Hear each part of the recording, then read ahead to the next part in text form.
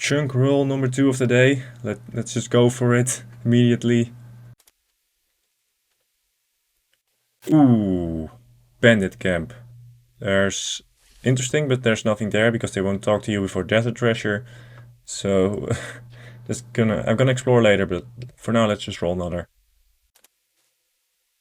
Ooh, I cannot access that, but puts me close to Temporos, which I want, but I can't access the pyramid yet. That's also during desert treasure or at the end. So yeah, I guess I'll just roll another. What the fuck is my map, man? I should have gotten fucked by now. That's the smoke dungeon. Also requires desert treasure. I'm not gonna question my roll luck, but this is insane. I'm loving it. I'm hoping it keeps up. Come on, let's go for another one. Ooh, that brought me closer to 99 runecrafting. Not too great. Let's go. Whoa! Almost Temporos. Oh, let's. I'm not gonna include Manifest because I can't access it. Come on. There we. That's what I wanted. Oh, that's great. Oh, I want to look at it. Look at the rest of the chunks too, but that's awesome. Just 2 chunks. I need that boat and the island itself, and then I can do Temporos. The, oh, I did that a little on leaks, and it was pretty fun. The rewards are good. They won't really help me with 99 rune crafting or those other grinds because they don't drop seeds or anything. But still, it's just gonna be really fun. Yeah, I hope I get in the next rolls because I don't think there's anything to do right now without unlocking Temporos, but we'll see. And maybe we'll get it, or we're getting fucked. But I'm positive right now. I'm having so much luck. My map is looking really weird, but it's just desert only right now. Awesome. Alright, so let's look at the chunks I've unlocked in order. I can walk along this, just about walk around this, to the bandit camp, otherwise I wouldn't have been able to roll it, but I can. There's nothing to do here. Let me see if I can find anything else, but probably not. Yeah, they won't talk to me till you start Desert Treasure, but after I've started it, you can buy Bandit Brew here, which boosts thieving +1, but can't do that yet. It'll take a long time before I can. These guys do give anti-poison when you pickpocket them. Would have been handy during the KQ grind, but yeah, I'm not mad. Oh, if I only unlocked this one before KQ, but I shouldn't complain. We got through it. Let's look to the future. A lockpick. Let's see if I can open this desert treasure chest. No. Wouldn't have been too useful, but it would be cool to have or something. I don't know. Over to the next one, south of Varrock. I did not like unlocking this one because I'm dangerously close to yeah, the runecrafting cape right now. As it stands right now, I can't do runecrafting yet, but I just want to go far, far away from those chunks. Yeah, as it stands right now, I don't want to do runecrafting. There's a black bear here and some unicorns, and also dava berries and red berries. Can't do too much with them. I guess I can make a red berry pie now. Not useful for anything yet. Dava berries I already had through imps, but convenient little spawn, I guess. Let's see if I can open it. No, you need the 4 diamonds from Desert Treasure, but Desert Treasure is probably one of the last quests that I can complete on this account because it's so spread all over the world. Vultures, okay, I think those are a task, like an easy task. Yeah, okay, let's complete it. Let's enter the ruins of Ulka. That's what it's called. Just Emperor's Ruins. Is that also a task? No, did unlock a new music track. Let me look around, see what's here, if I can do anything, but I don't think so. I found some books, nobody wants to talk to me, but there is this little fishing shop, which, yeah, fishing rod, fly fishing rod. I already had a fishing rod from the holiday event, but I lost the footage of me actually using it, so I didn't include it in this video, but now you know. I'll just buy some of everything. I'm probably gonna use it, especially the harpoon later. When I unlock Temperos, you need an harpoon, so I also have bait now. I'm not gonna be bait fishing because I don't think there is any bait fishing spots except for pikes. But yeah, let me look around, see if there's anything else here. And the ship is just out of bounds for us, which sucks because that means I need to unlock 2 chunks, like I said before I can do Temperos. But we've been having some luck, so maybe I'll unlock it fast and we can do some Temperos. Nice little mine here, some iron, I believe some silver and coal. If I ever get the anvil chunk in Narda or the desert plateau, probably go and get some iron here to train.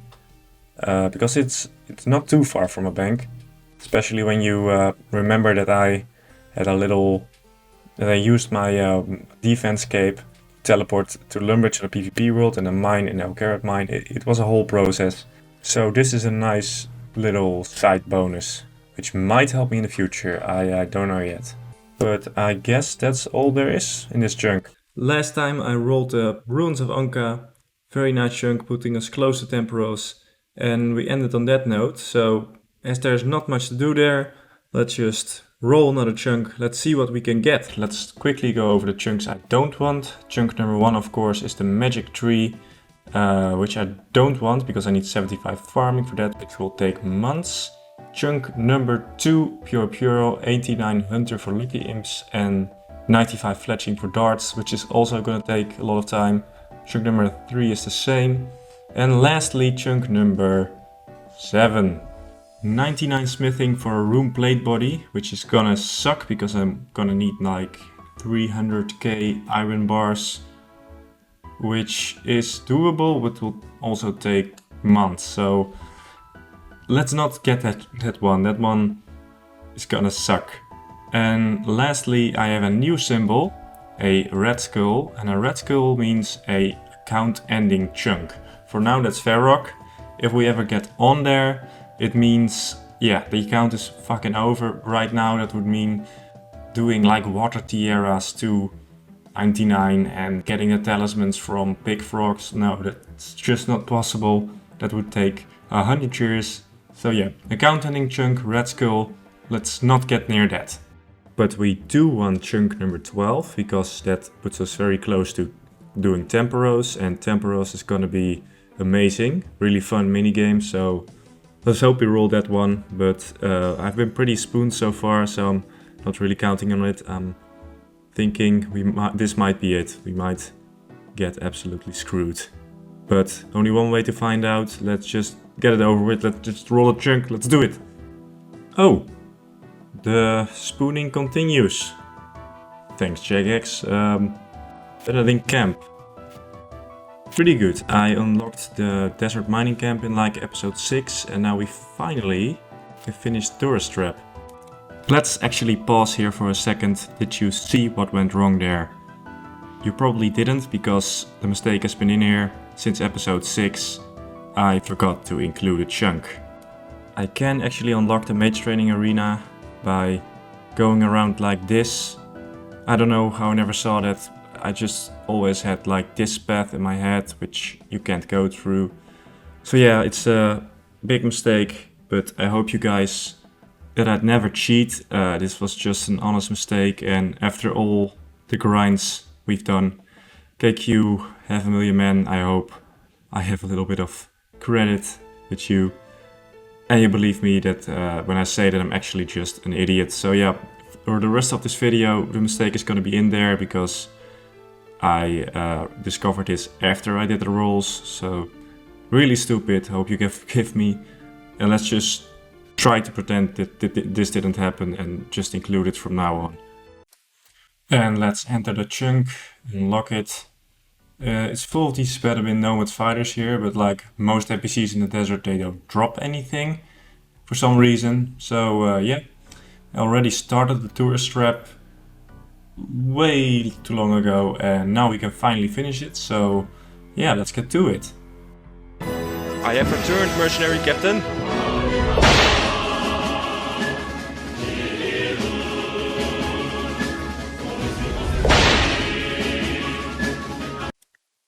Shit.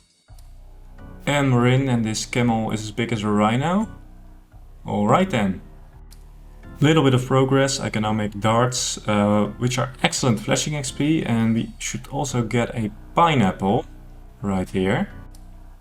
There it is. Alright, so before the end of this quest I can get as many of these pineapples as I want, and I can dice them or chunk them with a knife, which means I can use them to make a pineapple pizza. I'm 58 cooking and pineapple pizzas are 65, so after this quest I'm gonna train cooking. Just banked a lot of slices. I can't burn the pizza, but they might be handy for something. Maybe super compost, I don't know yet. Alright, here we are. Let's yoink this woman in this barrel. Gotcha, bitch! Let's hope the police don't catch me, because I'm still wanted for the Limpwurt genocide of 2020. Finishing up the tourist trap. Awesome. I'm gonna put the XP tomes on smithing, because it's by far the hardest skill to train for me compared to the others. And after that, let's get to cooking. Actually, I just remembered something before we get to cooking. I can catch a salmon now. I should get it. Yeah, there we go. That's just one of the tasks I had to do for chunk number 1, but I never could. But with the runes of Unka, I now have a fly fishing rod. So I could do it. Now let's get to cooking for real. So I only need 65 cooking to make a pineapple pizza, but I think it will be fun to use all my grapes. I got almost like 10k from KQ. And I think it will be fun to get those huge XP drops that you can get with wine. You know, like a million cooking XP drop all at once. So I'm gonna buy some jugs from here, some jug packs, fill them, and then I'm gonna do that. And I also think this will be fun because my Discord will be really confused why I'm getting so much cooking XP. So let's get to it. I'm on Limpwurt on a PvP world. The fountain is really close to a bank chest, so let's... Fuck. Override. Why? Guess I'll have to do it here now, but this is a lot further away from the bank, so bear with me here. That took like an entire day, but we're done. Let's get to winemaking, and I have to make sure that I don't mess up the timing. After 13 seconds, I believe, like the wines are fermented and you get the XP drop, so let's hope I can get some nice big XP drops. 61 cooking, 83k XP drop, pretty cool. I saw that you stopped making bad wines, so essentially burning them at level 68, so I'm gonna get to level 68. And after that I'm gonna try to get like a 2 mil XP drop. 65, I'm gonna make a pineapple pizza now, so we can scratch that off. There it is, the pizza. Let's scratch that off and let's go and see how high of a cooking level I can get. This should be it, yeah, 68. Alright, now I just have to try and not fuck up until I make like 7k wines, so let's try it. Shit, I'm lagging a bit.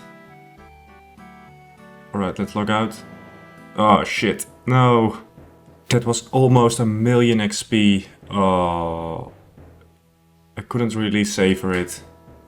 Looked cool though, but damn. I have 3k more. Let's see how much XP I can get from that, but damn, that sucks. I wanted over a mil XP. I'll just try again, I guess. Alright, amount of grapes. Let's see. Not as big as the last one, but still pretty cool. 80 cooking. This was a nice little side mission, but Now let's get back to the chunk rolling, see what we can get. Alright, back into the chunk picker. Since KQ I have been so lucky on the rolls, it's unreal.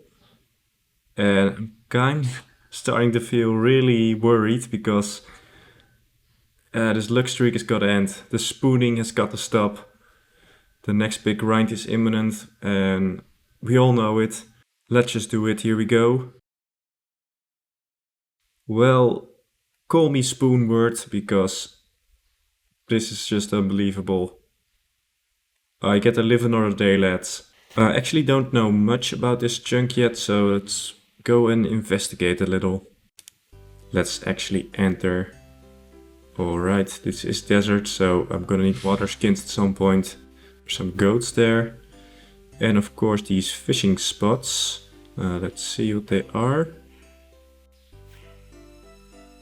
They are cage harpoon spots, so I'm gonna need a big swordfish. I believe it's 1 in 2500 drop rate. So it's gonna take some time because I'm like 37 fishing. So yeah, I don't think I've actually encountered these goats before, so I can get a goat horn, which is a herbivore secondary. Not that I can do much with it, but maybe in the future.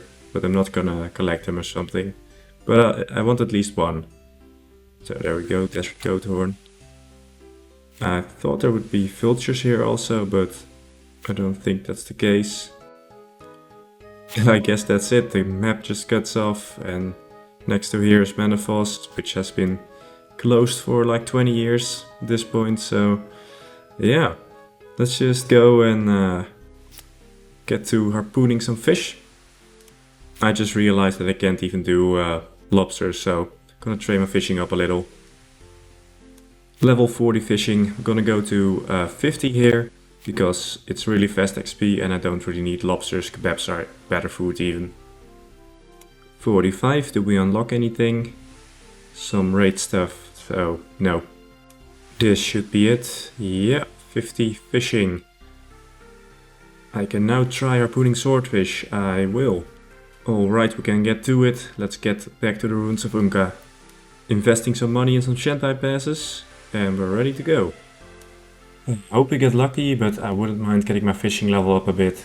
Also because this is quite AFK. 55, no luck yet, but I guess it's a pretty high drop rate, 1 in 2500, so I'll get that. Level 60 reminds me of my days on Karanja, just doing this all day.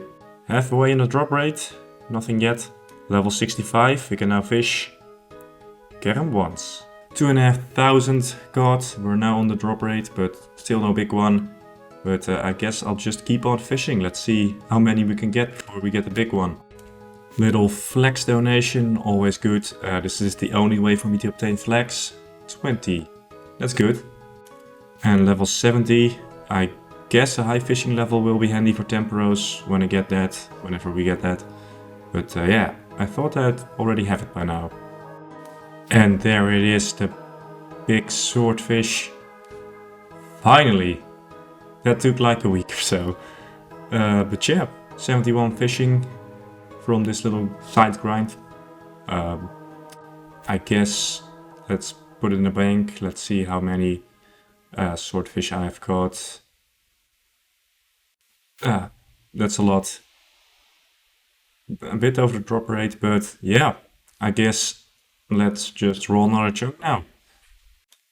We're back into the chunk picker. There aren't many desert chunks left, so I'm kind of concerned that I'm gonna get a skull chunk, a big grind, but maybe the spooning will continue. Maybe Jagex will smile upon me today and give me some more easy grinds. But yeah,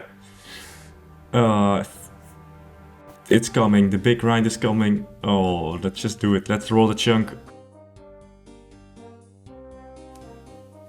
Oh, it had to happen. Anvil chunk. 99 smithing with iron bars, and this is one of the furthest anvils from my bank. I think it's over 150 tiles. Oh, I'm gonna need 300,000 iron bars to complete this. Oh man, this is gonna take a while. We have to make a rune plate body, which I can't even wear, but I can make for some reason.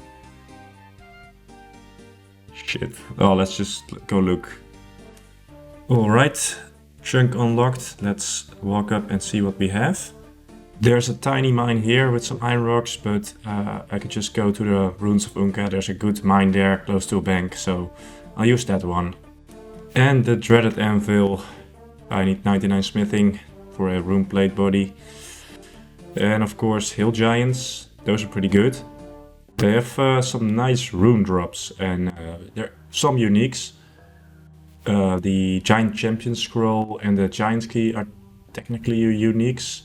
I can't get the champion scroll yet because you need 32 quest points for that. But I can get the giant key, so let's see if I can get one. And of course the big bones. If I ever need prayer levels, I'll come here. The body talisman. Didn't have that one yet. Although the altar is quite a way off, but I'll collect them if I get them. They're quite rare though. And a longbone, quite a rare drop. No key yet though. There it is, the giant's key. Done for now. Yeah, so I guess I'll bury these and I'll figure out how I'll do smithing. So I figured out how I'm gonna cut the walk time in half. It's still gonna be a long way, but if you've been with the series for a long time, you'll remember this from when I did mining to 90 on iron rocks in Alcurit. So yeah, I'm gonna teleport to Duel Arena on a PvP world while flicking Rapid Heal, so I don't heal, and I can actually use the perk of my defense cape, which is a infinite ring of life. So I can make my way to the desert plateau, smith an entire inventory of iron bars, and after that I can teleport back by getting attacked by a giant, which will teleport me back to the bank chest and repeat. So this will cut time like in half, otherwise I have to walk to the Shantai Pass bank or the Elkarat bank, and that's gonna take a long time. I mean, this is also gonna take a long time, but I guess this is the way, this is how we're gonna do it. It's gonna take months, but I'll put in some major hours and we're gonna get there. But before I start the smithing grind, let's talk about the elephant in the room. The Giant's Foundry is gonna be on the desert plateau. There's a little cave to the north with a giant you can attack but you can't really get to. And in that cave there's gonna be the minigame.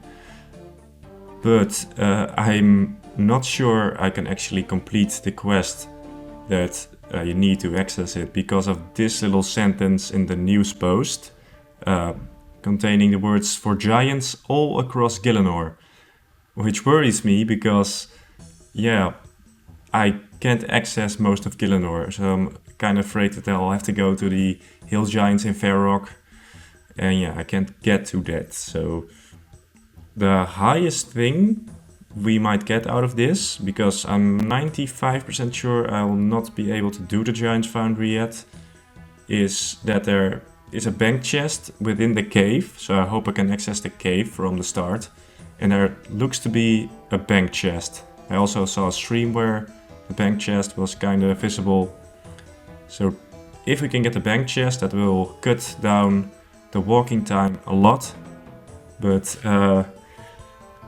I'm not sure. This is it could be amazing, the bank chest. Can we actually do the Giant's Foundry? Probably not, but I guess we'll see. I estimate there's like a 5% chance I can do it. While we wait for the foundry to be released, I can actually smelt my iron ore that I still have banked from the 90 mining grind, if you remember that. Yeah, I smelted like almost 60,000, but there's still a lot to be smelted. And yeah, I don't see a point in doing iron bars with the method I just showed you when I don't know if I can use the bank chest. So I'm just gonna go smelt this. It's really slow, but it has to be done. And yeah, I'll see how many levels we can get with smelting. They don't give that much XP, almost as much as a bronze bar. First smithing level incoming. Here we go. Level 80. Oh, that looked nice. Adamant battle axes and god swords. Yeah, I guess those are on the same level. Oh shit, it's here. Giant's Foundry. A lot sooner than I thought. I only smelted like 20-30k bars, I don't know, but yeah, pretty huge. Let's go see if I can do it. I'm pretty sure I can't, but I hope I can. Alright, the way is open. Let's see. Strike Hill Giant. Die, you little... Alright, we can't kill him. Let's help him out. Let's start this quest and see what we can do. Alright, so what I gather from this, we gotta fix the foundry up. There's the bank chest. I think I can use it. Come on, run there. Yes! I have a bank. Oh, whatever happens, we have a bank. I wasn't sure I could use it right now, but we have a bank. Which means... yes. We don't have to walk that far to smith iron bars, so... even if you can't finish the quest, we have that in the bag. Let's go! Alright. 2 oak logs. I seem to remember that I still have a few oak logs lying around. Let's see. 211k oak logs. I think I can spare 2. I guess this is the last thing I need to fix right now. And after that we'll see what I have to do. Let's repair this thing. So I guess we actually get to make a sword now, so let's get to it. I think I already ruined the sword beyond repair. I guess I can still continue, but I'm kind of figuring things out, so I guess everybody botches their first sword, I hope. Comment if you didn't fuck this up on your first try. Alright, I guess I'll turn it in. Let's see what this guy says. Oh, doing a little dance. Okay, I guess. He doesn't... if he likes it, he's really dumb, because it's definitely a sword. Alright. It's not very good. Yeah, it's not. It's 0 quality probably. Alright, who's this blade for? Oh, war. Do I have to deliver it to him? Please no. Come on. It fucking just ends? I actually did it. I can do it. I can do the foundry. Holy shit. I never really... I can't get Corvax Rock 95 instead of 99 smithing now. And smith's tunic and stuff, warpacks. I'm the luckiest motherfucker alive. This is gonna be a breeze. Holy shit. Spoonword strikes again. Thank you, Gemflex. Hi, this is Lim from the future again. Listen to what Jagex said in the Q&A. We had this idea for once you finish making the sword, you have to take it over to Obor, who'd use it to attack like a player spoof as like a final cutscene. But we kind of ran out of time. God bless Jagex and our time management skills. Never change, please. I was 1 hour of dev time away from getting to 99 and mining another 200k iron ore. Alright, so I filled the crucible entirely with iron, because that's all I have really with bars. And let's see how much XP I can actually get from this. Still need to get a hang of this, but I'll get there. I cocked this one up, I guess I'll start over or something. Alright, that one went better, let's see what we get. 2k XP, not bad. I guess it will be better when I have a better mold and when I don't cock it up. So yeah, looking very good, I love it. And I also get gold for some reason. 81 smithing from smelting, yeah. I'm gonna finish my stack of iron ore, make bars from them before I go any further. And after that I'll do the foundry.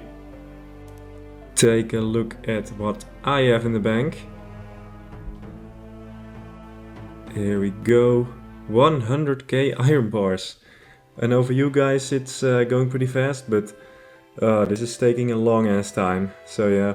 But I'm nearly there, 30k left. Nice little star here, and it's gone. Good, that's going to the Stardust stack. Let's see how much I have. Where is it? Oh, there. 6k. Good. I'm gonna need it in the future. A book of knowledge. Let's put that on Slayer. Yeah, I've been lamping Slayer. Secretly leveled from 17 to 20 to kill rock slugs. Yeah, rock slugs. Because I've been bamboozling you all a little bit, like I do.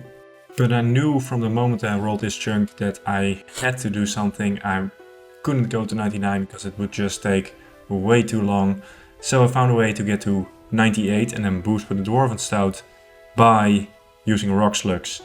And the more savvy amongst you will know that I can't kill rock slugs. Well, I can now have the Slayer level, but I don't have a bag of salt to finish it off.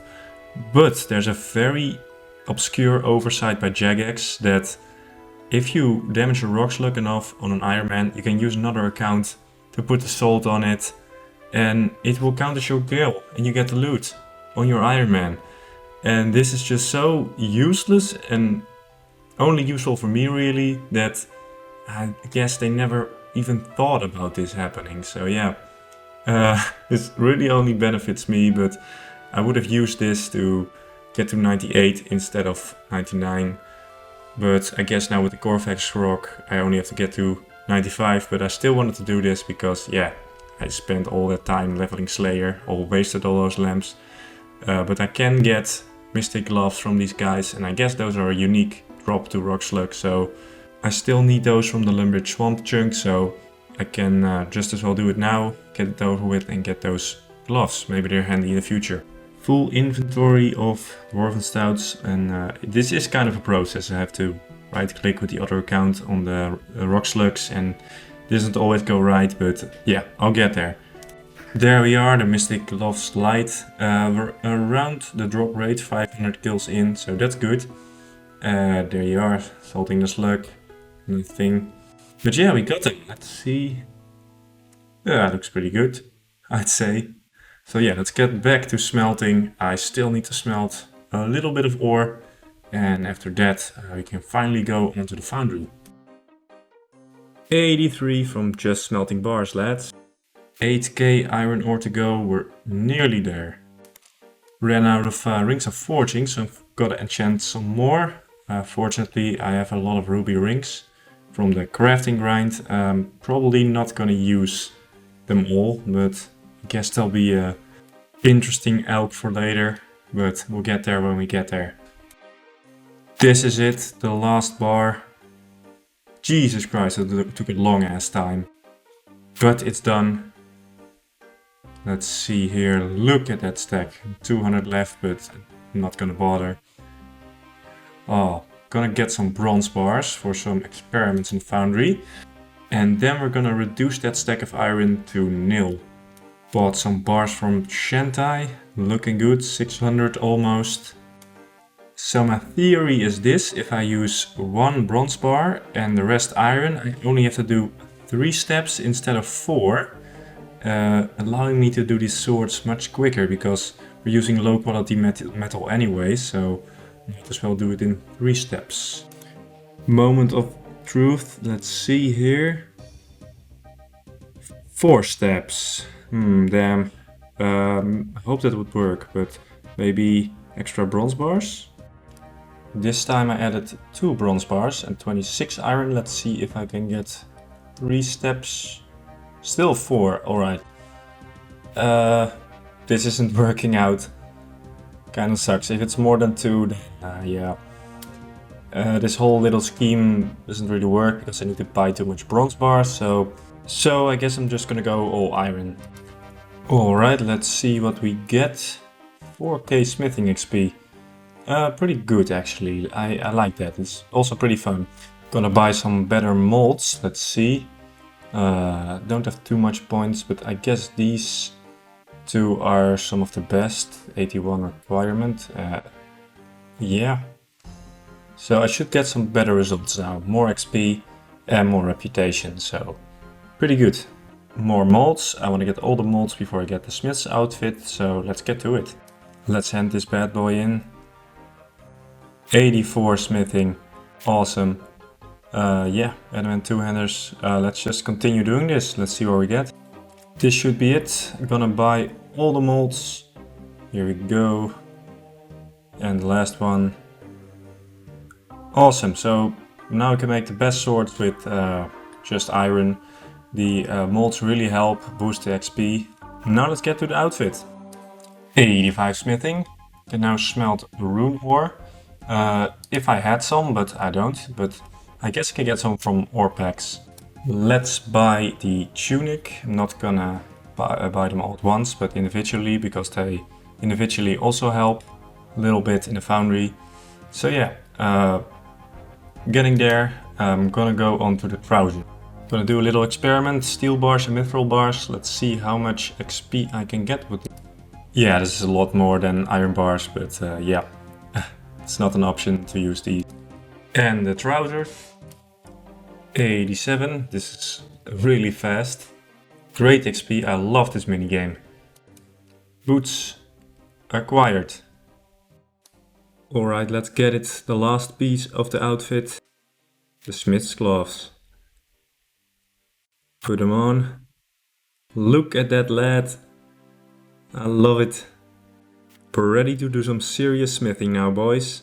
Hello everybody, welcome back. So I still need 95 smithing, and the best way to do that is in the foundry, but I do need some fletching XP in the future. If I roll one of these 2 chunks, I have to complete Puro, and dragon implings, they drop dragon dart tips, and I need to fletch those into dragon darts, which requires 95 fletching if I roll those chunks, which I probably will at some point in the future.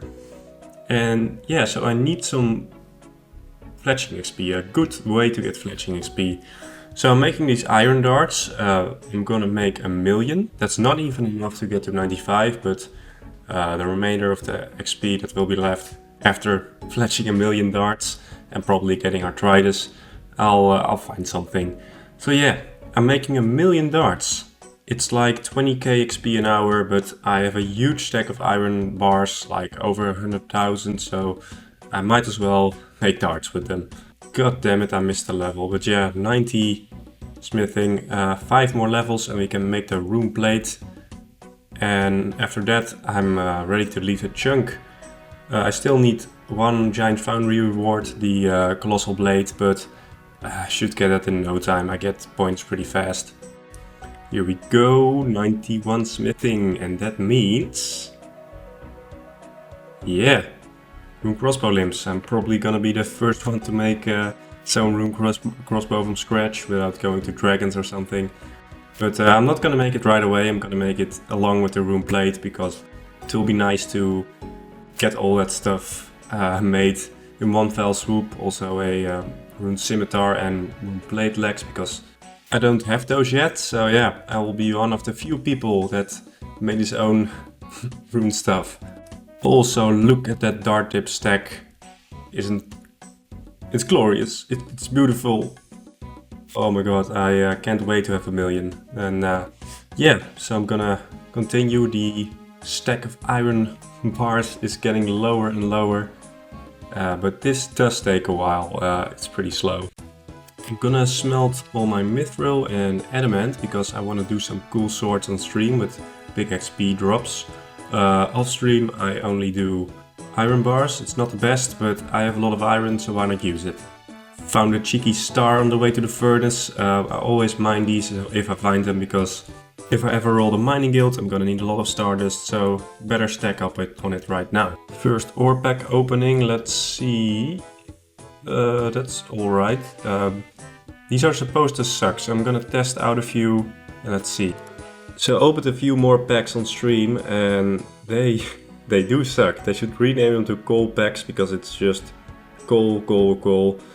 And that's okay, but they're pretty expensive, so they should have some chances of dropping rune ore, which I've never had access to rune ore. I did have access to rune bars, but not rune ore. From KQ it dropped a lot of bars, but yeah, I'm gonna try until I get some rune ore. I don't know how long it's gonna take, but it's a pretty small chance.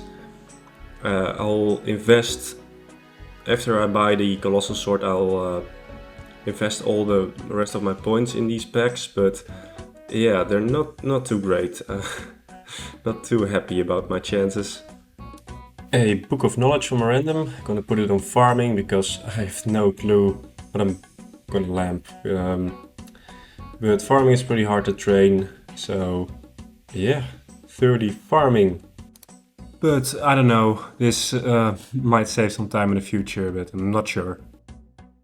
Look at that stack of dart tips, it's beautiful. Almost done, almost 1,000,000 dart tips. You don't want to know how long this takes. Even with the smithing outfit, it takes a long time. Although it helps, it makes it a little bit faster. Hey, and 93 smithing, 2 more levels to go. Rune square shields. I already have a kite, so not too useful, but nearly there, nearly there. We can almost boost up to 99 and make a plate.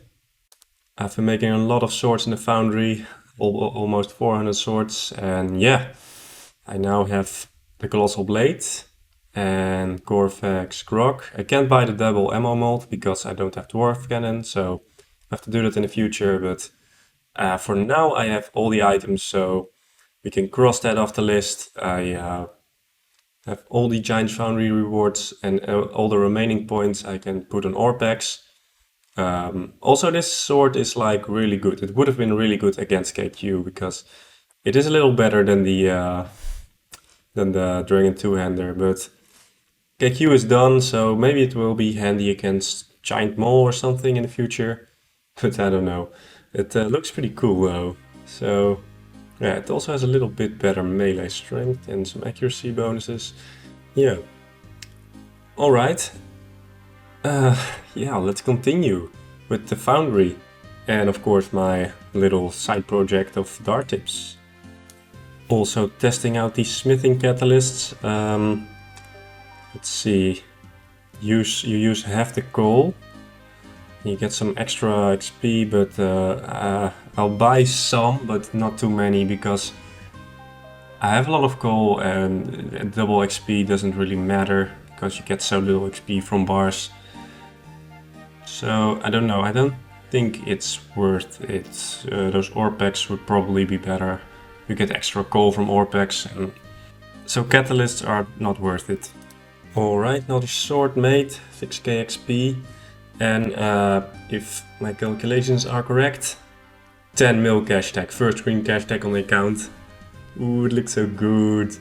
Can actually get a lot of coins from this minigame, so yeah, finally get to stack up some gold.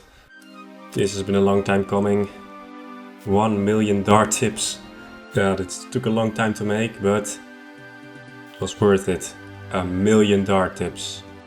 This was pretty AFK, so I could do a lot of side things, so wasn't that bad. 54 mil, Jesus Christ. There's a lot of moolah. But yeah, just need a few more levels, like 2 levels, so I'm gonna do those in the foundry, and after that we'll make the plate ready, I guess. This is it. 94 smithing. I missed a level because of the interface that Kovac gives you, but yeah, looking good. One more level, a little under 1,000,000 XP to go, And I'm also stacking up a lot of points, so yeah, I can knock this out in a few days, so let's get to it. I've decided I'm gonna do the last level in the smithing of the blade body on stream, so I'm gonna buy a lot of ore packs so I can get some good swords like adamant and mithril combinations. So let's see how much I can buy. I stacked up a lot of points, so yeah, I'll see you when I have. Alright, here we go. I have 50 or something. And let's see what we can get. Mithril. Adamant, first adamant, that looks good. Come on, give me the rune. Nothing yet. No rune. God damn it, I did get some adamant, but I wanted a rune ore. Just give me something, check out anything. Here we go, nothing. Yes, rune ore. First rune ore on the account, I believe. Oh, yeah. This means we can make a rune bar. I'll do that later. But looking good. Another rune, more rune. Out of 50 packs, just 8. Well, it's something, I guess. But these packs are not worth it. The gold is nice, but yeah. Could have been better.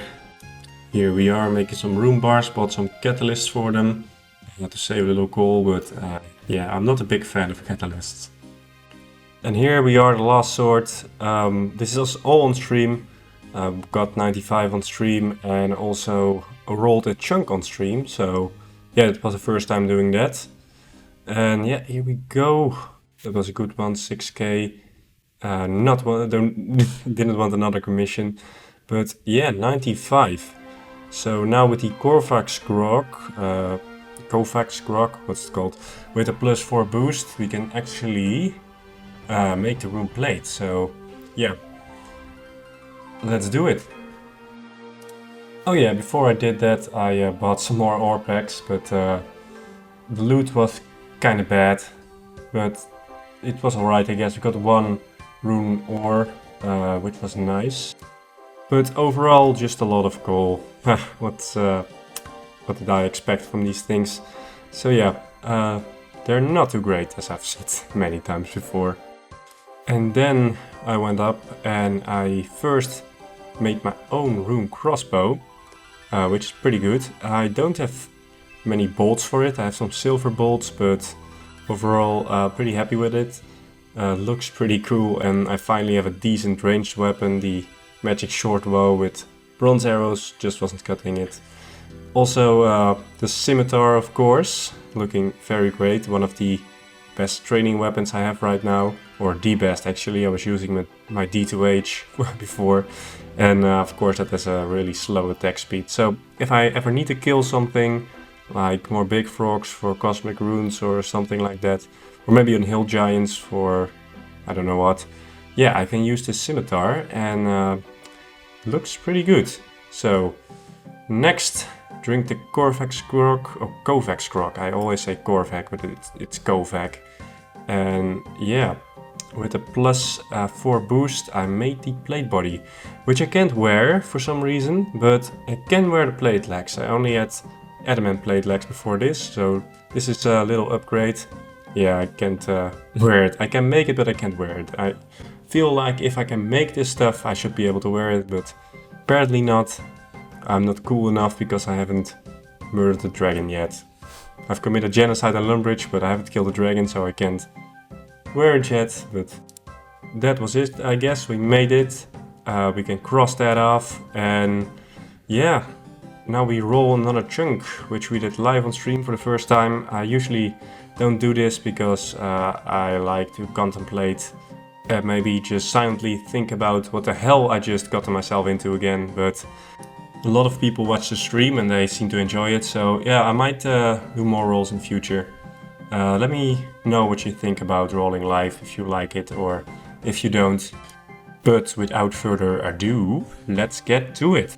Let me quickly go over the chunks. Chunk number 1, tree patch 72 farming for a magic tree. Of course, it's gonna take a long time because I can't train farming properly. Number 2 and 3, pure chunks, 89 hunter, which will take an assload of time. That's why there's skull chunks. So, there are not that many skull chunks on the map right now, but that's what they are. And of course, the red skull, 99 rune crafting. As of now, it is possible, but it would take years. So, let's hope we don't roll that one. That being said, I want chunk number 11 because that would give me access to the Temperous Island. I mean, I have to roll the island as well, but then I could theoretically go to Temperous, and I really want to do Temperous because it's really fun. Yeah, other than that, not too much interesting on the map, just a lot of desert, and the desert is pretty empty. And roll. And that was a big oof. Yeah, skull chunk puro. On stream, I was not happy with that. Oh, kinda sad. That's kinda why why I don't roll on stream, because this was a big oof. Oh, the puro chunk. Oh, let me break it down for you. 89 hunter for lucky imp, 95 fletching for dragon darts, which were dropped by dragon impling, 84 crafting for black dragonite body, 87 magic to enchant onyx bolts, 76 rune crafting for multiple water runes. This is part of the Lumbridge diary. I also can now make a lava rune on the fire altar because I now have rune essence and a fire talisman, and I have to plant a wild blood hop in the hops patch. Oh, so yeah, this is one of the longest lists of requirements I've had so far, and this is very tough, especially the 89 hunter, because imps give very little XP when caught, and they're very annoying because they fly all over the place. And of course, the crop circle is also pretty hard to find on all these worlds. It's not always in Lumbridge. So yeah, a lot to do. This is gonna take some time, but don't fear, dear viewer. After my time in the foundry, my odds is so severely weaponized that I could nuke a country with it. Most likely Denmark. But here we go, we entered a new chunk. Unfortunately, I already unlocked that music track from long ago, but let's pretend that I didn't fuck up. And here I am, completing a sheep shear quest after many years. But Farmer Fred seemed to be, very angry that I was fondling his sheep all this time. Please don't tell him about the 10 cables of Warsaw I have in my bank, because I think he's not gonna be happy about that. But here it is, a whopping 150 crafting XP. Thanks, mate. But after that we finally enter Puro. I can get a butterfly net and impling jars from this guy. If I ever run out of impling jars or lose my net, I can't complete the chunk. So it might be best to hold on to some extra spare impling jars and butterfly nets. But I lamped to 17 hunter ages ago, so I can already catch baby implings, and yeah, their loot is pretty shit. I don't need anything of them, so I'm just gonna turn them into jars. You can buy 3 jars per impling at the gnome guy in the center, and you can store up to 1,000, so I'm gonna store up 1,000 impling jars for later. And maybe power level a bit on baby implings, because they have a almost instant respawn timer, like 2 seconds or something, and they have some nice spawns in the corner of the map, so they can't escape because they'll just run into the corner and won't be able to fly away. And here we are turning some implings into jars. I already have over 100, so that goes pretty fast, but yeah, I just need to level up a bit because my catch rate right now is abysmal, even on baby impling. Also completed a little side mission. I made a mithril grapple and grappled over this raft here, because that is a requirement for the Limpwurt medium diary, I believe. So we should complete the task. Yes, here we are, medium diary. It took a long time to complete because I didn't have an anvil to make the rune grappling tip. Because I did have an anvil, but the one in Limpwurt you can only smith bronze on. A fact that a lot of people don't know about. They just look at the map, see an anvil, and they think, oh, hey, wait a minute, Limp. Why didn't you smith like an adamant plate body there in episode 5? Why? You little cheat. But no, guys, I didn't cheat. You can only use bronze on it. Come on. So I've been leveling here in the corner because the implings can't run away in 28 Hunter. Gourmet implings. I do want some drops from them, like a chef's delight, because that gives a cooking boost, and you can also make something with it in your player-owned house. Not that I have a player-owned house, but it might be nice to have the stuff for it already banked. So just level here in the corner, and every now and again a gourmet impling flies by and I catch it. I got some strawberries. I can make a summer pie with that later maybe. Strawberries are handy for like fire capes and stuff, but that's a long way off. So I'm gonna keep a basket, but it's not too handy right now. I just realized I can make some curry with curry leaves from the impling, so I'm gonna do that because you might see that as a requirement. I already have the cooking level, so let's... And here we are, a curry. Great, always like little cooking side missions. Started focusing on gourmet implings right now, just for a little bit because their drops aren't that good, but got already one of those beers, the Chef Delights. And as you can see, it takes a long ass time for me to catch these things, so I bind them now and again, and it makes it easier to catch them. But after this I'll go over to baby implings or young implings, haven't really decided yet. And here we go, 36, and that means earth implings, which are gonna be important because they drop earth talismans and fire talismans, and I'm gonna need those in the future. But before we end, I just want to say this is gonna take some time, even in the corner with baby implings, which are probably the best XP right now, or I don't know, maybe I need to find another way to catch them. But as it stands right now, the best XP per hour you're gonna get is 12k XP an hour, which is not great. So especially if you want to get to 89. So please help me, and maybe together we can find a better way. But I just need to power level a bit right now. My levels are too low, my catch rates are too low. I just need some levels, and that'll make everything go faster. On the last time of this shit, I made 1,000,000 iron darts, made a rune plate body, and got rewarded with one of the worst chunks I could have rolled, the pure chunk, complete with an absolute wash list of requirements that might even challenge my odds. Will I be able to do it?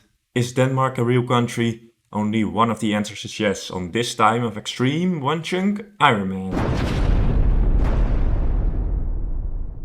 And we're starting off with a hunter level essence implings.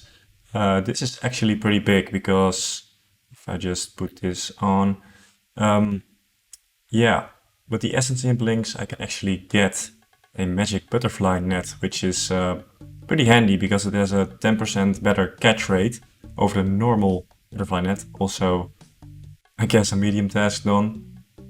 Nice, I guess. So yeah, let's get this net. And here we go, the magic butterfly net. Should improve things a bit, but let's actually talk about what I want from these implings, because I haven't really said that yet.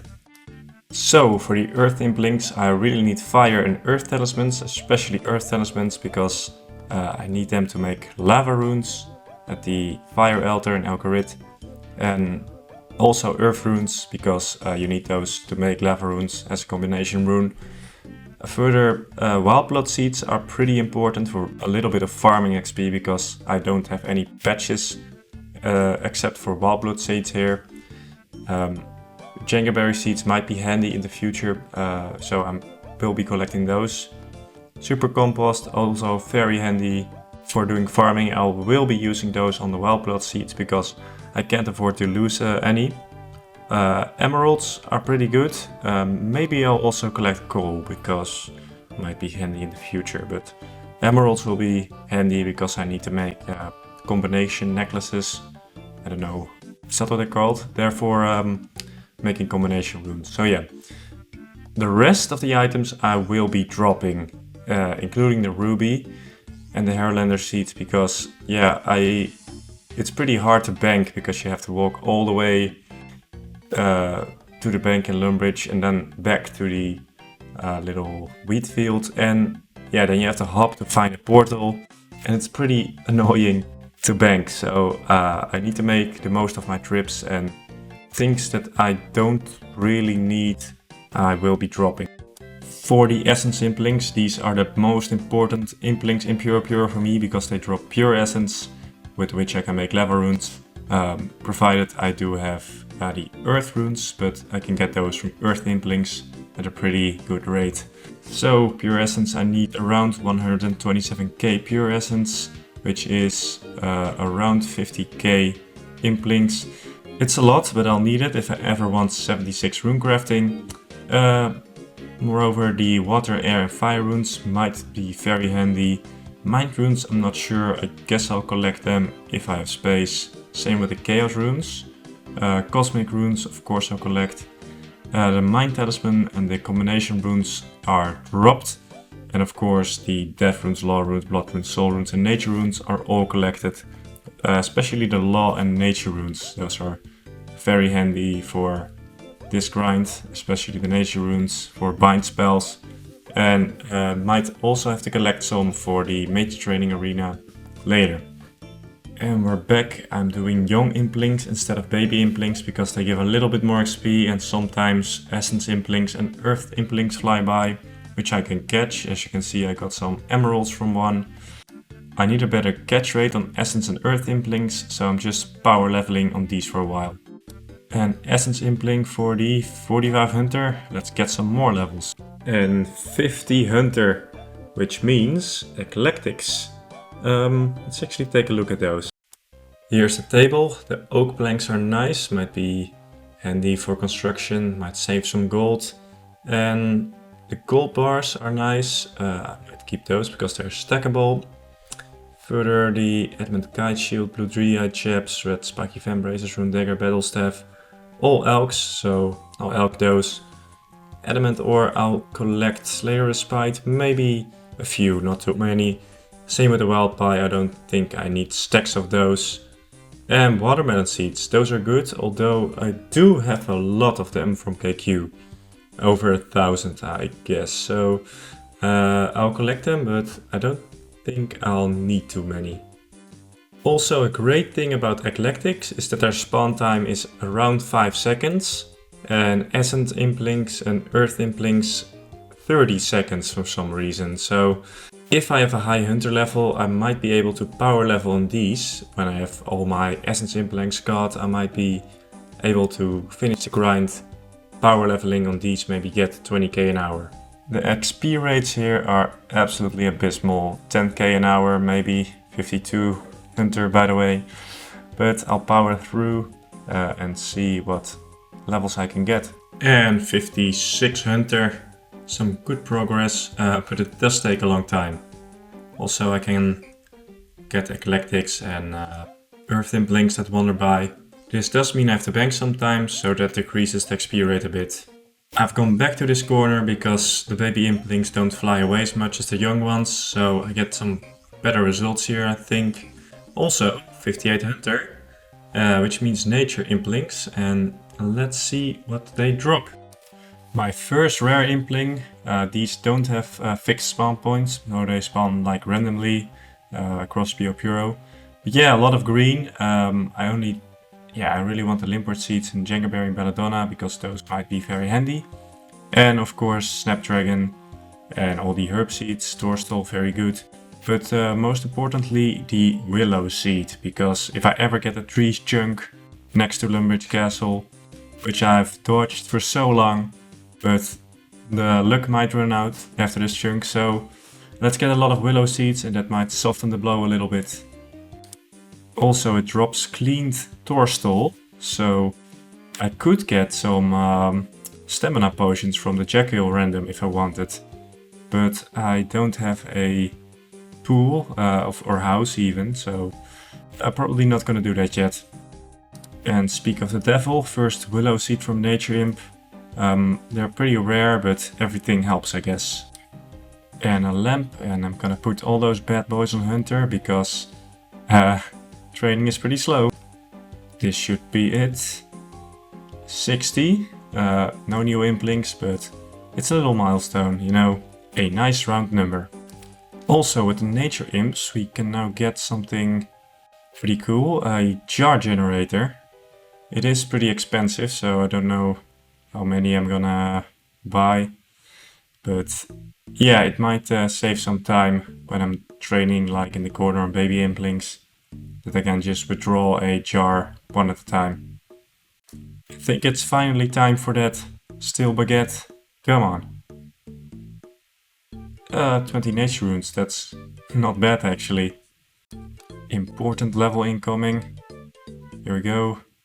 65 magpies, and oh boy, their drop table is a treat. Look at this drop table. All alkables, the only things I don't want are nature tiaras and pineapple seeds, but wow, the rest is absolutely great. This is gonna be Elk City.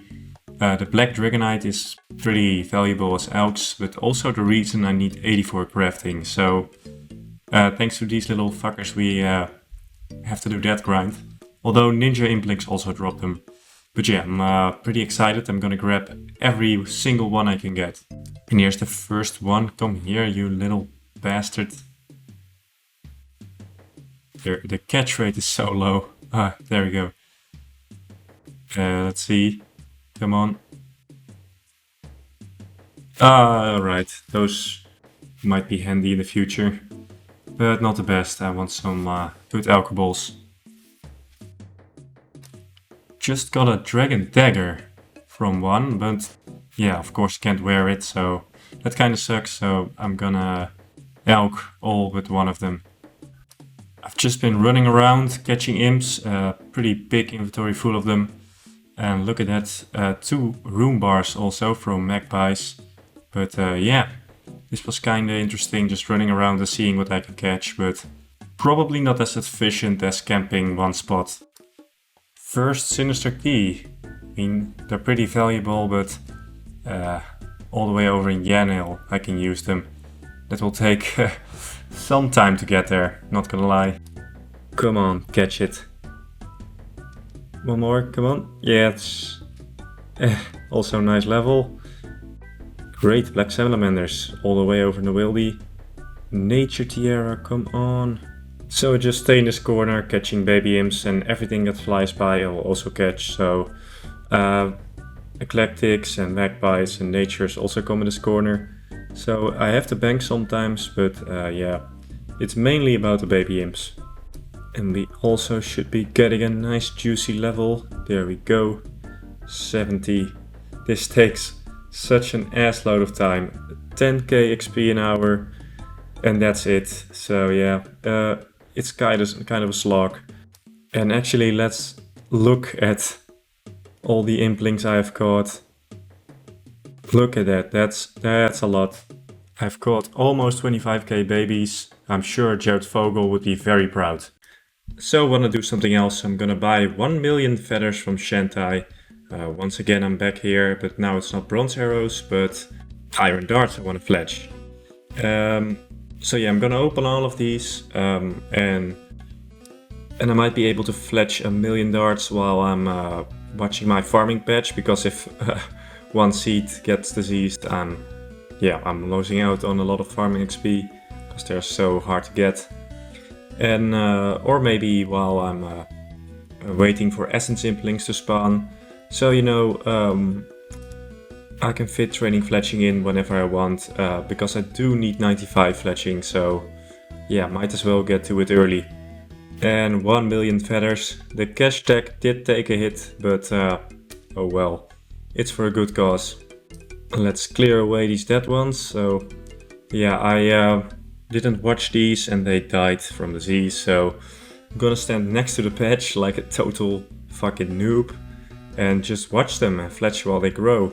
And yeah, so I can check on them. Because like I said, these seeds are way too valuable to lose. And they're fully grown. Let's see how many I can get. 16, not too bad. Around 450 XP per planting. And yeah, it's not gonna help a whole lot. Hey, an impling. Come on. Let's catch it. Curry leaf. Drop that. But yeah, I'll do this whenever I have time. And this should be it. Here we go. 71 hunter. Alright, and I can now trap imps. This would have been a strategy if I got to Narda before I got to Pure Puro. I would have caught imps with the magic imp boxes, but unfortunately we didn't get that, so yeah. But when I do get to Narda, I guess I'll have to trap an imp. 74 hunter, which means ninja implings. Let's take a look at their drop table. Taking a look at the loot table, pretty good. Splitbark helm is my best in slot, as well as snakeskin boots. The only things that I'll probably always drop are the opal machete, the weapon poison plus and the Dagonaut hide. Dagonaut hide is, I need that later, but all the way over in the Fremenic Isles, so I'm not gonna worry about that now. But overall I prefer magpie implings because they have some better augs. The only nice thing is the black dragon hide. Get 10 instead of 6 at ninja implings. So that's a nice bonus. Just caught my first ninja as well as a magpie for dimensional magpie, and from the ninja mystic boots. Alright, I'll take it. Come here, you little bastard. Chase that one for so long. Maybe get this essence. Let's see. Splitbark helm, best in slot, magic helm achieved. Not that it's much better than the wizard hat. Rune claws, interesting. Pretty bad weapon, and yeah, it does have a special attack, but that one also kinda sucks, so this one is gonna be elked for sure. Let's see what I get. 10 noted dragonite. Oh man. Good crafting XP and money. You love to see it. 75, you love to see it, good milestone. I've been looking at my catch rate for earth and essence implings and it's getting pretty good, so guess I'll do one more level and after that I'll try to move on. Let's see what I get from this little imp. Dragon dagger. Awesome. Unfortunately it's poisoned, so it's less valuable than a clean one for some reason, but I guess it is what it is. I'll take it. Nice 2 onyx bolts, extremely good bolts, but I don't know how useful they are. I'm probably not gonna get too much from ninja imps. Would you look at that, 40k baby imps. That's a lot of imps, man. Also 4k essence and earth. I haven't been focusing on them, they just keep flying to me. Come on, here we go. 76, this is the last level at baby imps. I have a high enough hunter level, let's get to that 50k essence impling grind and just get on with it. Yeah, a lot of total baby imps, 42k rounded down. So now I need a strategy about how I'm gonna get 50k essence imps. Hello everybody, welcome back. Just starting up with some farming. I have a decent amount of seeds and they are very valuable because they are very rare drop from earth imps. So I will stand next to the patch like a noob and see how they grow, because if they die, I have a problem. Here we go, more wild bloods. I've planted a few and 32 farming. I have to say, these don't give too much XP. Hey, Raynars. But it's the only farming XP I can get, so I will have to make do. Let's see if I actually get something from this. Death runes, chaos runes, pretty decent. Also, these are ready. They grew just at the right time. Let's note these bad boys. They are beyond useless, but I might as well keep them. Because you never know, maybe I need them for something. But yeah, let's get a little collection going. Alright, so I went to Puro for a hot minute and they're diseased, so yeah, this proves that you have to stand next to it because otherwise things go very bad. Let's cure these before they die. Yeah, and the day is saved. 33, these levels are very slow. Banana trees, I think I'll be 99 before I ever see a banana tree on this account, so yeah, all my fruit tree seeds are useless.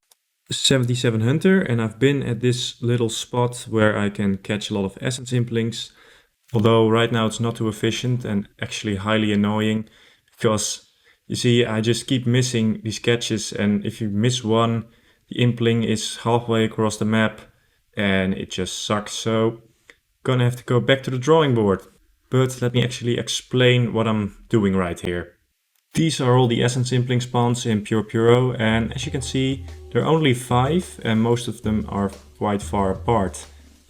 These 3 here are not usable when you're only doing essence implings because yeah, they're just way too far apart from each other, which only leaves these 2, which can be caught because they're like at the same row. So yeah, I have to walk between these, and along the way if I catch an earth impling or 2, that's just a nice bonus, although I do have to bank because my inventory gets full of earth talismans. But yeah, I just run between these 2, but if I miss just one catch, they fly away and I have to get my alt and use Dark Lure to get them back, which takes time, and then I miss the other one, so that's just not too handy. So what we're gonna do is we're gonna train up Hunter even further. There isn't much information about the catch rate of implings, but there is this graph on the RuneScape wiki where it shows that at level 93 you stop failing eclectics, which is 43 levels after you can catch them. So maybe the same slope of the graph applies to essence implings as well as earth implings and all those other kinds.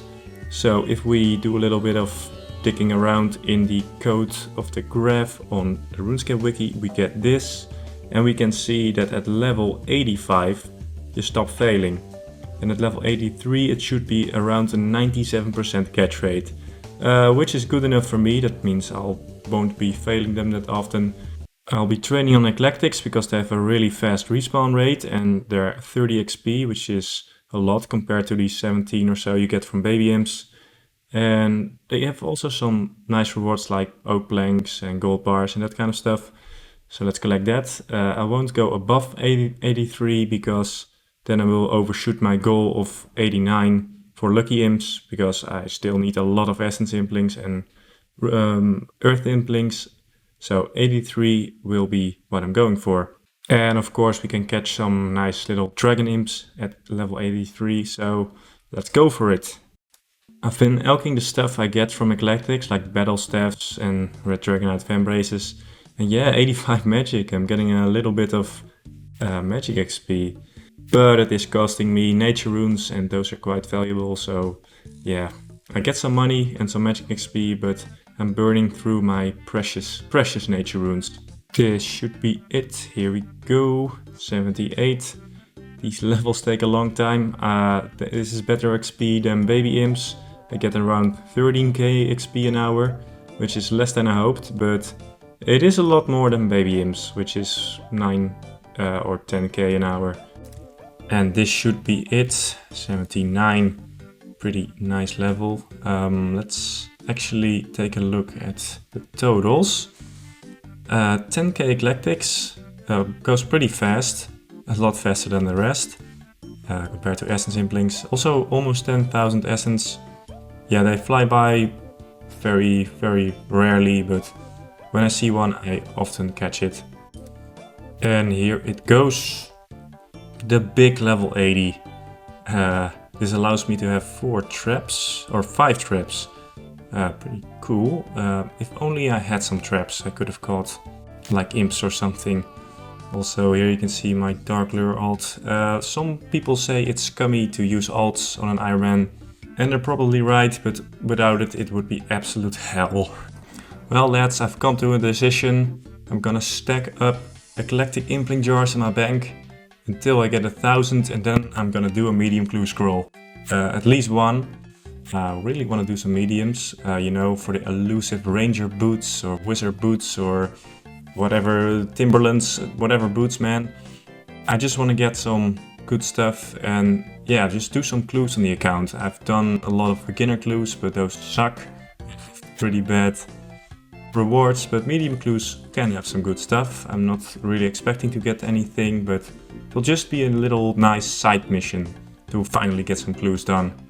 So I made a little clue map to visualize how hard this is gonna be.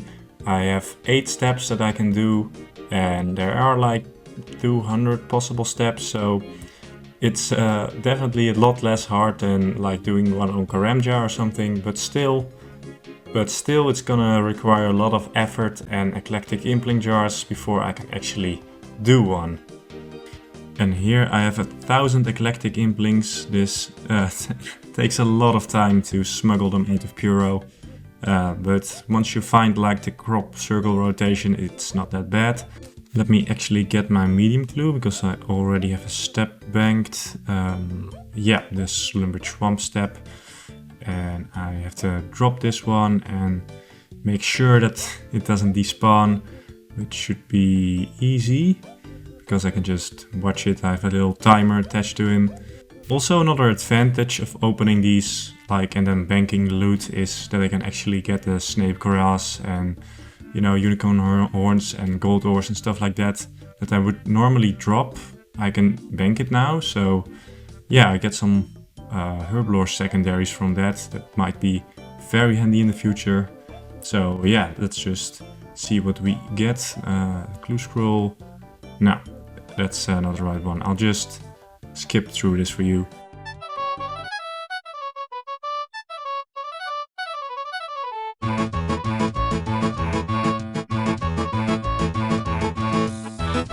And here we are, 500 eclectic implings in, and we finally get the first step that I can actually do.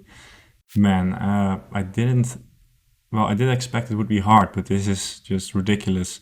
There's 500 without a single step that I can actually do. Hopefully I get at least another one, because I need at least 3 to complete a medium clue scroll, a maximum of 5. So ideally I want to get like 4, but yeah, it's understandable if that's not gonna happen at this rate.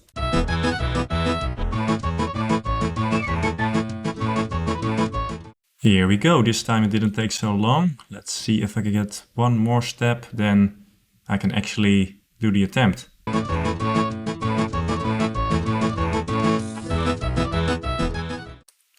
Here we are, 4 steps, that's great actually. It's the same step as the last one in the desert mining camp. But this is good. I have a little less than 400 eclectics left, so this went better than expected. I fully expected to get absolutely fucked with the clue luck, but let me actually grab some runes and stuff and then we'll get to it. And here we go, the first medium clue attempt at the account. And let's see if we can get a clue in Limpwurt or something. No, Caterpillar. I do need to keep this clue. I need to make sure that it doesn't despawn, because then the step resets and I have to do it again. So let's get another clue and let's see if we can complete this. Alright, we're here. Let's dig this up. Let's see what kind of step we get. Valador, alright. That's not bad. We have 2 more clues left. Let's see what happens. Shit, I brought the wrong key. Oh no, this one's for the mines. Let's get another one. Apparently I dropped it, so I have to kill this guy again to get the key. Oh, it's in my inventory. Right, let's go. I have to be fast because maybe the clues are despawning. Oh, no, don't catch me. Don't know if you can actually catch me, but... There, the casket. Let's get back. I still have 1 clue left. 3-step casket, that's not bad actually. But let's collect the last one and see what we got. Alright, here we go. First casket on the account, come on. Do it. Go on. Okay, yeah. It's alright for medium clue. It's clipping out. Looks alright though. It's just a cosmetic, but I guess let's go do this again, because why not? I'm a masochist. Alright, collected another 1000 implings. Took like 5 hours, 6 hours maybe. So let's see what we can get. Let's drop this one. And I need at least 3 steps, so let's get to it. Okay, so I've literally opened 1000 of these jars and I haven't gotten one step I could do. Guess I'm not only sexually frustrated anymore. Got these 2 ninjas here and it's trash. Come here, come on. Waiting. There you go. Oh, hang on. It's annoying. And... nice elk. And another 1000 done. Let's get to opening them and see if we can get some good stuff this time. Here we are at 4 steps and around 250 left, so let's get to it. 1, 2... Another 3-step casket. That's actually pretty lucky for me. So yeah, let's just go and see what's in it. Okay, give me something good. The Ancient Blessing is actually not too bad. Maybe for during KQ or something, if I ever need to go back for a Dragon Pickaxe, because they did pull that. So yeah, not the greatest, no boots or anything, but for second clue, not too bad. Alright, here we go. Another 1000 implings. Very good stuff. I hope that we get lucky this time and get something good.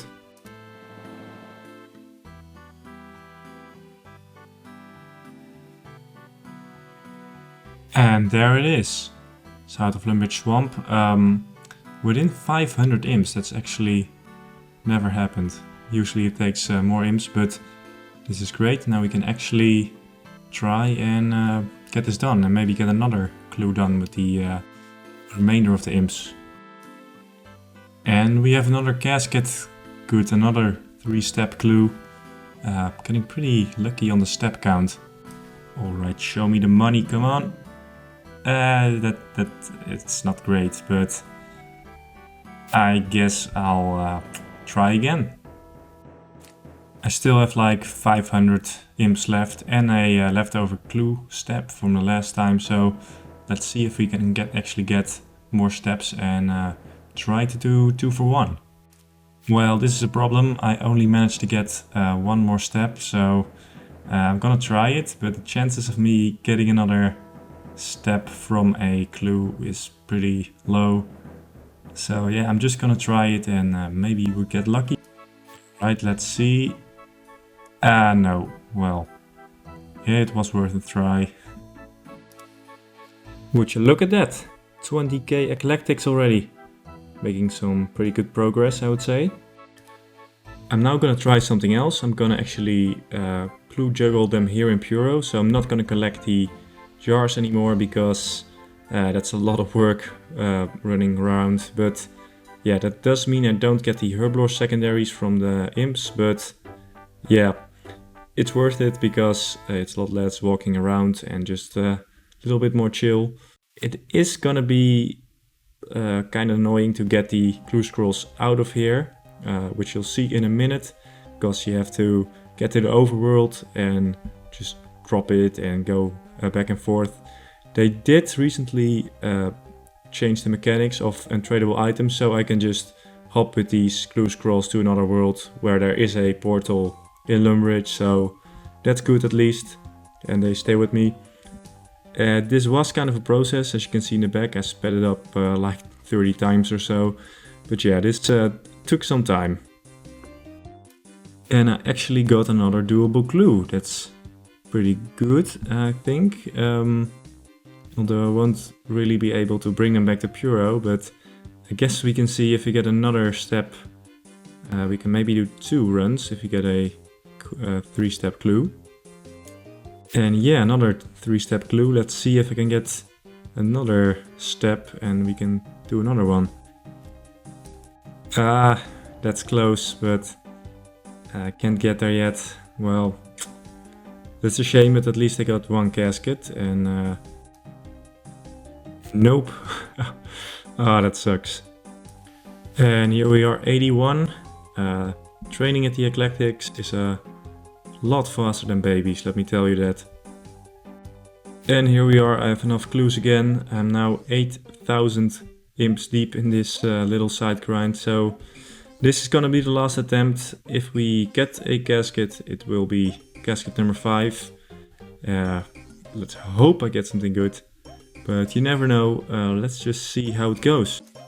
Alright, come on, last casket. Oh, 3-step casket again. Which one was it? This? Yeah, that's the right one. Alright, let's see. Ooh. I did get an adamant pick. That's like the best pick I have right now. So if I need to do some mining, I guess it's good. But yeah, I guess I'll take my losses here. That's it for the clue scrolls. And we're back, still doing some eclectics where I left off last episode. I need to get to 83. That's not only when I can hunt dragon imps, but it also should make me unable to fail essence implinks, so I can go do essence and earth implinks, continue that grind. And yeah, while I'm at it, I'm just collecting some resources here and also doing some clue scrolls. So let's see if I can get another medium casket. And I've also started cutting these diamonds I get from Eclectics to make some diamond ball tips. Because you never know, they may add something to a certain boss and I need to fight it again. So maybe some diamond tip bolts may be handy. And here we go, 82. You gotta love those numbers. Pretty high. Yeah, so I'm almost done at Eclectics and starting to look good, the inventory. But yeah, let's check my totals actually. There's a lot of Eclectics. Finally found a medium clue that I can do, so I'm gonna drop it and juggle it and maybe we can do a clue scroll later. And there we go, this took quite a long time before I got 4 steps that I could do, but yeah, this should give me a pretty good chance at completing them. So I'm gonna start bringing these clues to the overworld, which is kind of a long process, but with a little movie magic, it should be done right now. Here we go, first one to the Ironman tutor. This is a fast one, so I'm actually hoping to get like some boots from this, you know, like ranger boots. The chances of that happening are very low, but you never know, crazier things have happened. And the second one was also easy, just here in the Limpwurt church, so can't do the step I got from it, but let's see what else I have to do. And another easy one, I also can do this one. That's just outside of my, yeah, here, take a look. Just outside of my reach. But it doesn't matter, I still have one step left. Clue scrolls, medium clue scrolls are 3 to 5 steps, so there is a chance I can't complete it, but let's hope for the best. And here we are, show me the casket, mate, come on. Yes, not a casket, let's open it. Ooh, that's a unique. Not too useful, but still, can't complain. Looks kinda nice. For fashionscape purposes. This should be it.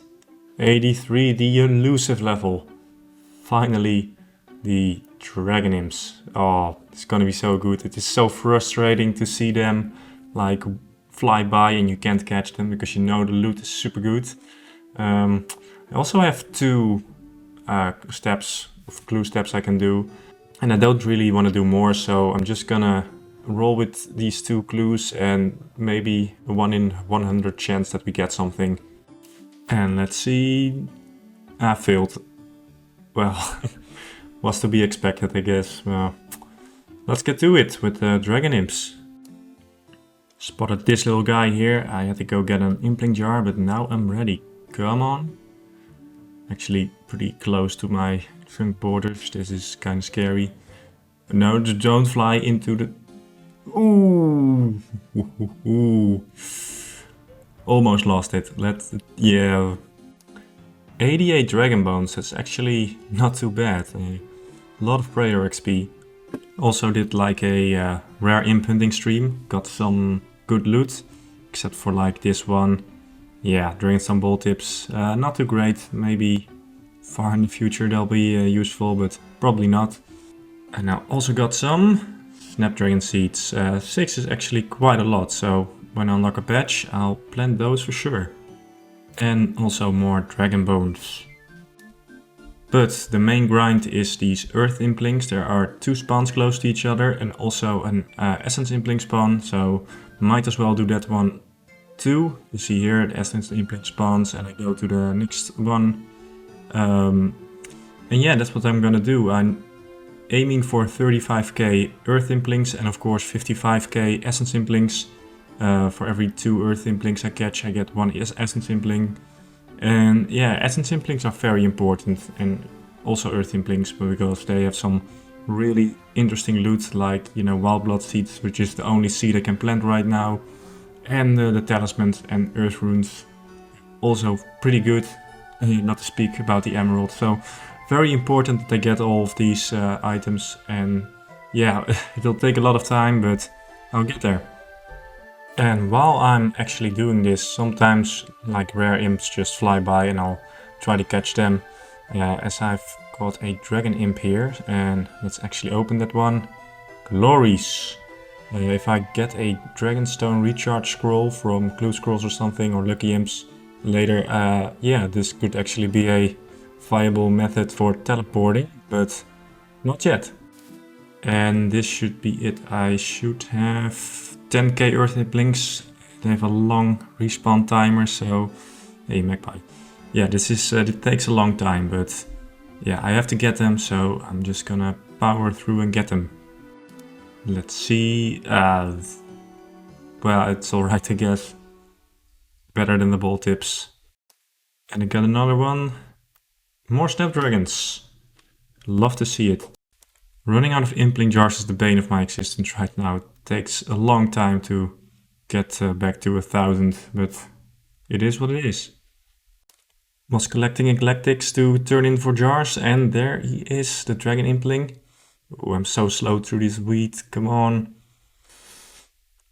I need him, come on. Oh yeah, I got him. Shit. This is why Implings are so annoying, they just won't stand still, and I don't have runes right now.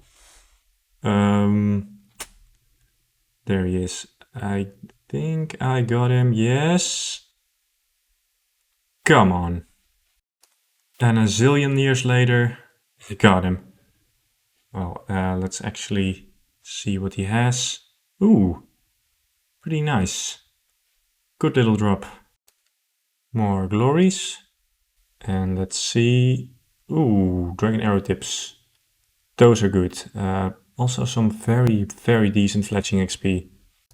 And I missed a level 84. Yeah, sometimes happens when the progress is so slow. I'm getting like 6k an hour right now from these things, but it's not really about the XP. But yeah, I missed a level. Let's hope that doesn't happen again. And another one.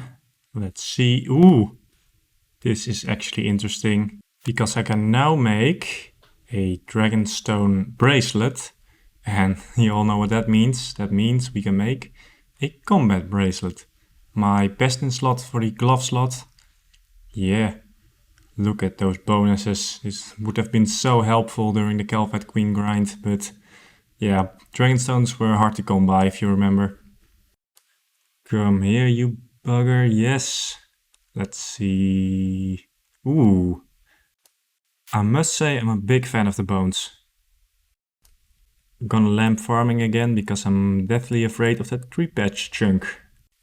And 15k Earth Implings out of 35k. I also have more Earth Implings than Essence Implings right now, so interesting development. Let me see. And some great fletching XP. This is probably worth... Oh, Jesus Christ, almost a mil. These things are crazy in terms of loot. I get why people camp Puro for Dragon Imps. Dragon dart tips, 95 requirement for fletching them. And I actually need those to exit this chunk. And even more. Awesome. Ooh. This is gonna make the prayer grind, if it ever comes to that, a whole lot better. And back-to-back dragon bones. The dragon bone stack is getting big. Oh, 10,000 earth talismans. It's beautiful. Oh, I started it with the man grind, and it's getting bigger. Also 36k pure essence, also looking nice. We're getting somewhere, boys. And let's see, come on. Summer pies. If I ever need an agility boost, I have it. More dragon stones, that's always welcome. And here we are at 20k earth implings. Not too shabby, but still I have to say this takes a long ass time. Ooh, a magic seed. I already have a lot of those, I believe over 100, but can't hurt to have some extra. More bones. Let's looky here. Dragon darts. Actually haven't gotten those yet. Looks good though, but I don't know how useful they are. Oh, back to back. Nice stack of darts. More bones, very Halloweeny. Mystic Rope Bottom, haven't had that one yet. 86, I missed level 85, so here it is, 86. 3 more levels before 89, and for lucky imps, more bones. Very spooky. Dragon arrows, haven't got those yet, but I can soon make my own. I'm already 87 fletch. Also, while editing this video, I got a 35 farming, pretty huge because I only have wild blood seeds. And I also started watering my crops in between cycles, so they don't get diseased. Apparently watering your crops protects them from disease for one cycle, so yeah, if I'm gonna have to stand beside them and mother them because I'm afraid that they get diseased and die and I miss out on XP, I better do that. Let me check actually, yeah, 30,000 earth implings. This took a long while, but I'm almost done. I have almost everything I need from them, just a little more.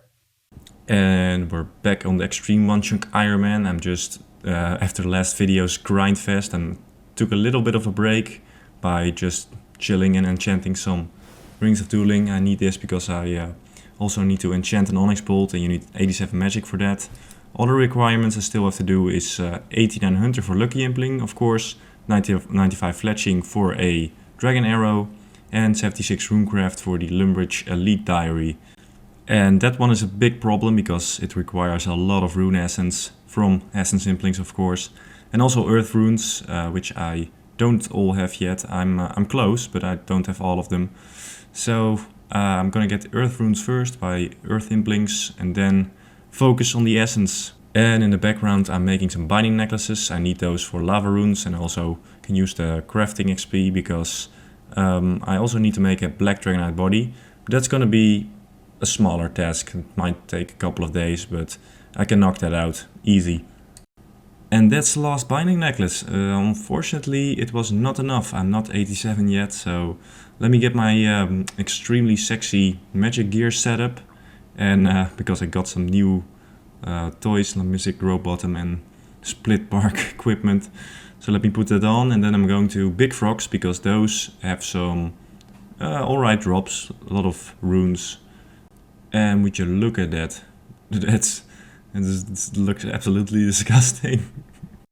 And gonna put this lamp on farming because I'm getting increasingly worried about the farming chunk next to Limpwurt Castle because I'm gonna get hit someday and I want to be prepared.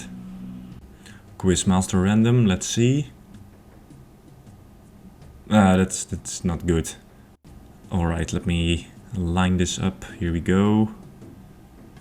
That's it, 87 magic. Looking good. Oh, I guess I enchant this bolt and then it's back. Back to Puro for me. Alright, I've never enchanted a bolt in my life, but here we go. Onyx bolts E. Jesus Christ, those are strong. I don't think I'm ever gonna use them because they're just too valuable to be wasted. But yeah, let's go to Puro. And here we are with the first Dragon Imp. Ah, that's decent. And let's see what we have here. Glories. And that actually was Dragon Imp number 50. Their loot is pretty good, so I hope before the end of this Puro hell grind I get at least 200 Dragon Imps. Alright, let me bank this. Then 110k Earth Runes. And the talisman stacks also keep growing, so looking good. And we're at almost 35k Earth Implings. Not gonna do a lot more, I think. I think I'm almost finished. Got another one of these bad boys. Let's see, Magic Seed. I got a lot of those from KQ and they're not gonna help me on my grind to actually plant a Magic Seed later. So, not too great. Let's see, Dragon Arrows. But you can only use those with a Dark Bow, so not too useful for me. Alright, let me go to the bank after a very successful trip. And ooh, that's a lot of Earth Implings. And of course also a lot of Essence. I'm also collecting those, but slowlier. But let's actually check the bank, because I should have 120k.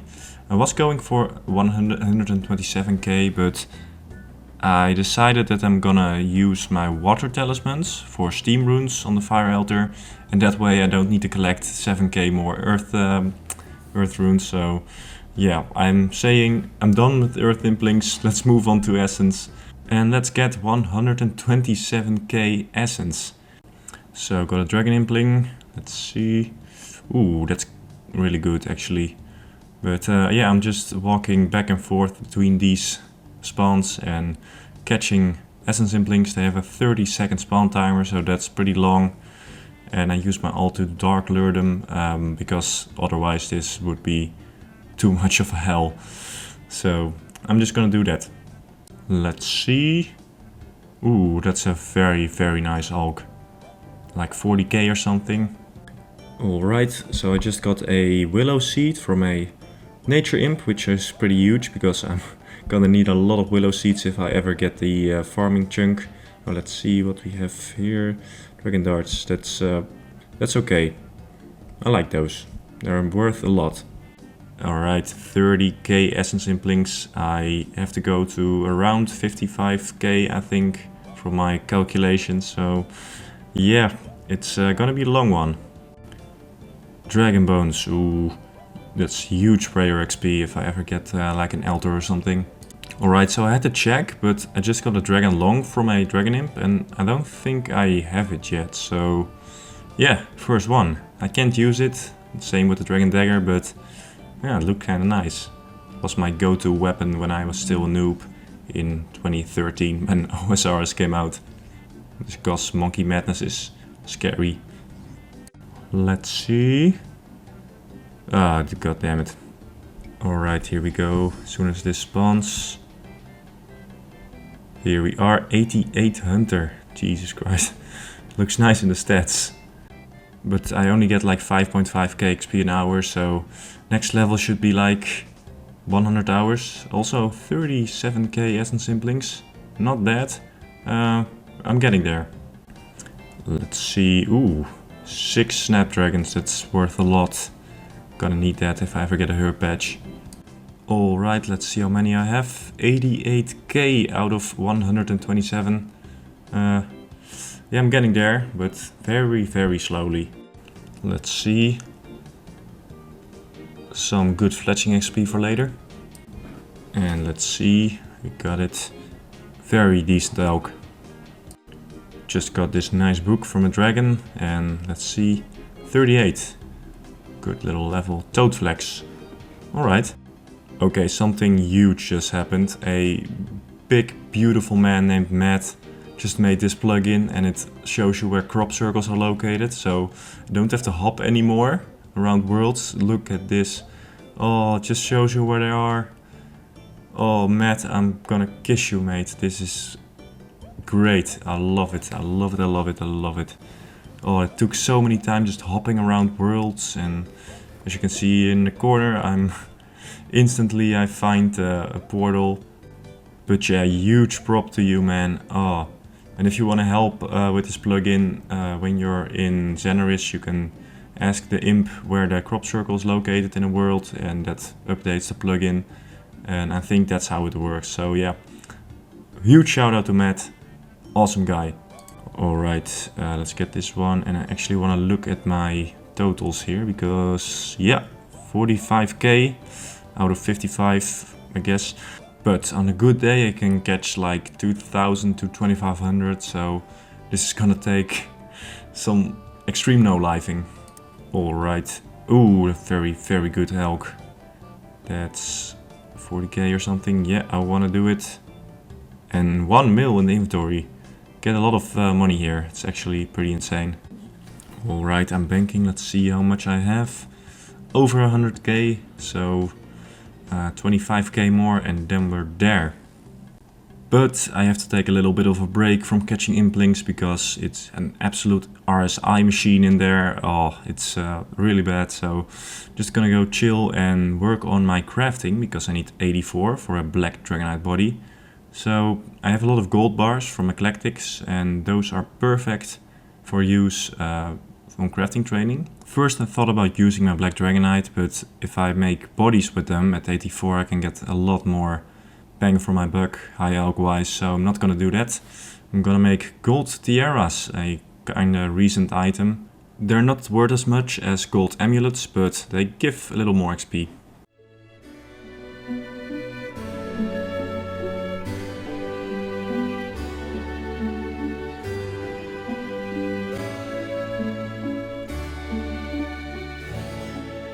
Alright, here we are, let's stand this and then we can make some stuff. I'm gonna make 2 of each, so let's start with the Vembraces. This is actually gonna be best in slot range for a long time, so yeah, I'm making placeholder just for, here we go, 84 crafting, and we can make the black dragonite armor. And here we are, black dragonite body, we can cross that off the list. But with that being done, let's just head back to Puro. And here we are with 50k. God damn it, that number is disgustingly high. But still need a little more, 55k, here we go. And another great elk, you gotta love those dragon longsword. Thank you very much, Dragon Imp. You didn't die for nothing. Here we go, and darts. Those are pretty valuable, but pretty useless also. And this should be it. Yeah, here we go, 89 hunter. Oh, it took so long, but we can finally catch a lucky imp. So, yeah, maybe we'll get some good loot. But yeah, I don't have 55k essence implings, so yeah, I'm gonna overshoot the level a bit. But it's not too bad. I think it's the rare implings that I was catching the whole time that did it. They give kind of a lot of XP for some reason. Sometimes they give like 200 something XP, which isn't supposed to happen, but yeah, it's kind of weird. Big shout out to Impling Only, she helped me spot this lucky imp, so this is gonna be the first one, so thank you to you. And let's see what we actually get here. And there we go, the first one on the account. And it's kind of interesting to open this because it could be anything from 3rd age to an willow longbow. So yeah, it's gonna be a big one. Okay, here we go. Purple sweets. Not the best, but can't complain. They are sometimes useful. I'm gonna withdraw my essence because I need to see how much I have. 121k out of 127k. Oh, we're almost there. I can feel it, man. What are we at actually? Oh, 2,500 left or so. I was just catching implings and I just stumbled upon a lucky imp. So yeah, they're extremely rare in Puro. In the overworld they're a little less, but let's see. Death runes, oh no. Not too good so far, those lucky imps. Let's look. Baby Dragon Bones, I will take it. That's a lot of XP. And here we are. 55k Essence Implings got, but I should have 129k Essence right now, but I don't. So got a little... didn't get too lucky, so gonna have to catch a couple of hundred more or so. I don't know, maybe 100 is enough, but yeah, I'm just I really need 127k instead of 126.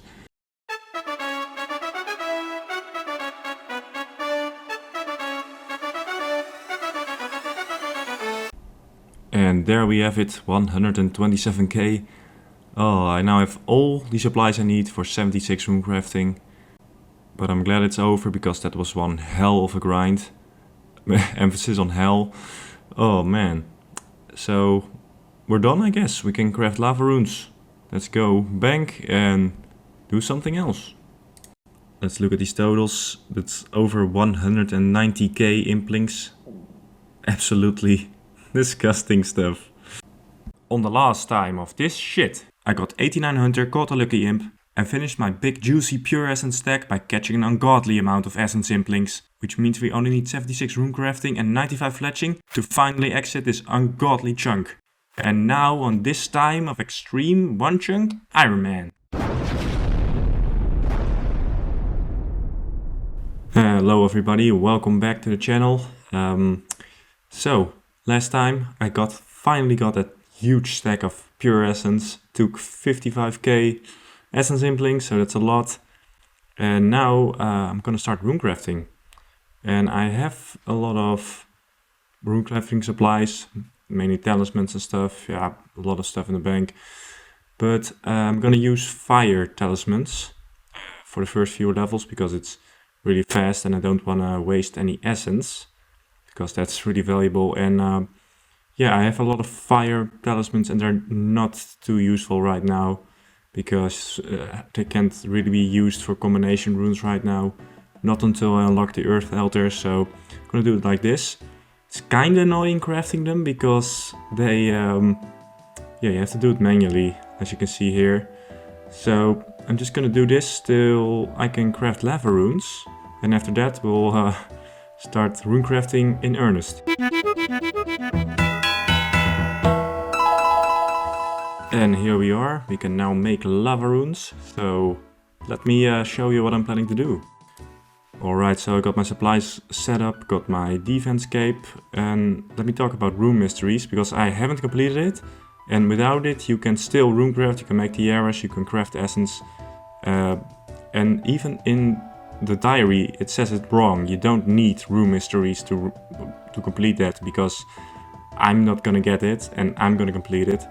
Because, yeah, you only need rune mysteries to use lamps on the skill and for the essence mine, but for everything else you don't need it.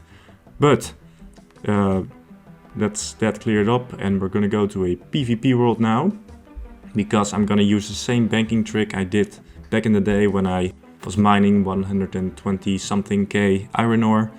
And by using my ult and the defense cape perk, which is a permanent ring of life, I will be able to teleport to Limpwurt, which has a bank chest in the PvP world.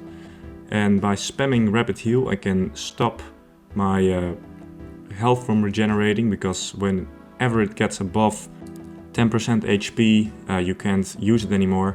So if I stand here and I get my health low and I keep it low, I can use a fun weapon on my ult to hit myself and teleport back to Limpwurt.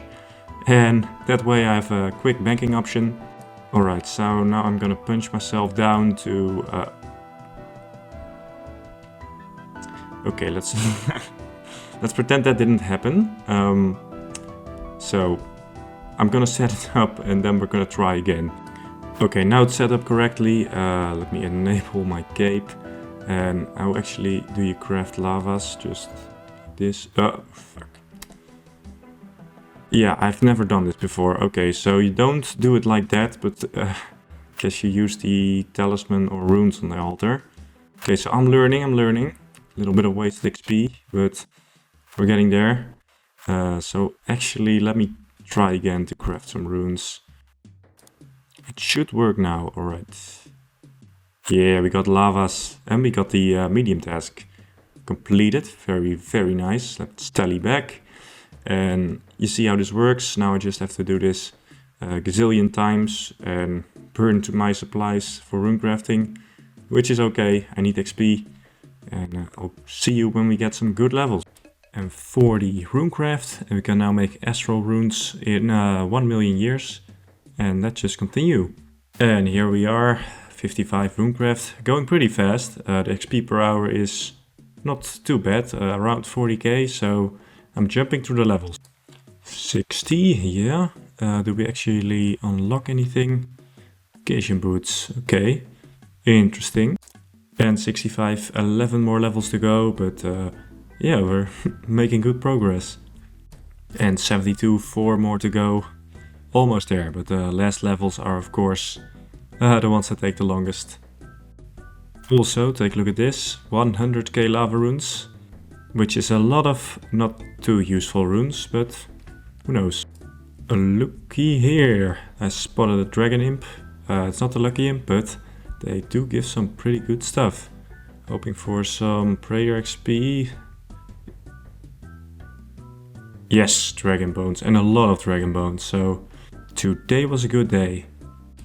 Alright, so I'm running out of supplies. I'm out of earth runes. I can't just buy them. I had to actually get those from Implinks. So that kind of sucks. So I'll actually have to figure out how to do this. And I'm gonna use my water talismans. That should be more than enough. Almost at the level. And I got a lot of water runes, so yeah, I can do the last essence by making steam runes. So let's get to it.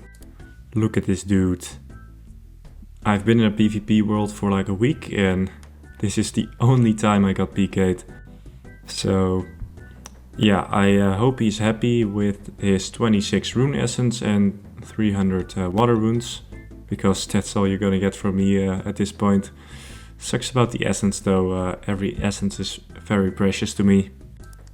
And that's it, I'm out of rune essence. I need to keep a little bit to actually complete the diary achievement. So yeah, I'm gonna do this, and after that I'm gonna have to figure out how I'm gonna get the remaining XP. It's like a few K, but it still has to be done. So yeah, I think I'm just gonna go and make some fire tiaras. It should take like 70 or something. And here's me getting 76 runecraft. Didn't take too long, but was still kind of a grind. PvP world is always kinda iffy the way you do things, but let's actually get out of this goddamn PvP world and make some runes. And here we are at the water altar. Let's actually craft this rune. 2 tasks for the price of 1. So I'm never able to complete the diary before I unlock like almost all the map. But yeah, this was one task that I had to do, and it's done. So yeah, let's get onto the final requirement, and that is 95 fletching. One of the highest requirements I ever had to get. And here's where I'm gonna be spending some time. I thought I could kill 2 birds with 1 stone and do some farming while I actually fletch. I need 95 fletching, so should give me enough time to do a fair amount of hop seeds. Yeah, this is the only seed I can plant right now, but I do need a farming level in the future, probably, so best to get a head start, because that's like over 150 plants. You do 4 seeds per time. So I'm gonna do this while I do this, and I need to get a little bit more handy with fletching, because this isn't fast enough. I'll do mouse keys or something. So yeah, let's see how this goes. It's a lot of XP per hour, so I guess at least over 100k an hour, which is a lot for my standards. And here we are, the first level. Always nice to see. This does a number on my hand though. This is not too comfortable to do, but I'll power through. Like always, I'll get it done. This should be it. Yeah, level 90, which means that I can actually make dragon arrows. I do have some from dragon imps, and they give quite decent XP. I don't have too much, so it doesn't really help that much, but it's a nice little break from the RSI machine that is making darts. Got a nice little milestone, 40 farming. This is very bad XP, but yeah, I'm here anyway, so why not? And these seeds are very valuable to me, so I can't let them get diseased and die, so that's actually why I'm not doing this passively. I'm just standing next to it, because yeah, I don't want to lose any of them. 92 fletch, do we actually unlock anything or no? Yeah, two things that are way off, but I feel like I have some bolt tips in the bank, so let's actually make some of those, because that would be kind of a fun distraction at this point. Got 3000 diamond bolt tips. I made some adamant, which I'm gonna smith into darts, and after that I'm gonna make some bolts. And here we are already. These should be interesting. Wait. Onyx bolts give a lot less XP than I thought. I got those from like ninja imps and stuff like that, but pretty underwhelming. Let's see about these. Also not that great. But especially the diamond bolts, I'm gonna enchant them, and they're gonna be really good at KQ, because yeah, there is gonna be an update that adds the dragon pickaxe to its drop table, so I'm gonna have to go back.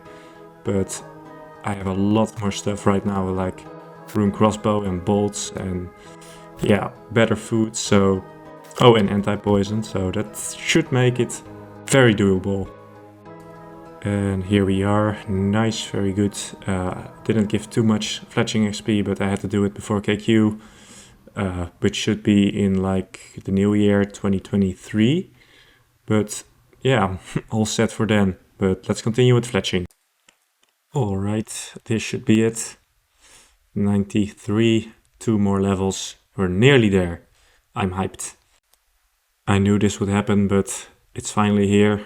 1 million iron darts, which does mean that I'm out of dart tips. I could make a little bit more dart tips, but I have a lot of oak logs in the bank, which I'm not all going to use for construction, for over 200k, but I got some oak planks from Eclectic Iplinks, so now I don't need all those logs anymore, which means I might as well use them for fletching. And here we are. Yeah, so I'm gonna make them into arrow shafts and then fletch the shafts until I have 100k, because why not? Arrow shafts are always useful for things in the future. And after that I'm gonna go for the longbows. It's gonna take a lot of oak logs, I think around 30k or something, but after that we're done. And you better believe that I was farming while I made these arrow shafts. So yeah, 41 farming, and after this stack is done I'm gonna have to stop farming because I can't modder the patch, because I have to stay at the bank. But that's not too bad because it's very AFK, but very low XP per hour. Darts was over 100k an hour, and this is gonna be more like 30-35. Before we actually get to the longbows, got one last cheeky level. Here it goes, 94. One more, and then we're there. And the last part of this video is actually from a live stream I did, in which we rolled the chunk. Here you can see me getting 95, and after that it was off to the Bedouin camp to actually make a dragon dart. And at this point my butt cheeks started to clench. Here we are actually making the dart. Long time coming. And it's actually pretty good XP too, but yeah, this meant we could roll chunk. Actually there was one thing we had to do first. I forgot to do a easy clue step in Ferrock, because I kind of forgot that that I had unlocked a little piece of Ferrock, but we did that, and after that it was off to the chunk picker. Guess we are going, right? Do you guys see? Yeah. So let's talk about this. Number 1, let's not get that one. Of course, 3 patch chunk, 72 with a boost for Magic Tree, and that's gonna take months and months because I only have 2 patches. This one, there's not really anything there right now, but it puts me really close to this, the farming cape chunk, so let's not do that. This would be okay, but it puts me close to Cooking Guild, and which is not that scary, but still. And of course this, I don't want to go here, this is the absolute death chunk. The cape, rune crafting cape. This used to be a skull chunk because it had Puro patch, but we just completed Puro, so now it's kinda good, but it just puts me closer to rune crafting, so yeah. There is a master farmer here though, so that would solve my little problem with this patch, I think, because I can then use cactus patch and tree patch and the hops patch, and it should speed it up a lot.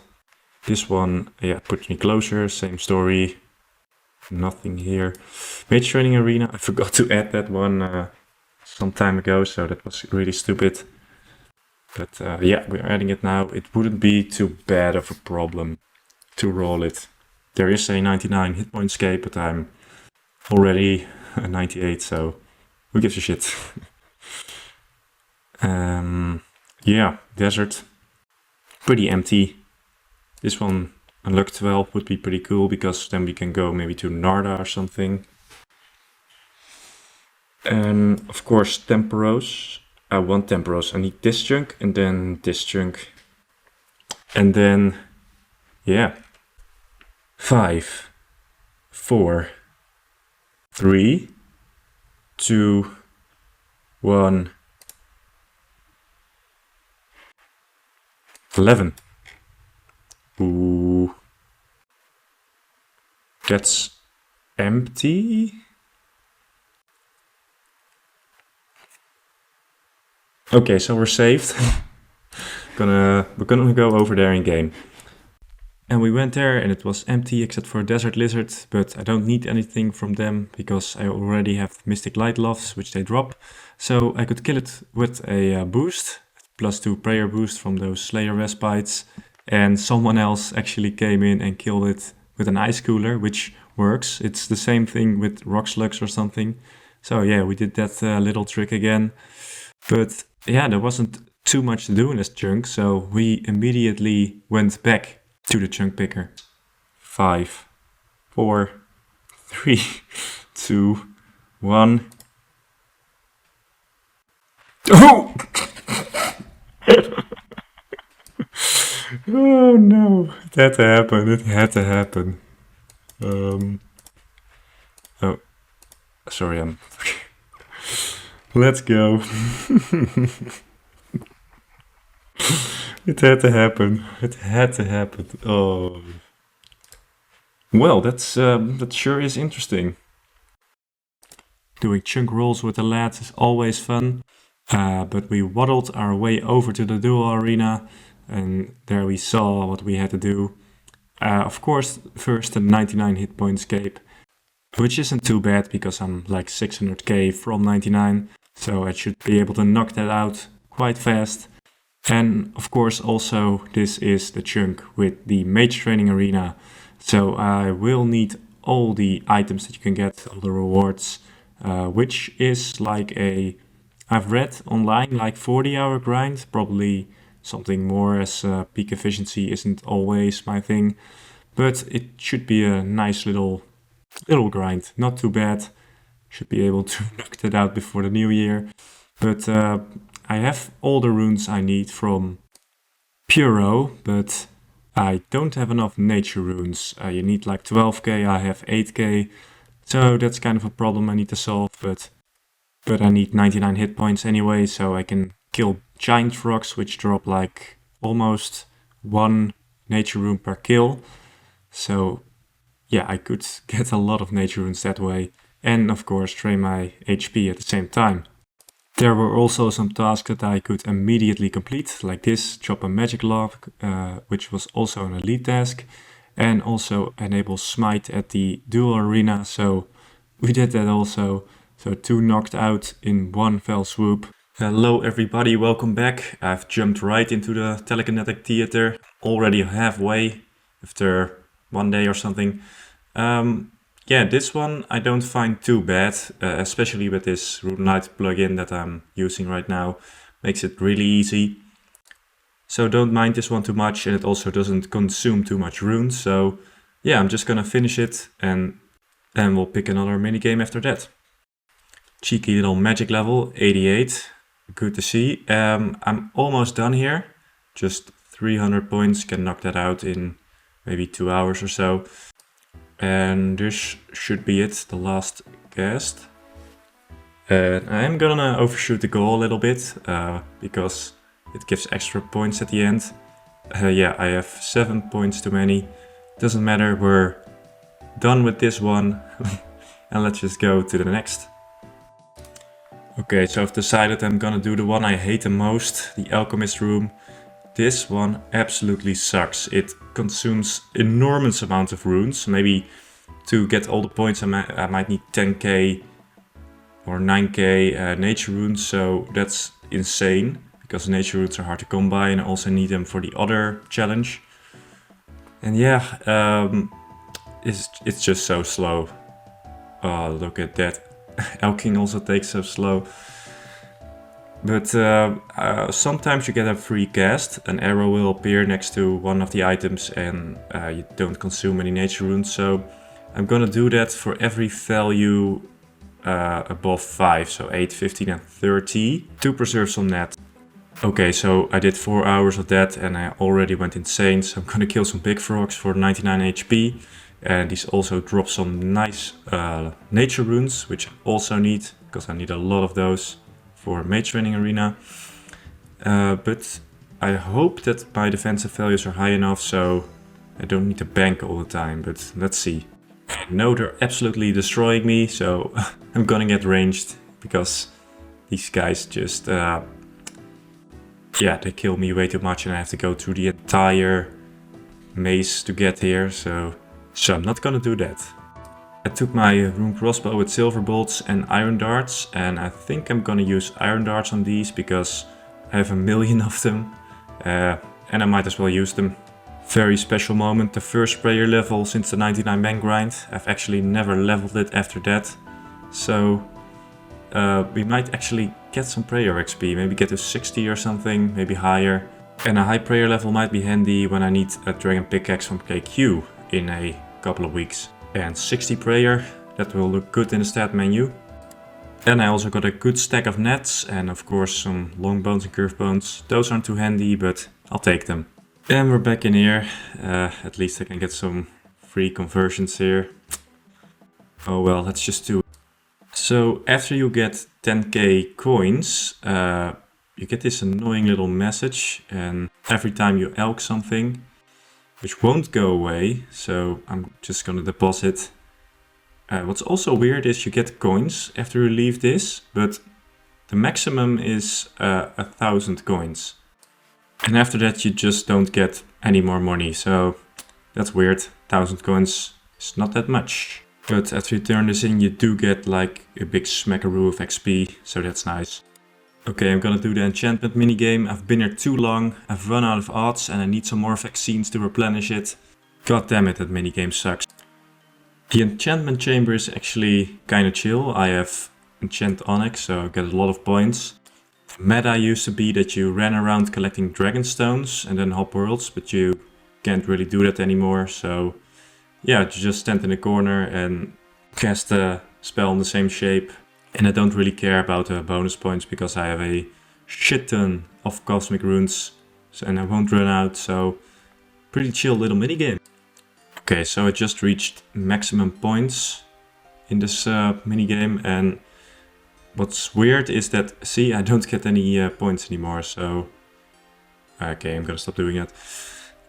And even though I've reached the maximum, I need 27k points to buy all the rewards and I only have 16k, so I need to come back after I buy some rewards and enchant some more, which is weird. Why is the cap so low? But it's okay, I guess. I'll just come back later. It's not really a problem. And I'm back here in the tunnel for a little prayer level. Should be 61. I think this is the last one I'll get. Yeah, and I'm also really close to 99. Just a couple of thousand kills and then I'm done. Might take some time, but yeah, I'm gonna get that cape. Okay, this should be it. When I started this chunk I was already really close to 99. And just a couple of days of grinding here at the big frogs. I should reach 99 any minute now. And there we are, 99. Little fireworks looking good.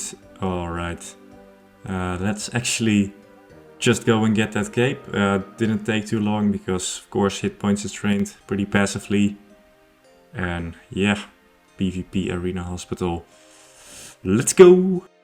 It's always a special moment when you buy a skill cape. It won't beat that time I got the 99 defense skill cape. That was a glorious moment I will never forget. This one was, yeah, I didn't really train for it. But yeah, there it is.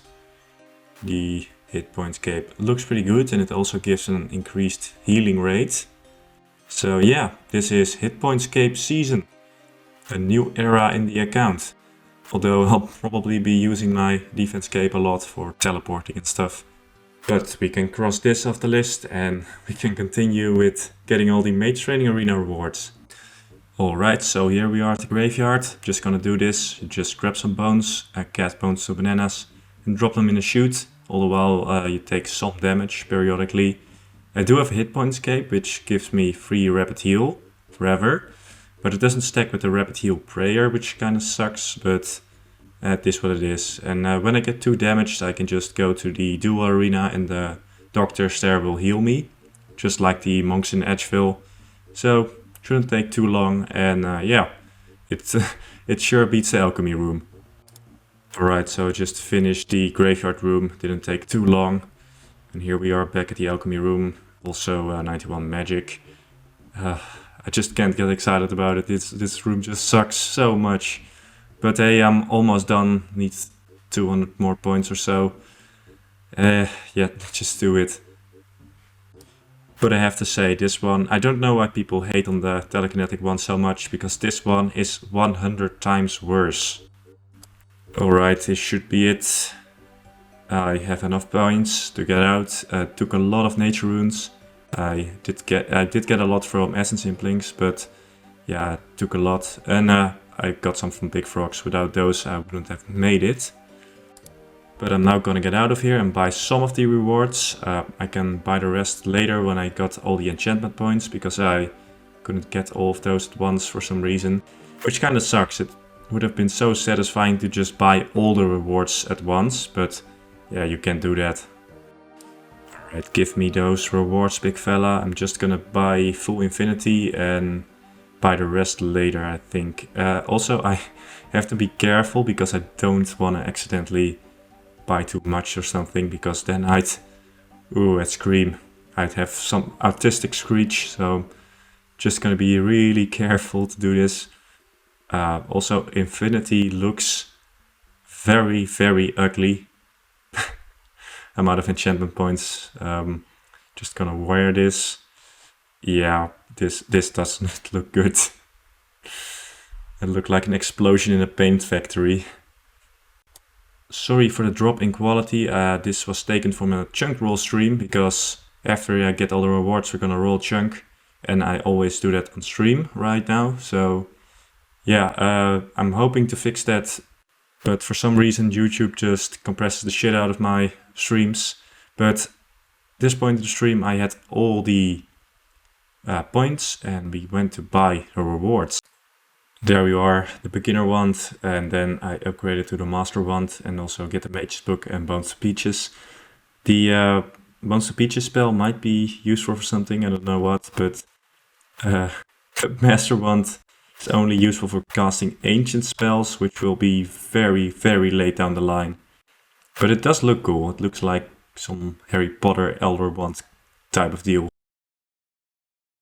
But that was crossed off the list. All that remained was casting bones to Peaches in the Elkarat Palace, because that is a task and all the tasks have to be completed. But it could be crossed off the list, and we went on to do a chunk roll. And we've all seen this map before. This is the current map. Mage Training Arena was the last unlock, of course.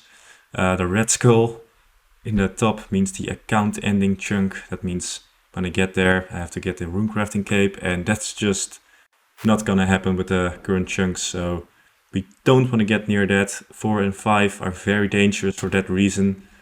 1 is of course the 3-patch chunk, which would take very long, but is not account ending. And as you all know, I really want to go to Temperos, so I want to unlock chunk 14, which is the boat to Temperos, and after that I can unlock the island itself.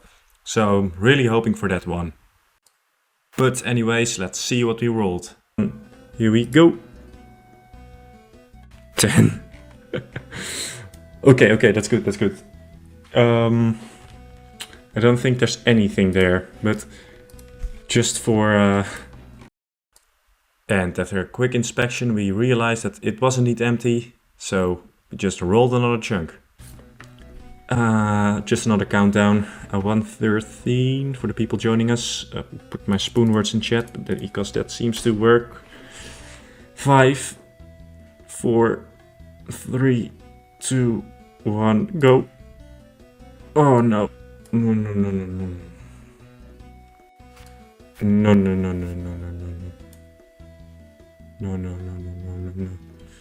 That's scary. That is scary. Shit. That's shit. That's just shit. Shit. So we are now adjacent to the skull chunk, but it's not good. No, can't sugarcoat it. It's a shit situation. We are one step from hell. But let's talk about the chunk. There is actually a master farmer in the sheep pen in this chunk, which is interesting. So we can actually now get wild blood seeds for our hops patch, but it also means we can get potato cactus seeds for the cactus patch in Elkarat, which means I need 64 farming. I can plant it with 61 with a boost, but yeah, it does mean we're gonna have to get to 61 farming with only the hops patch, and at level 52 I can plant a cactus seed and get a little bit extra XP from that. But it's still gonna take months to actually get to 61. But not to fear, I can pickpocket master farmers in the meantime, and at some point in January the KQ update will come out, which means I can kill some KQ, and I have some better gear now, so it might actually be pretty fun. So while we do have some arbitrary wait times, I can do some stuff in the meantime, which is nice. We also have this little part of Varrock, which is interesting, and somebody on stream actually brought a stray dog over, and I fed it some bones, and that was a task, so thanks for the guy that did that. But let's see what we can get from those master farmers.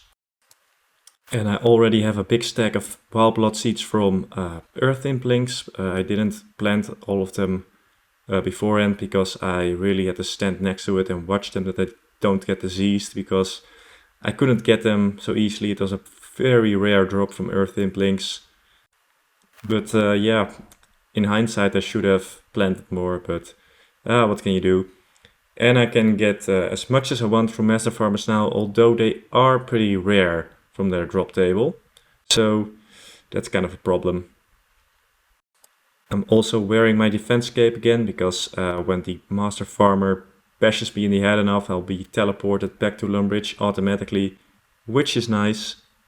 And I'll be using these wines, because of course I don't have to worry about my attack level. So I can drink as much wine as I want. And it's an okay healing item, so why not? And we're going to end the progress with a cactus seed. I'm going to need a lot of those, but they're 1 in 1,000, so they're pretty damn rare, which kind of sucks. But I'm going to be pickpocketing a lot of these guys, so I might get a few. Alright everybody, a 67 thieving. Just trying to get wild blood seeds, cactus seeds and potato cactus seeds, but they're all pretty rare, so yeah, I have to do a lot of pickpockets. Look at this, a seaweed spore. Fossil Island is a way off, but I guess I'll keep it in the bank. And maybe it will be handy one day. And this is the current seed tab. I don't have many herb seeds except for like Torstals and Reynars from Calvet Queen. But yeah, I need a lot more wild bloods and cactus seeds. So I'm currently working on that. I'd say with 100,000 Master Farmer pickpockets I should be good, but that will take a long ass time. 42 farming, let's see what we get. Curry trees. Well, I'm never gonna plant curry trees. I'll probably be 99 farming before I ever reach a fruit tree patch. But yeah, I'm just farming a lot and trying to get to 61. Then with a boost I can get to 64 and plant the potato cactus. And at 52 I can get some extra XP by planting cacti with a boost.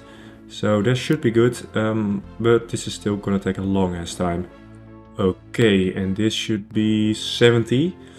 I get like 40k XP here, so it's pretty fast for my usual XP rates I'm getting.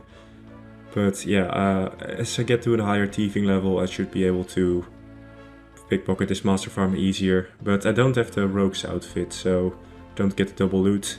But that doesn't matter to me. If you guys are curious about the farming XP rates, I get 4 to 5k XP a day. So yeah, 61 is like months away at this point. It's pretty bad. Just got a lamp and that's gonna be on farming because that saves me like an entire planting of wild blood seeds, maybe even more. So every lamp I get is going on farming. And here we are, 75. I'm trying to grow my stack of wild bloods, but it kind of stays the same at like 600 or something. So yeah, I'm using a lot of wild bloods and I'm not gaining too much. I'm kind of stable at that point. Here's the loot tracker, almost 20k pickpockets, but still no Torstals yet. Those are apparently really rare. Okay, so another run done, teleporting back to the Lumbridge, and yeah, almost 20,000 again.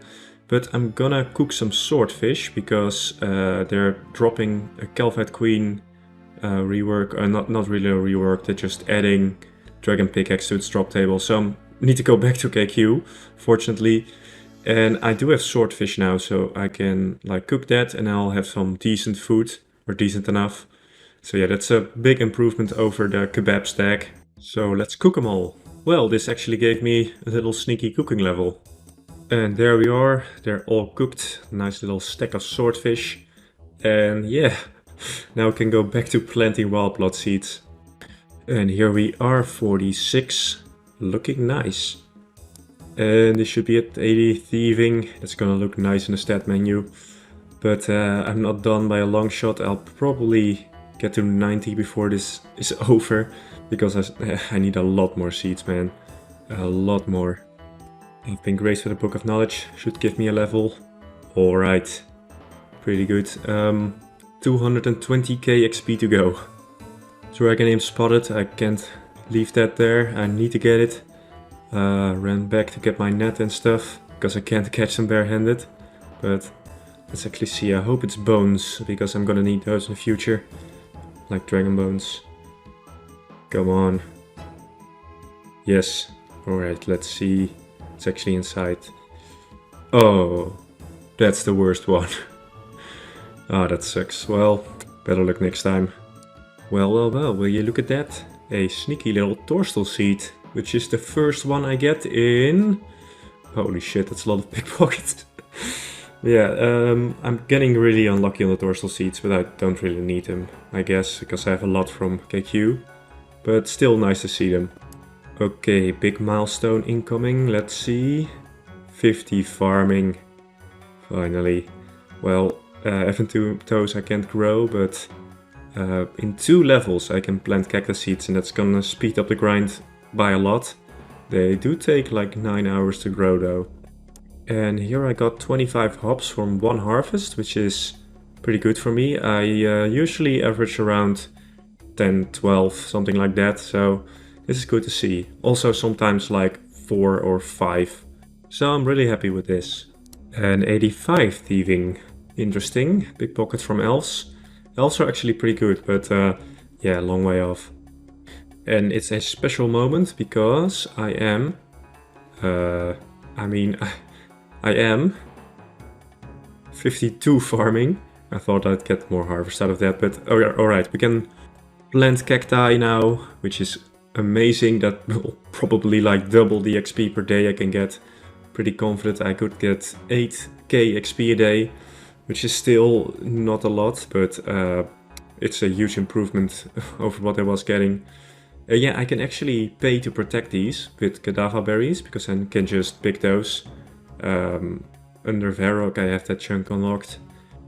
And here I am planting it, and now I only have to wait 9 hours before it's fully grown. Oh wait, I need to boost first. Now I have to wait 9 hours. Alright, first time, let's check this cactus. Come on. Good chunk of XP, pretty good. And yeah, I can pick these cactus spines and they regrow in 75 minutes. So around every planting of wild bloods, I can also pick these cactus spines and get like 200 XP, I guess, per harvest. So it's pretty good. And at the end of the day, I'll clear the cactus and let it grow overnight so I can check its health when I wake up in the morning. Something I forgot was that I can now pickpocket these bandits because I unlocked the bandit camp, and they actually have anti-poison, which is extremely helpful for KQ because I didn't have anti-poison before this, which meant that every time I got poisoned at KQ, I had to tank the poison, take a 100 damage from the poison every time, so that wasn't good. So this will be a huge help. I can stay at KQ for a long ass time with just using these anti-poisons. Okay, I have 100 anti-poison. That should be enough for KQ, unless I go very dry on the dragon pickaxe. Also just enchanting some diamond bolts. I'm gonna use those at KQ in combination with a rune crossbow, which I have now, which is amazing. I used a magic short bow before this, so yeah, it takes a lot of runes to enchant these, especially law runes, but it's gonna be worth it. Sometimes in between farm runs I like to collect cadaver berries to protect my cactus, because I'm in this corner anyway, so might as well take some of these. So the Wilderness boss rework dropped today, and I want to read the part of the blog where they talk about the dragon pickaxe. The Calvite Queen now drops the dragon pickaxe at a rate of 1 in 400. This update might give you a little something to look forward to if you're yet to tick off the Desert Elite diary. On the other hand, if you're named after a herblore secondary, hey, that's me, and have a YouTube series documenting the progress of your Xtreme Onechunk at a time Ironman and happen to have the Calvite Queen's respective trunk unlocked, we're sorry. Well, Jagex, I'll only accept your apology if you move the runecrafting cape from Varrock to Prifdenness. Thank you in advance. And also, please don't fucking ban me for what I'm about to show you right now. Because you guys remember how I was cheesing KQ like months ago and I could just range it from a distance? Well, it turns out that even though I finished the KQ chunk 7 or 8 months ago, it's still not fixed. So this little mechanic still exists and I can range the KQ from a distance. And with my new upgrades, it means that I can kill the Calvite Queen relatively fast. I'd say I can do a kill in 7 minutes or so, which is a huge improvement of the initial 30 minutes per kill it used to take.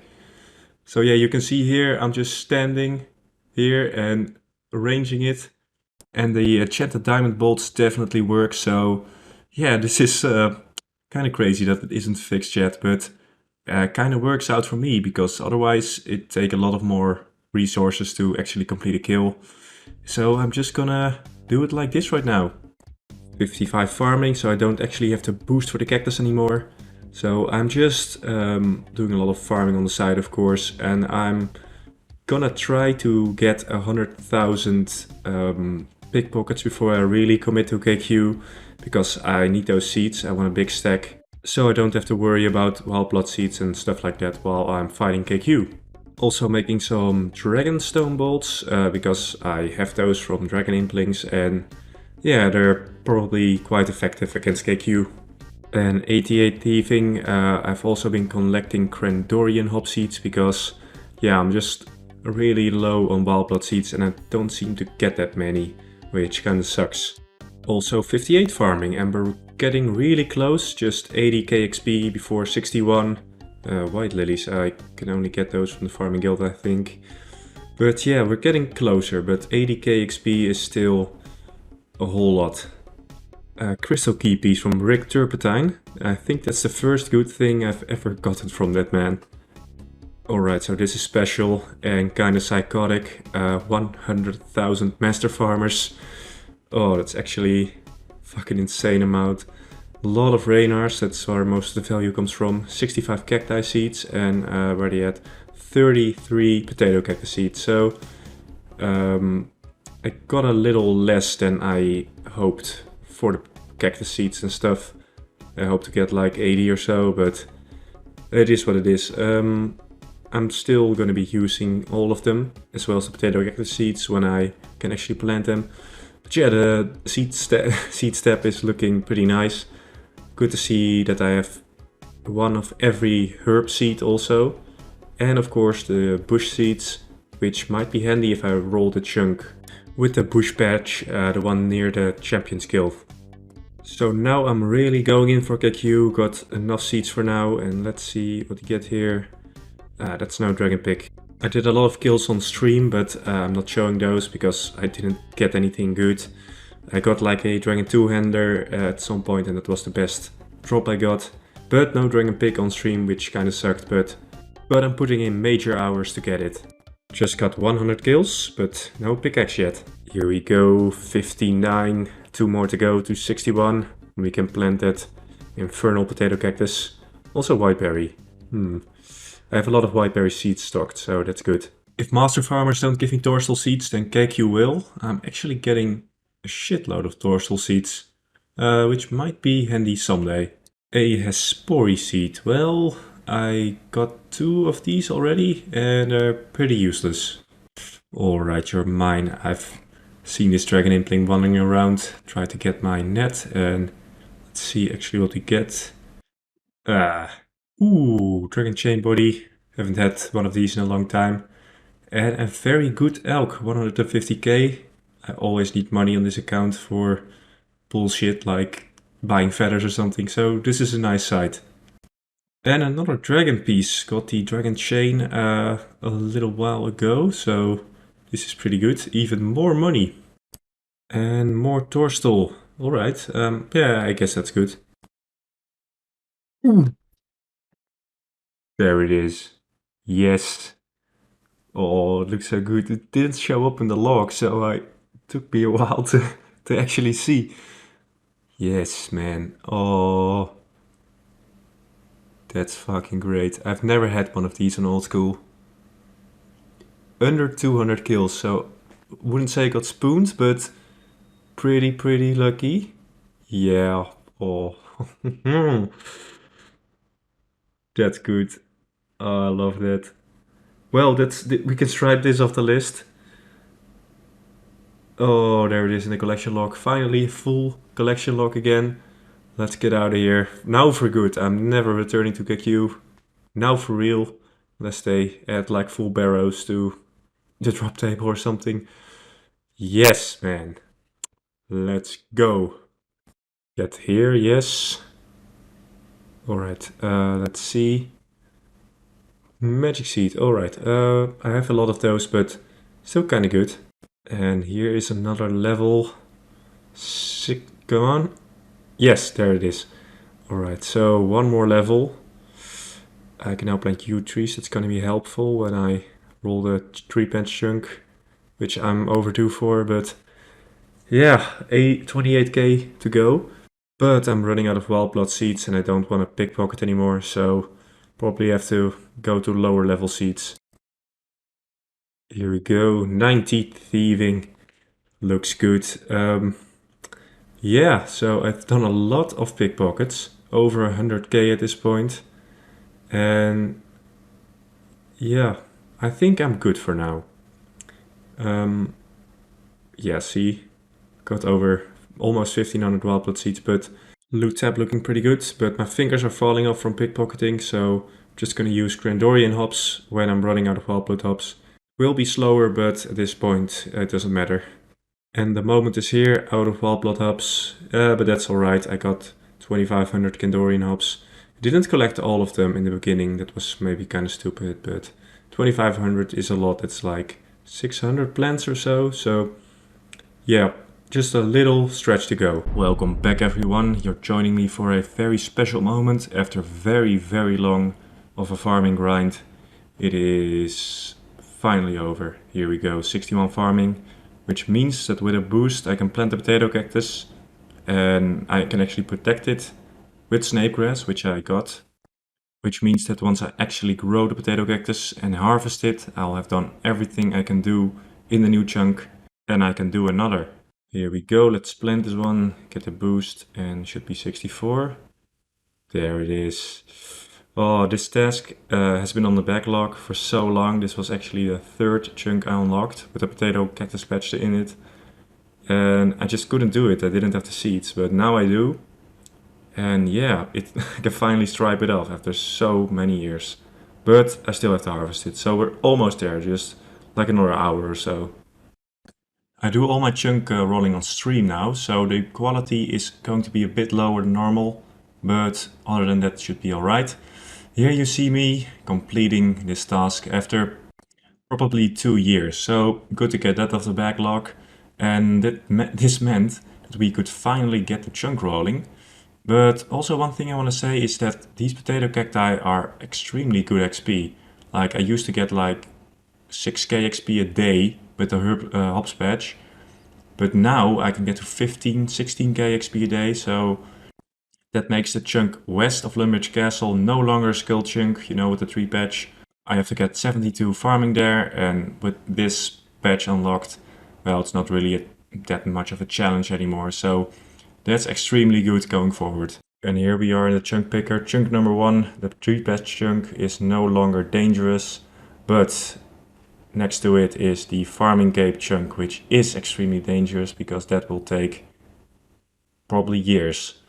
So probably best to not land on that. And of course chunk number 4, very dangerous, the rune crafting cape, which will also take years probably.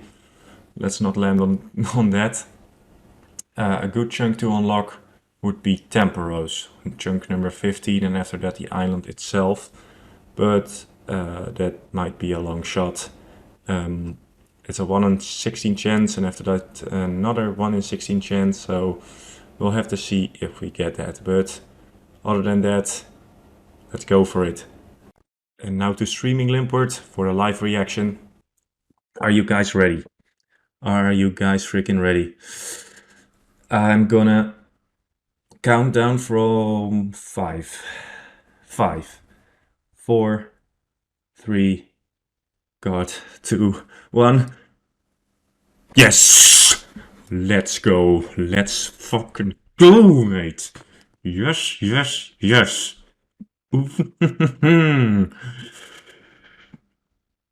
Hell the fuck yes. Hell the fuck yes. So we unlocked the boat to Temperos, and Temperos is the chunk I want the most in the whole wide world, because it's so fun and it has good rewards, but you never know with this challenge. I could roll 4 and it will be all over. So we went straight into the next chunk roll because there wasn't really anything to do on the boat, and this is what happened. Here we go. 5. You guys ready? 4. Ready? 3, 2, 1, go. Where is it? Oh! That's good. I think that's good. Yes, that's... I did not expect that. I was looking here, but this account is now just desert only. It's desert only account. So we unlocked Narda. I used to want Narda very badly back in the day because of the Anvil, but after I unlocked the Giant's Plateau, it wasn't really necessary anymore. But this means we can do Spirits of the Elite, one of the few quests we can now do in this account. It also means I have to do some desert tasks, and we can now access a hunter store, which means catching an imp with an imp box. But I already have the level, so we're gonna be back to chunk rolling really fast. Here you can see me smithing a mithril plate body in Narda, cleaning a herb at the Narda herb cleaner, committing arson on the mayor's roof. And then we started doing the Spirits of the Lit quest. It's a pretty nice little quest, gives some good XP at the end. But a lot of people thought, and I don't really know why, I think it's just because of confusion, that there was a task in the Narda Elite Diary that required me to get 85 prayer and pray at the altar in Narda. But that's not the case, that's actually in Sophanem. So when I actually get to Sophanem over a trillion years, because you need Gertrude's cat to get in, then I'll need to get 85 prayer, but at this point I actually don't have to. And here we are completing it. The prayer XP is actually extremely nice. That's a big chunk. Prayer is a problem for me. The best way to train it right now is to kill hill giants. It's a lot of hill giants to 99, I can tell you that one. And also this was a medium task. And here you can see me attempting to catch an imp, which was actually harder than expected because people kept finding me when I hopped and killing the imp. So it was hard, but in the end I got it. Magic imp box. I never found them too useful with the whole banking mechanic, but with the uniqueness of this account, maybe we'll find some use for it. But now we were jumping back into the chunk picker for the 3rd time in a row, which has not happened a lot. I think only twice before in the history of this account, and we'll see if the account gets destroyed today or if it get a glorious ending. I'm clenching my butt cheeks. Please God not 4, yes, please God not 4. You guys ready? 5, 4, 3, 2, 1. It's a new one. Okay. So it's not 4. So you went over to the chunk, but there was not a lot to see. There was a few teak trees on the side, but unfortunately we could not get the achievement for the achievement diary by cutting these two. For some reason, I don't know, it only triggers when you cut the one on the side, the original one, because there only used to be one here. But with the, this is maybe a little oversight by Jagex. We also cut a few mahogany logs, and that means that we have access to both hardwood trees, which might be huge for construction. I can now, I don't know, make some better furniture. Might be handy maybe for prayer later. But yeah, we got the hardwood. At the moment it's just not too useful. And back into the chunk picker we went, but we all kept getting more nervous. We've been putting off a grind for so long at this point. This would be the 4th roll this stream, and that's only happened once before when I unlocked the runes of Unka itself. And the chances of me getting a bad chunk were getting high. I say I'm probably gonna get... I've been saying this for a while, but it never happens. But it has to happen sometime. And it would suck, because that would take like another month of farming, but I guess I can like do some other stuff in the meantime. Don't really know what yet, but probably hunt the imps for essence. Oh, I don't know. Let's just go for it. Crazy shit. Go. 3, 2, here we go. 1. Okay, that's pretty close by. So we got to complete this medium task anyway, because we could get over here. But I couldn't complete the golem, because you need to go to the dig site and Ferric Museum to complete it. And those are 2 chunks that I don't have, so after a quick look around, it was decided we would go back into the chunk picker for the 5th time this stream. That's never happened before. It's pretty crazy. Although a lot of the chunks have been pretty empty, so yeah, we'll see. We'll see what happens next. More, they closed it. Sad. But without further ado, thanks Bram. Let's go for it. I feel it. Bram feels it. Everyone feels it. Let's go for it. I'm gonna say a 116. Not 4, not 1, not 2, fucking 16. Give it to me. Give it to me. Okay, zoom out. Let's make it look nice for the video. 5, 4, 3, 2, 1. The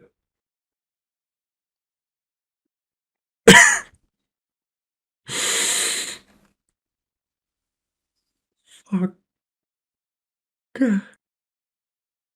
Hell yes. Fucking Spoonwort strikes again. Spoonwort destroyer of fucking chunks. I kicked my little heater over. As you guys might have noticed, I was pretty happy with the results. I wanted Temperos for so long. I loved that minigame. I played it during leagues and I absolutely loved it. So it's awesome that I actually got it. I didn't really expect it. I was kind of ecstatic when I unlocked the boat because that meant I was a little closer, but didn't get that. I never expected it to be during the same stream. So it's amazing, and we walked over a little march of victory over to Temperos. It was good, man, and the stream was popping. A lot of viewers at some point. I think we had 4,000 viewers on both Twitch and YouTube. So thank you all for coming out. It was awesome. And we were going to Temperos, having a few little rounds with the lads. And yeah, let's get to Temperos. I am excited. And we staved off the inevitable runecrafting chunk or farming chunk for a little while longer. Although I have to say that Temperos does not help us with runecrafting or farming, so that's kind of a shame, but it does help a lot with, of course, fishing, later maybe construction, because you get little construction XP. After I get a house, I can return and get some construction XP. And of course, last but not least, the cooking XP. You get a lot of fish from it, and yeah, very good XP. I love it. And here we are at Temperos, and before we can actually exit this chunk, we'll have to get all the uniques, meaning full spirit angler, which we can't actually get yet because we don't have access to fishing trawler. But that's okay, we only need the tackle box, the fish barrel, the big harpoon fish, of course the pet and the harpoon, which are pretty high, and the tome of water. In addition to all this, I also need 91 cooking to cook a manta ray, but with a boost from a chef's delight I only have to get to 86. And with that all being said, I'm gonna find out if I like mass worlds better or solo. I think you get a little bit more points for solo, but I'm gonna see which method I like best. Alright, so Limp here, back with the results. I've tried multiple methods. Some are pretty chill, solo methods. I also tried the firefighting method, where you let one side of the island burn to the ground and then you put out all the fires for massive points. Unfortunately, without the humidify spell from the lunar spellbook, that doesn't seem to be very viable for me, so I don't get that much points from it. And the solo method, I average around 10 permits, I think, and so it's not really worth it in my eyes to do the solo method. You might get a little bit more permits over time, but the chances of me fucking up, me not paying attention, and then Temperos goes to 100% and shoots hellfire and I have to return, is pretty high. So I think I'm gonna stick to mass worlds because it's not too bad if I fuck up, and I can, yeah, it's a lot more chill and it's not that much less permits per hour. So I'm just gonna stick to mass worlds, and that way I'm gonna get to 1000 permits, and after I get to 1000 permits I'm gonna stream me opening 1000 permits and we'll see what we get. Maybe we'll get lucky and I'll get a dragon harpoon early. That might help a lot with fishing at Temperos, but with my RNG track record I'm probably not gonna get it early. And with all the excitement at Temperos, you'd almost forget farming, but I don't. Just picking potato cactus and growing Crandorian hops because I'm out of wild bloods. And yes, 62 snapdragon's good. Hopefully I can get a high enough farming level so I can easily do the 3 patch chunk. 78 fishing, I started at 72 and I need to get to 81 to get the best rewards from Temperos, because that's how the reward pool is scaled. So before I get any rewards I need 81. Here we are at 80, almost 81 for the reward pool, and I'm almost at 1000 permits also. So when I get to 81 I'll be able to finally get some rewards. Getting 16k XP a day, and for me that's absolutely insane progress from like 5 or 6k a day just a little while ago. 63, what can we grow now? Belladonna. Alright, I got a lot of seeds of those, so it might be a nice little farming XP boost when we get to Draenor Manor. And on stream we got 81 fishing, and which meant that we could open the 1000 permits. Let's hope we get something good.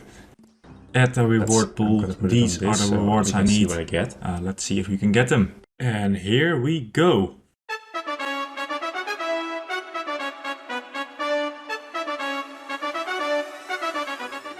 Ooh. Hell yes. Okay, that's good. First unique. Yeah. Good. The tackle box. That's gonna be sort of handy.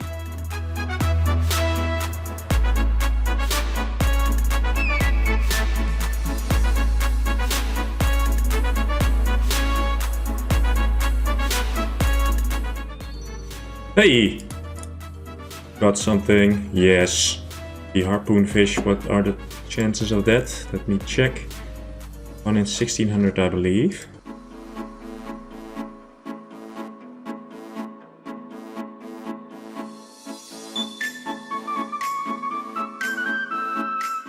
And that's a duplicate of the tackle box. Whenever you get a duplicate of the fish barrel or tackle box, you get 25 soaked pages. I'm not too fond of pages, but oh well.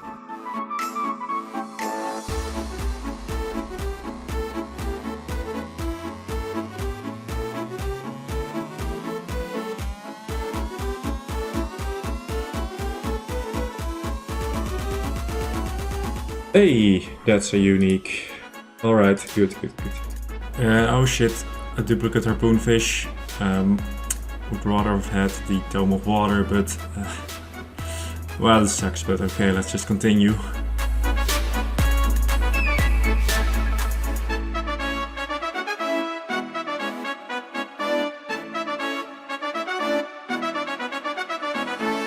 And that's it. Okay, so we got 3 uniques and 2 duplicates. All in all, it's a good haul. A lot of planks also. Planks is good for the construction XP, a lot of cooking XP. And of course seaweed. I forgot about seaweed. Seaweed is good for crafting, for making soda ash, so good haul. We're getting good rewards here. Can't complain, but let's also look at those caskets, because those have some valuable stuff in them. Here I am opening the caskets. A lot of gems. Opals, jades and topaz are some I can't get from anywhere else, so now I can have access to that jewelry type. Also dragonstones, pretty easy to get. I spent a lot of time getting dragonstones in the past, but now I have a good supply. So yeah, a lot of valuable stuff in there and I can't complain really. And 64 farming, that's good. Now I can actually plant potato cacti without boosting, so that might be helpful. But yeah, I'm getting a lot of farming levels, which is good. They take a long time, but I get a lot of XP and it's good for the future. Hello everybody, welcome back to the channel. It's been a little while, sorry about that. But yeah, I'm back at Temperos and I should be getting 85 right here. Last level I actually unlocked something I think, but that's alright. In the last video I did 1000 permits and now I'm going to 1200, so and see if we can get anything. I'm hoping at least a tome, but maybe RNGesus will have a little pet for us in store, you never know. I'm also still farming, harvesting potato, cactus and also farming Crandorian hops for that juicy farming XP. Let's see, 65, do we unlock anything? Herspori. I do have some Herspori seeds, but I don't think I'll fight it for a long time. And here I am at 500 kill count. Ah, that's a lot. But I'm on Mass Worlds, not on solo, so I get a lot more kills than if you were to solo it. And 88 fishing. I don't know what level I'll be when I'm done with Temperos. Might go to 99, I hope not. Because it'd be cool to get 99 when I unlock the fishing guild, but you never know. It's very rare, but sometimes I spot these fuckers, and let's see what they have. Ooh, dragon arrow. I don't have a dark bow, so very useless. 90 fishing, nice round number. The stats are looking very, very good. A lot of high numbers in there right now. And here we are as promised at 1200 permits. All the permits are redeemed on stream as a little reminder. So yeah, that's why there are so many people around me. And I'll cut in some commentary from the stream when I'm not mumbling like a deranged caveman, which I very often am. So let's get into it. Also. Fuck! Not again! 3 times. This is the 3rd I've gotten. Come on. And that's the Tome of Water. We can cross that off the list. Only need the pet and the harpoon now. And the Tome was an amazing little morale booster for the rest of the grind. Throw me a bone jagex. The duplicate. Okay, that's the RNG. Oh, come on. And of course we get these wonderful caskets full of goodies, and the opals, jades and red topaz are actually the best for me right now, because this is the only place I can get them right now. Especially red topaz is quite rare. And of course, as you can see, also get a lot of alcohols and gems. Price check, yeah, looking good. Okay, so we got some decent loot. Here we are back at the cactus patch. Let's see what we unlock. Cadentines. But wait a second, Dragon Imp. Oh shit. Let's get a net real quick. And it flew all the way in the dual arena. Can't get to it now. Yeah, I'm trying to lure it with my alt. My other alt doesn't have membership on it. And that one has dark lure, so trying to bait it with my Ironman, but yeah, it's not working. Been here for 10 minutes trying to hurt it, so okay, I'm giving up. Okay, I missed a level because of the wave, but 92 fishing, halfway to 99. Let's hope we don't actually have to go to 99, because that would mean that I would be here for a long time, and yeah, that's not necessary.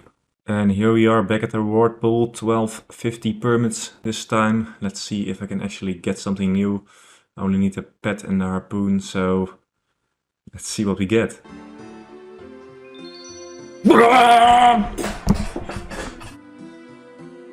Fuck yes! Hell yes! Spooned!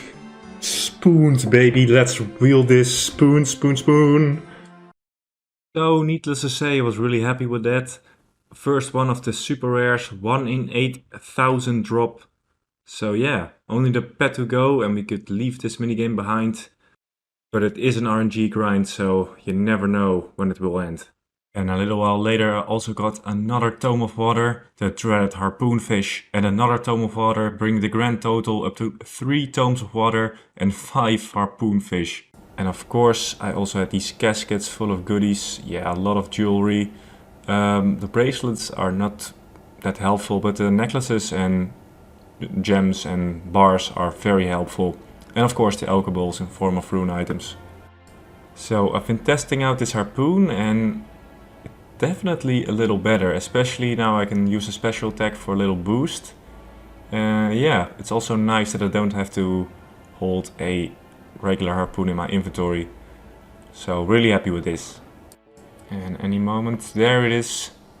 1,000 kill count at Temperos. Oh man, I'm going up to 1,500 permits, so I'll be here for some time. That will take more than a week, I think. And another farming level, great. I keep training farming because I don't know what the future will hold, and farming is probably gonna be a big hurdle for me in the future, so best to keep training as much as I can.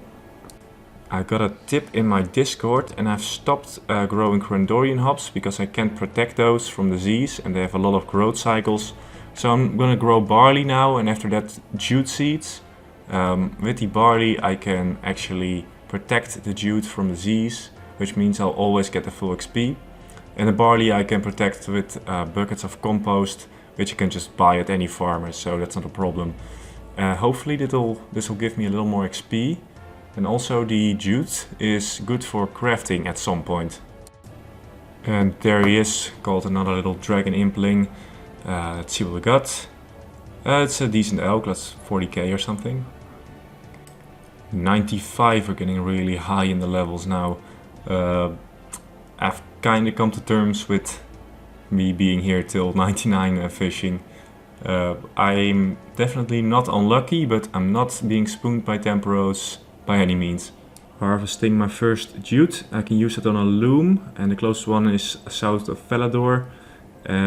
And that will give me some decent crafting XP, but that's for the future. Alright, 1000 permits. I can get like 300 to 400 a day, but 400 is excessive, so nearly there.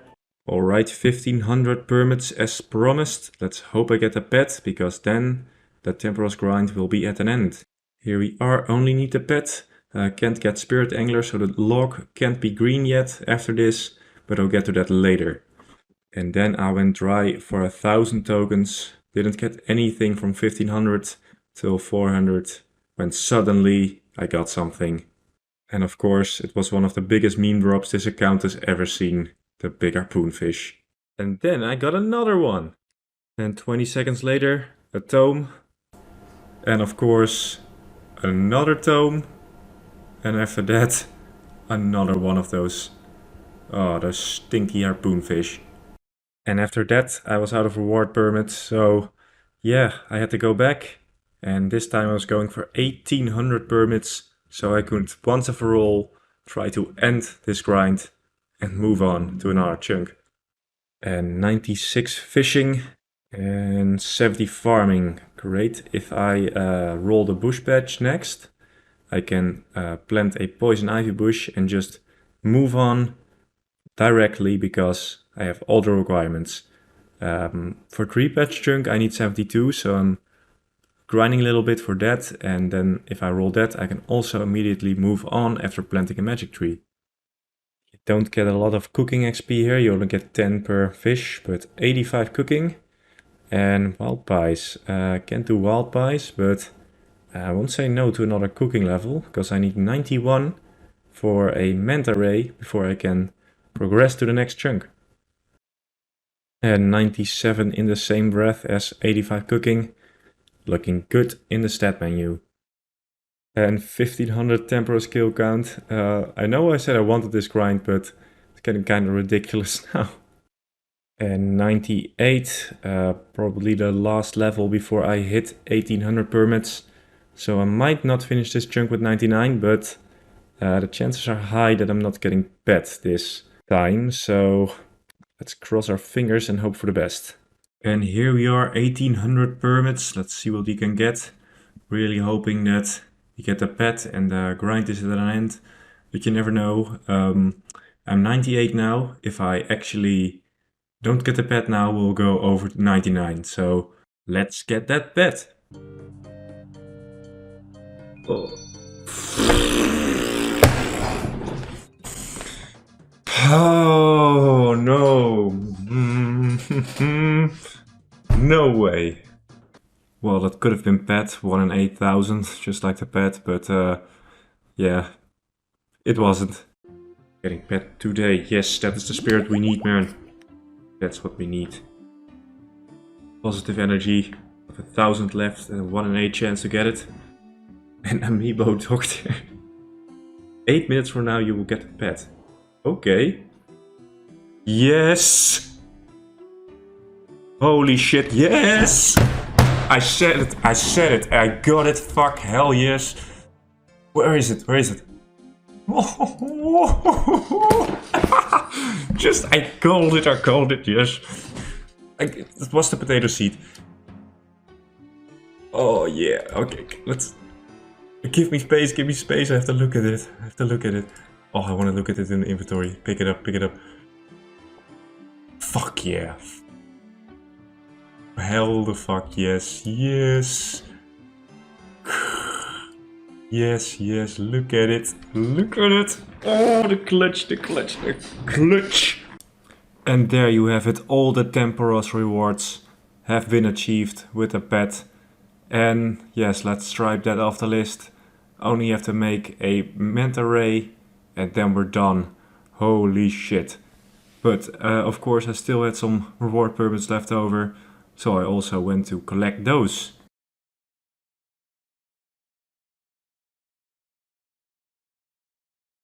Fucking fuck off. You can fuck right off. No. Holy shit. This is fucking... This is... Well, that happened. I have now 3 dragon harpoons and 1 pet. 1 in 8,000 chance for harpoon and I did 8,000 permits. So I guess I got spooned on the dragon harpoons. But this is the collection log for Temporos. I need Spirit Angler, but I can only get that once I get the Angler outfit from Fishing Trawler. And that's a long way off. But yeah, this is the rest of the loot I got from Temporos. A lot of fish, a lot of sharks, and manta rays and turtles is going to help me a lot with bossing in the future. And the other fish I can use for just basic cooking training. A lot of planks for construction eventually. And yeah, other than that, maybe the seaweed will be handy one day for glass blowing when I get a glass blowing pipe. I do have sand, I do have soda ash now, but yeah, no glass blowing pipe, so I can't use that yet. Okay, so all that's left is cook a manta ray, which requires 91 cooking. I do have a +5 boost from Chef Delight, but I got so many fish from Temporos that I might as well go the full way and just cook to 91. Should take a couple of days only. Maybe get 200k XP an hour. So that's what I'm gonna do. 90 cooking, it's gonna look nice in the menu. Alright, 1 more level and we can cook manta rays and also roll another chunk. Alright, here we are, almost 91 cooking. This was live on stream. And here we go, 91. I was a little sick on stream, so you might hear me cough a little now and then.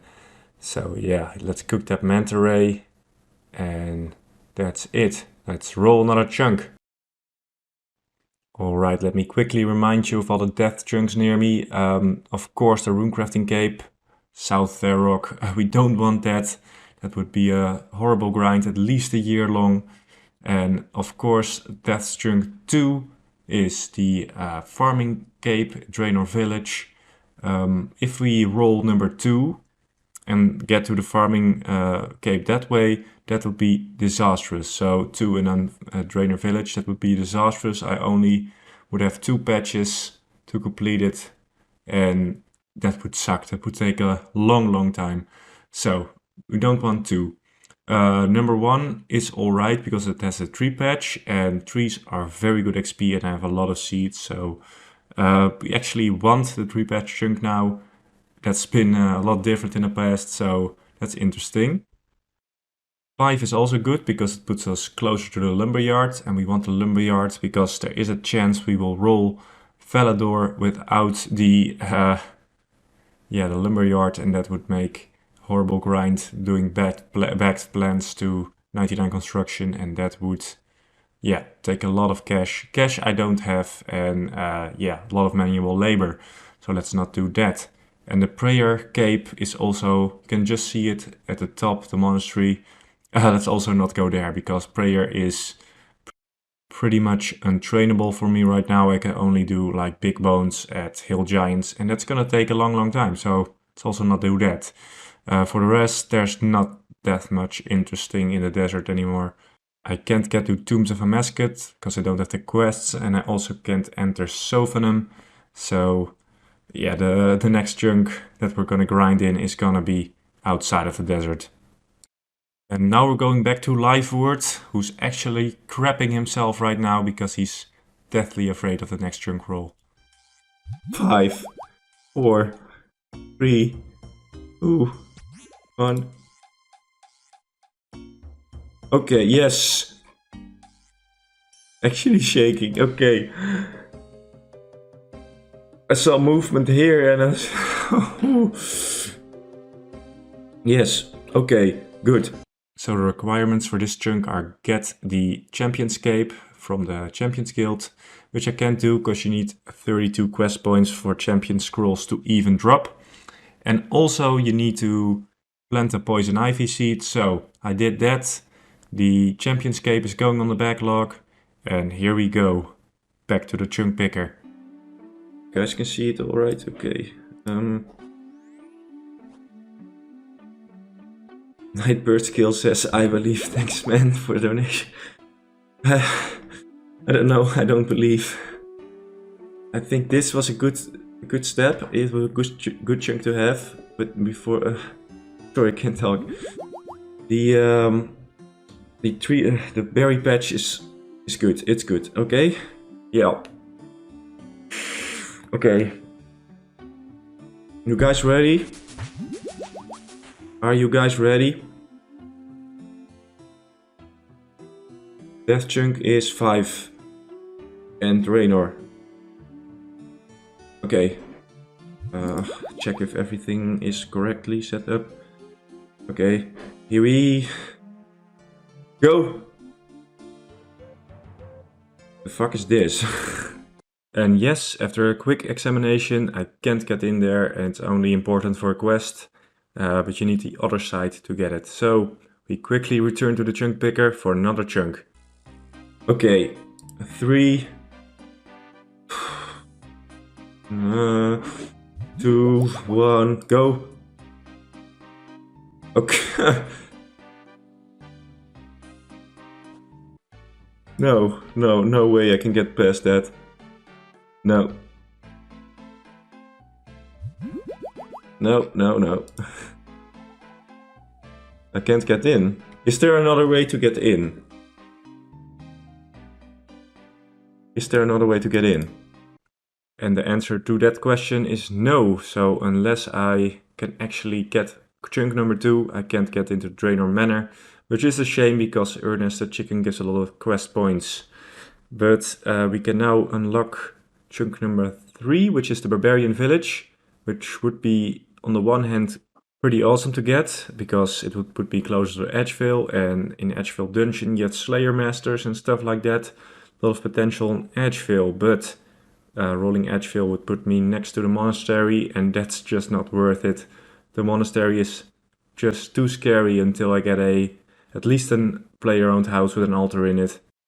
Also, I do have to say something about the next chunk roll. It was done on stream, and the stream was lagging, so when I actually rolled the chunk, we hit a big lag spike for some reason, and it just really made the chunk roll look weird. So on stream it looked weird, but I actually record my streams in Streamlabs, so you guys can see the lagless version from my hard drive. And for the people that were concerned about that, I hope this clears it all up. Yes. 5, 4, 3, 2, 1. Oh, okay, that's like going like this. That's this is good. This is good. Yes. Only monastery is very scary. That's the ending. That's fucking the end of the account if I get there. That's not fucking possible. Okay, so that's scary. We have we have 3 scary chunks right now. Hello everybody, welcome back to the show, and also welcome to Barbarian Village. The village where we need to get a Skull Scepter in boot, which is not that hard, and also the fighting boots. We also need a set of shade robes, and that's it. After that, we're off to the next chunk. But even though Barbarian Village doesn't have that many chunk requirements, it does have some other interesting stuff. For example, Minotaurs, Catabombons and Ankus all drop Pure Essence, and before this I could only get Pure Essence from Essence Implings and Puro Puro, which is a pain to do because the spawns are very far apart and they fly away. You need an ult, so it's a pain in the ass. So later in this episode I'm gonna test how many Essence I can get per hour, and That way we can see if we have a viable alternative to essence implinks, and maybe it will make the inevitable 99 room crafting chunk a little less bad. But for now, let's just get into it. There we go, the bottom of the scepter. Already got the skull half from the minotaurs. Pretty good, going really fast. Now let's head off to the green cow lion things with the impronounceable name. Alright, and the top of scepter, nice. I killed like 60 of these guys and also got a little pure essence, so very much appreciated. And at long last, I got my 10k from the stronghold. Most accounts start off here, just get a little bit of cash before you do anything, but this is also okay. Okay, so these shades drop rope bottoms and rope tops, and I need those because they're unique. They are only dropped here. These are former random events. They hit pretty hard, they're a high combat level, but there's only a 1 in 4 drop rate for all the pieces, so shouldn't take too long. Also, I'm gonna kill these zombies here, because those are really interesting. Also a former random event, and they actually drop dragon bones. They actually drop a lot of bones, as you can see. So this might actually be the best way for me to train prayer right now, if I ever, God forbid, but if I ever get the prayer chunk, so the monastery next to Edgeville, because that would be a disaster. But yeah, this would make that a little easier. Still a horrible grind, but a little easier maybe. The other ways are of course camping hill giants and trying to get dragon imps, but dragon imps are so rare. You can spend an entire day in Puro and you might see 2, maybe 5 if you're lucky, so that's not gonna cut it. I had a bank, but I got 2 room bars from a magpie imp, so thank you very much. And 20 shades later, I finally got the top. Okay, so we're done with these former random events. Let's actually complete the totem. I am dropping the shade robes because I don't have any use for duplicates. And I got it on the second Anku. Nice RNG. Okay, so now I can actually make the skull scepter and imbue it. Let's actually make my way to the center, and yeah, that's almost it for this chunk. And bada bing bada boom, skull scepter. So I got the fancy boots. I always got them as a 10-year-old, so I thought, what the hell, why not? They have the same stats as bronze boots and I have iron boots, so I'm never gonna wear them. But yeah, I'm gonna talk to this guy, and if everything's alright, he should imbue my scepter. I am gonna try to obtain a few fragments so I can actually recharge it. Alright, invoke this, and this should be a hard task. And with that done, I'm gonna try to get as much pure essence in 1 hour from minotaurs. I'm gonna use melee. I think if I use darts I could get a little bit more kills an hour, but I kind of want melee XP right now. I already have 99 range, so yeah, I'm gonna stick with the rune sim, but I'm really killing them quite fast, so let's see how many I can kill. And also I'll get some skull halves, and I'll be able to make bone fragments from that, which should keep me supplied with scepter charges.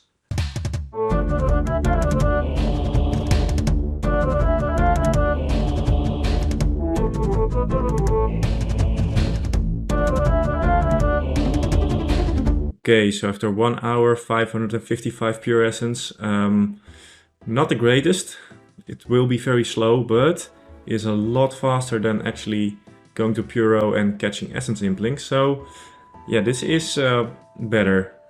But it's still gonna be 1600 hours of killing minotaurs as it stands, so not the greatest. So let's hope we can still postpone the runecrafting chunk for a bit.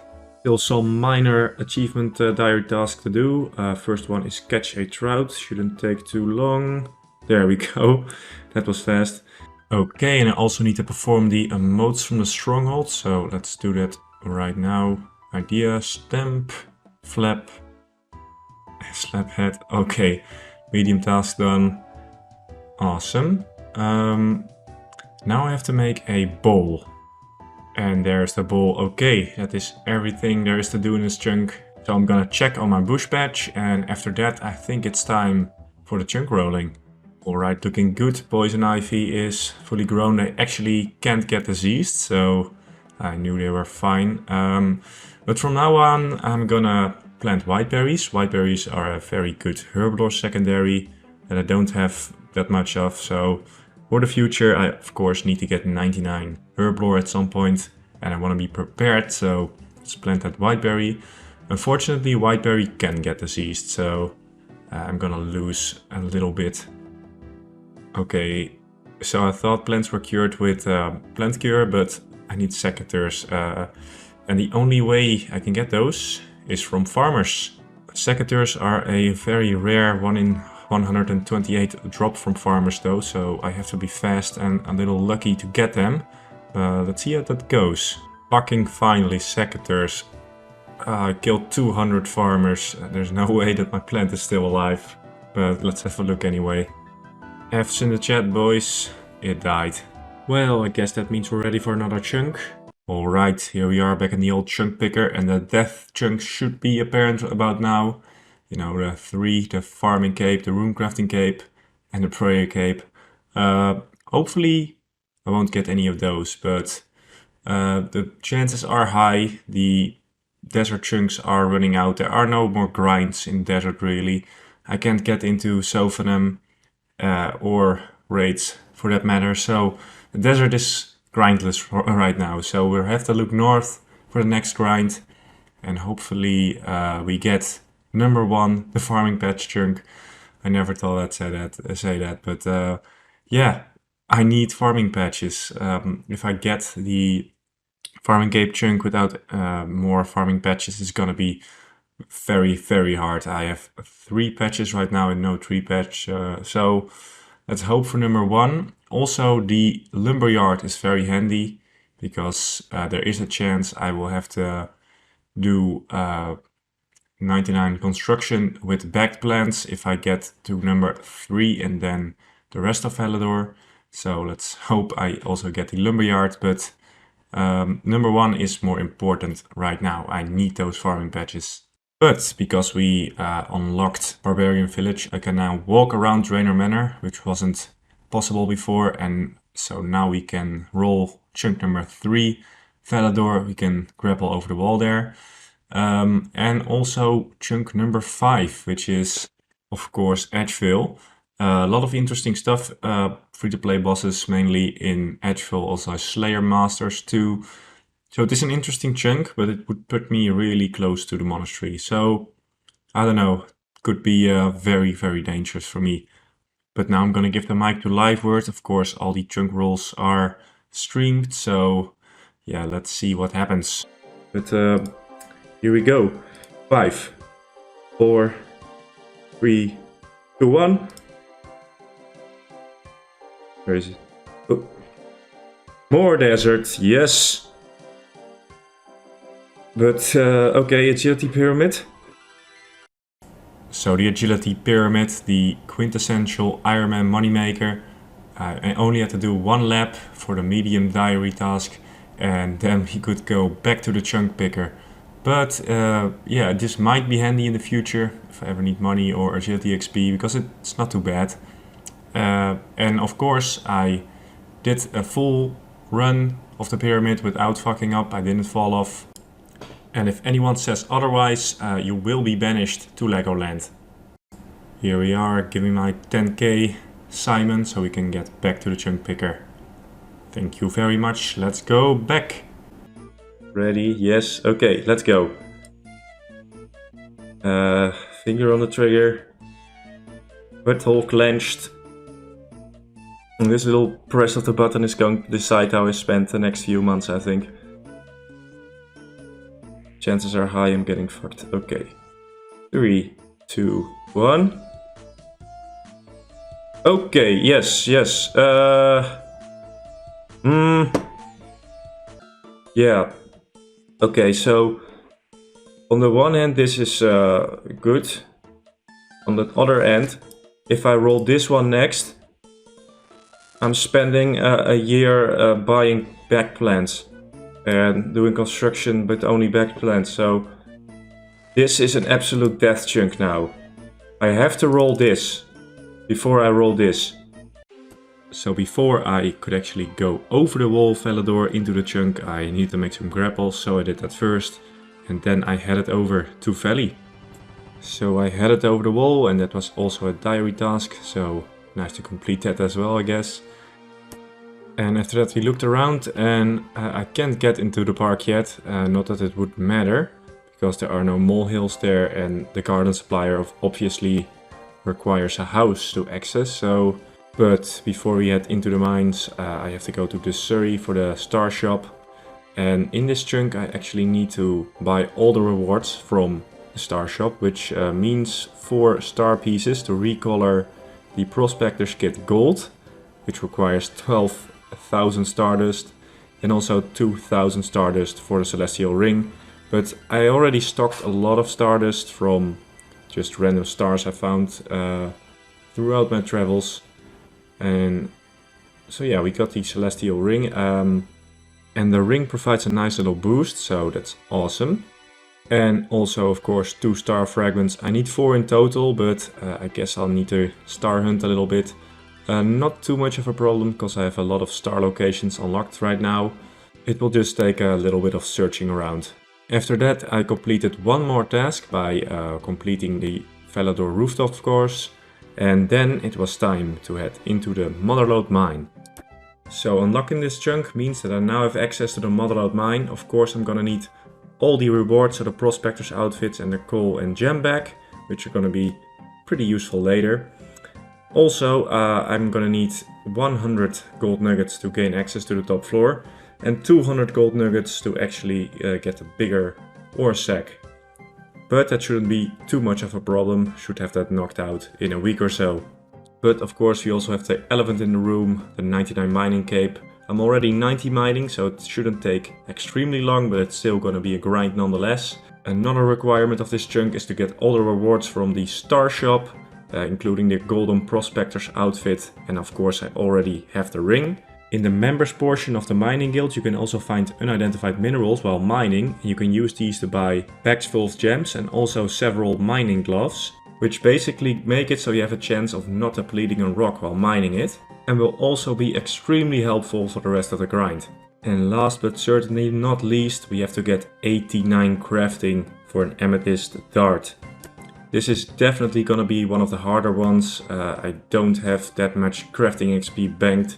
Maybe a couple of 100,000 XP, not enough. I need over a mil XP in crafting to get to 89. So basically the plan is to use the gold ore I'm gonna get from Motherlode mine in combination with gem bags I can buy from the unidentified mineral store and the star shop to make jewelry until level 87, and after that I'm gonna get to 89 crafting by using the amethyst I'm gonna mine here after I'm done in the Motherlode mine. It gives decent XP, and by the time I reach 99 mining I should have enough amethyst to complete the crafting goal. But yeah, you can only get like 100 amethyst per hour. It's very slow to mine, so that's gonna slow down the process a little bit. So those are all the tasks I have to do in this chunk, but the more perceptive ones among you will have noticed that there's one missing, and that is of course craft an Amulet of Fury. It is possible for me to get an uncut onyx from a bag full of gems, which are sold by the Motherlode mine shop, the unidentified minerals shop, and the Stardust shop, but it is incredibly rare. The actual drop rate is 1 in 2.5 million from a bag full of gems, and I did some calculations, and it turns out that even if I were to play at peak efficiency for 24 hours a day, it would take me 500 years before I get 1 uncut onyx from a gem bag. But to illustrate this a little bit, if George Washington, from the day he was born till 2022, devoted himself to the RuneScape grind 24/7, instead of being a little rebellious rapscallion, he would have 0 uncut onyx. If Genghis Khan did the same, he'd have 1. And if the good lord himself had a sweet little gaming rig in that cave of his, he would have 4. So excuse me, but I'm not gonna dedicate the next 20 generations of my family tree to this grind. I'm just gonna say it's a meme drop rate. It was a rule in the start of this series. I said some grinds are just too ridiculous, and this is certainly one of them. Okay, I've been putting in some work and now I have 101 nuggets. Yeah, so I'm gonna gain access to the upstairs area because that's a lot more relaxed while training, because you can mine the same rock and not have it despawn. That only works in the upstairs area. So yeah, this is the first thing I'm gonna unlock. After this, we're going for a full prospector. And you might be asking, why don't you unlock it one piece at a time? And no, that's less satisfying. I'm gonna do it this way. Was on a farm run, but found a little star. I'm still gonna need some of these stars, so might as well stay here and mine it. And there we go, star is gone. And 900 stardust with a dragon pick, and I get a lot more stardust, man. I did 90 mining with a black pickaxe and it was really slow. Got a book of knowledge and I'm really not sure what to lamp, so I'm gonna put it on Slayer because that's the one thing I can train, and I still need a Mystic Light Head from a wall beast at some point. So might as well lamp Slayer right now. And here we go, should be the first mining level in a couple of years. Alright, feels good, man. Good to be on a mining grind once again. Alright, this is it, 180 golden nuggets, and that's enough for prospector armor. Let's just buy it. 2.5% boost. Alright, only need a gem bag and a gold bag and the sack upgrade. And then we're done with the monologue mine. Also might as well make these pieces gold, because it's gonna look nice. Regular prospector ain't that flashy, but look at that. What a beautiful boy. So I was really confused what task I had completed, but apparently I had to enter the mining guild wearing full prospector. So yeah, I just did that. Not gonna lie, I forgot about that task. And in a few moments I should be... There we are. Halfway done with mining. I can now mine amethyst. Yeah, amethyst is gonna... Ooh, that's gonna be rough, man. And 200 more nuggets. I'm gonna get that sack upgrade before I get bags. Cause why not? It helps me with Model Up Mine, and otherwise I wouldn't get any use out of it. If I unlocked it at the end of the Model Up Mine grind, that is. Look at that, 7 nuggets in one batch. Not bad. Level 93, and that's probably gonna be the last level at the Model Up Mine, because I'll be done soon. Okay, that's it. We're out of here. Let's get these bags. The coal bag is actually really useful, and the gem bag might also be kind of useful. I'm not really sure in what scenario yet, but the coal bag actually can be used while smelting, so yeah, not too bad. Well, we can stripe that off the list, because I have all the Model Up Mine items. So I wanted to take a little break from mining, so I'm seeing how much crafting XP I actually have banked. I have 1500 black dragonites from magpie imps and ninja imps, from the whole Puro debacle. So I tanned them all, and then I was gonna make them into black dragonite bodies, because later those will be very nice alks, like an entire stack of like 500 black dragonite bodies. Should give me a lot of that should give me a lot of RuneScape Bitcoin. Alright, and those were the last ones, and those are 500 black dragonite bodies. So I gained 128k XP, not the greatest, I was hoping for more of course, but I also have a lot of opal jades and red topaz from Temporos. I'm not really gonna touch the red topaz yet, I'm not gonna make it into jewelry, because I'm not sure what to do with it yet, and this Temporos is the only place I can actually get it from until I like unlock Ramja, so gotta be very careful with those. But the rest I'm gonna make into jewelry. And the last of the gems cut. Okay, so I'm gonna make it into jewelry. Dragonstones I'm gonna make into glories. Diamonds into amulets of power. Rubies also into amulets. And the emeralds into binding necklaces for rune crafting later. The sapphires also into amulets, The topaz gonna leave alone. Jades also into amulets, and the opals into necklaces. Some people have told me not to make jewelry out of the rubies and diamonds for bolts later, but I still have a lot of them. And at this point crafting XP is a lot more important to me than maybe potentially using them on a boss in the future. And I'm gonna get a lot of diamonds, because almost every creature drops gems nowadays, so not a problem. And here we are, 85 crafting, can now make amethyst arrow tips, but I'm not gonna make those because the javelin heads are way more valuable at 87. So from 87 to 89 I will make the javelin heads, because those are more valuable. And here we go, last of the jewelry, out of silver bars, but that's okay. So I'm out of gems, but I still have some flax left, and of course I still have my 10k balls of wool from the very first chunk crafting grind. And I also strung all my amulets for 2.5 XP per string used. And yeah, now I have a lot of amulets, strung amulets. But in total I almost got 400,000 crafting XP, so I had a lot banked. But it's not nearly enough, I still need 4 levels. So yeah, for now I'm gonna go back to the mining guild and I'm gonna start mining amethyst. So I'm here mining amethyst and this is gonna be my home for a while. Found the dragon impling on my farm run. Let's see. Ooh, that's good XP.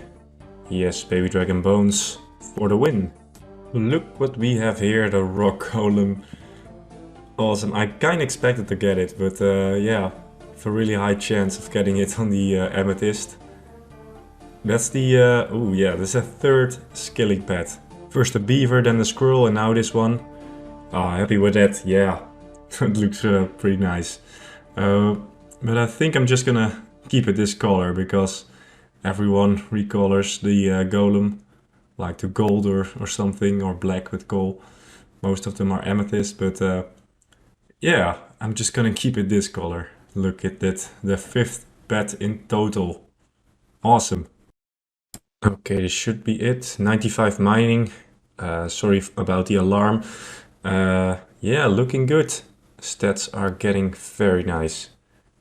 I think I finally have enough minerals for the gloves. Yes, 240. Okay, so I'm gonna buy these two, mining gloves and superior mining gloves.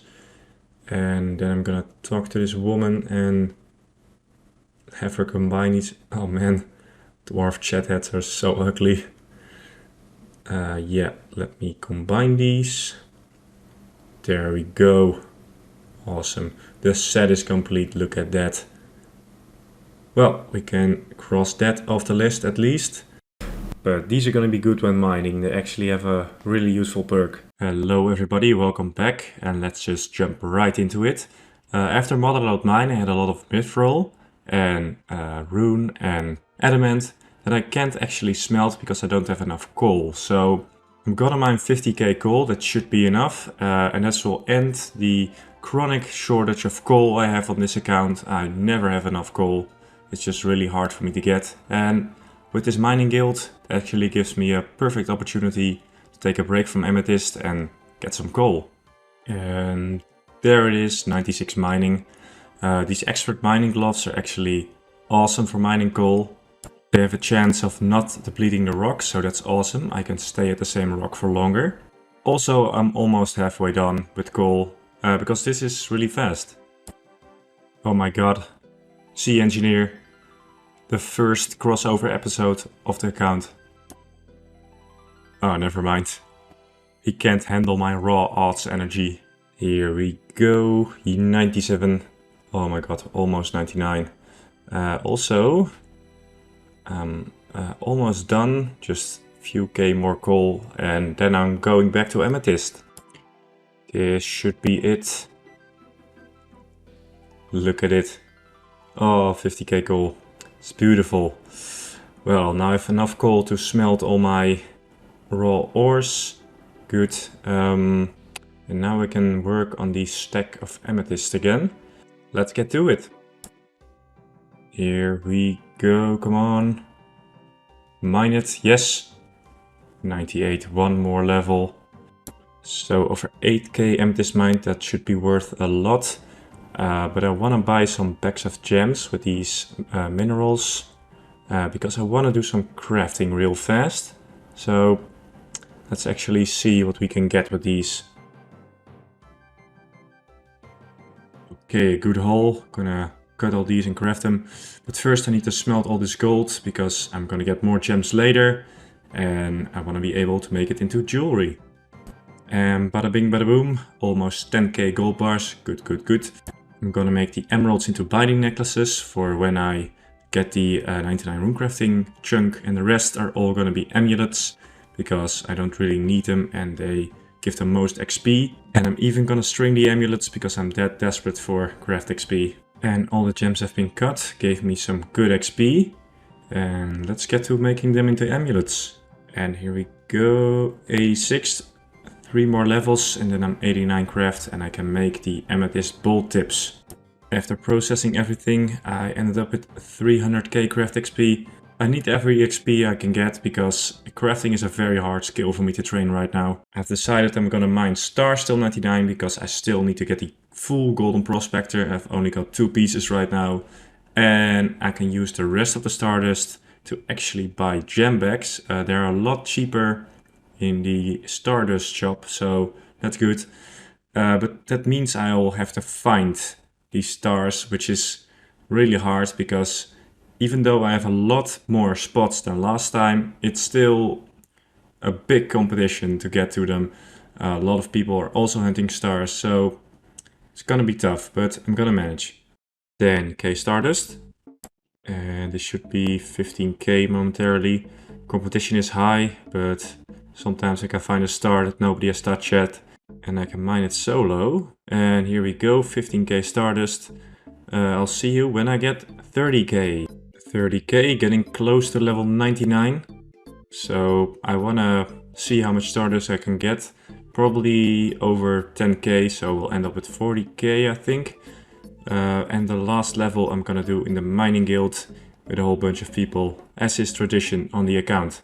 Okay, here we are, overshot 40k a little, but that doesn't matter. That just means more bags of gems for me. There we go, I'm gonna turn these in to complete golden prospector and get a lot of gem bags. For crafting, of course. Crafting is really important. Here we are in the store, give me those fragments. Careful not to buy 50 or something. Here we go, now I can complete my set. There we go, the boots. Yes. Oh man, it's gonna look good. Let's put that on, look at it. Yeah, awesome. So we can cross that off the list and let's buy a lot of gem bags. 36k left, that is a lot.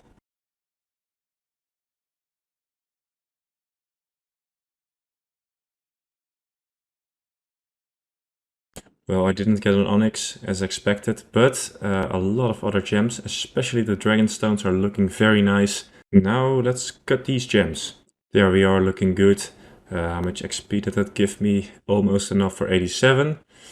320k XP just from cutting. Not bad.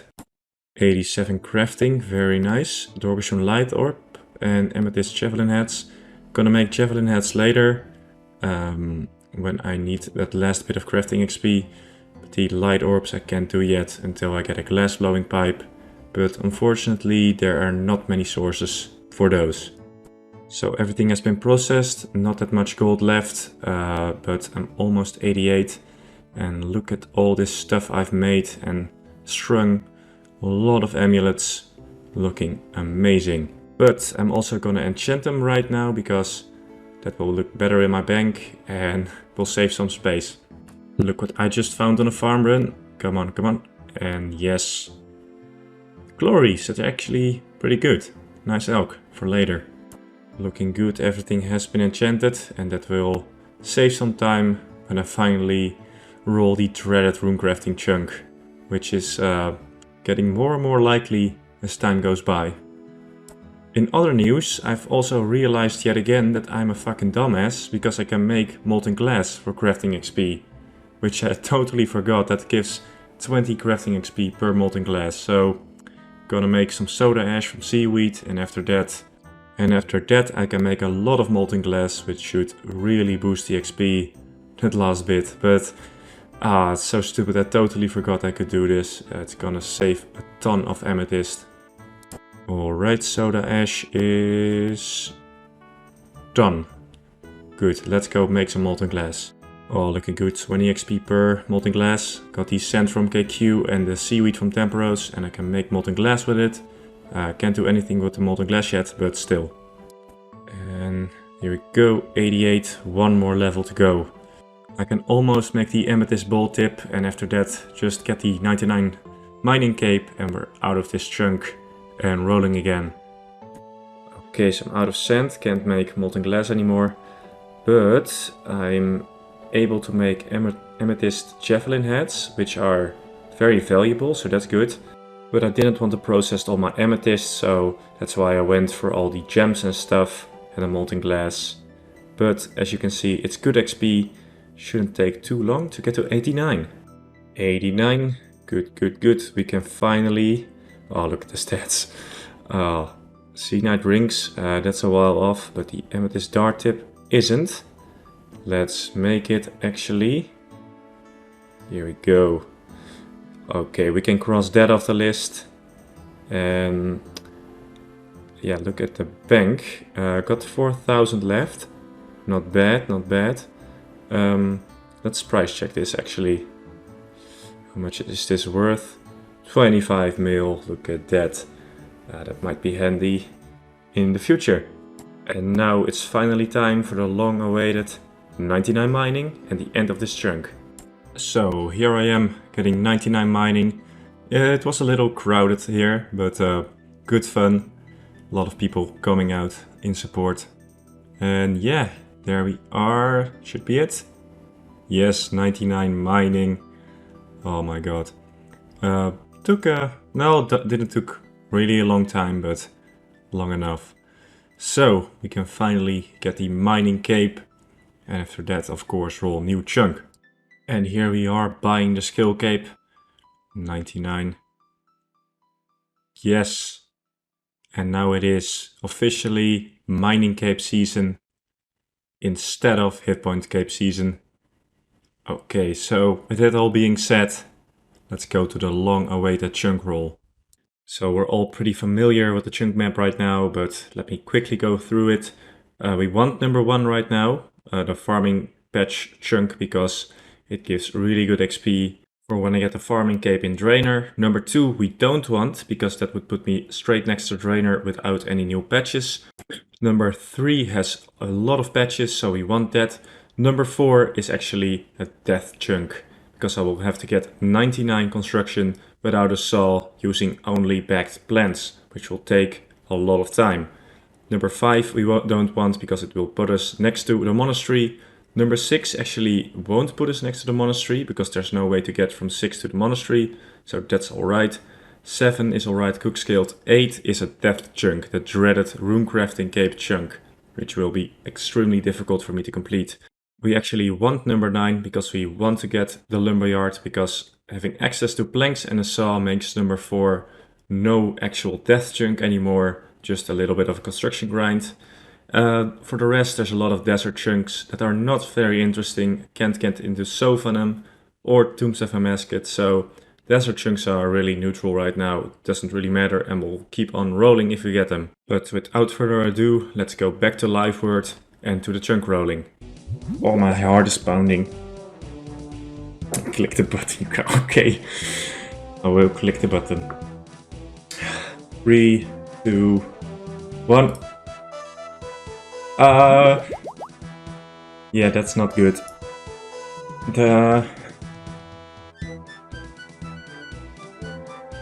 That's not good.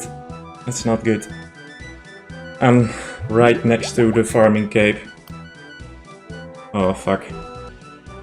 If I roll this one, it's a 2-year grind at least. Shit. And with that scary thought in mind, we opened the chunk and went in. There actually is a Slayer Master called Spria in here, which is fairly new, but I can't access it until I start a quest, which is in Draenor, and I can't get to Draenor yet. Another funny thing about this chunk is that I can now enter Draenor. Before these trees were in the way, but now I can walk around and actually enter the manor. But I can also now start Ernest the Chicken, which is a good quest because it gives a lot of quest points, and with quest points I can maybe someday enter the Champions Guild and do champion scrolls, which should be a lot of fun. During this quest I also planted some belladonna. Strictly speaking I had to wait till it was fully grown, but after this we went straight for the roll anyway because it was just an arbitrary wait time, which was quite annoying in a stream. And here we are. Ernest Chicken complete, 4 quest points. That is a lot of quest points. Awesome. I can also enter the Killerwood plane right now, but I don't have insulated boots or the Slayer level or a way to train Slayer or get insulated boots. So I'll have to do that another time. That goes on the backlog. And here goes the last task I have to do in this chunk. Make an adamant plate body. And yeah, after this we were done in the chunk and we would go for another chunk roll.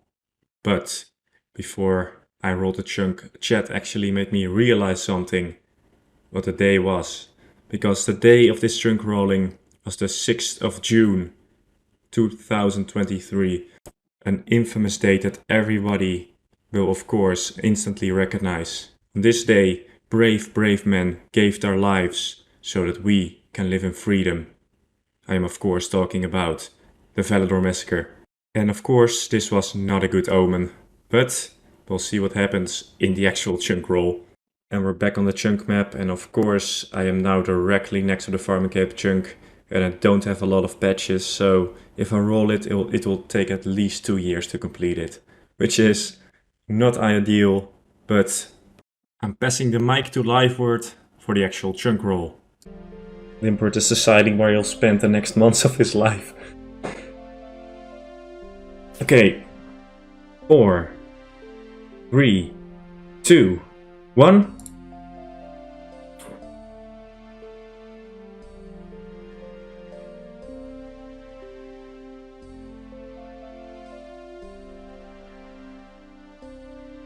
Oh. 99 construction without a saw.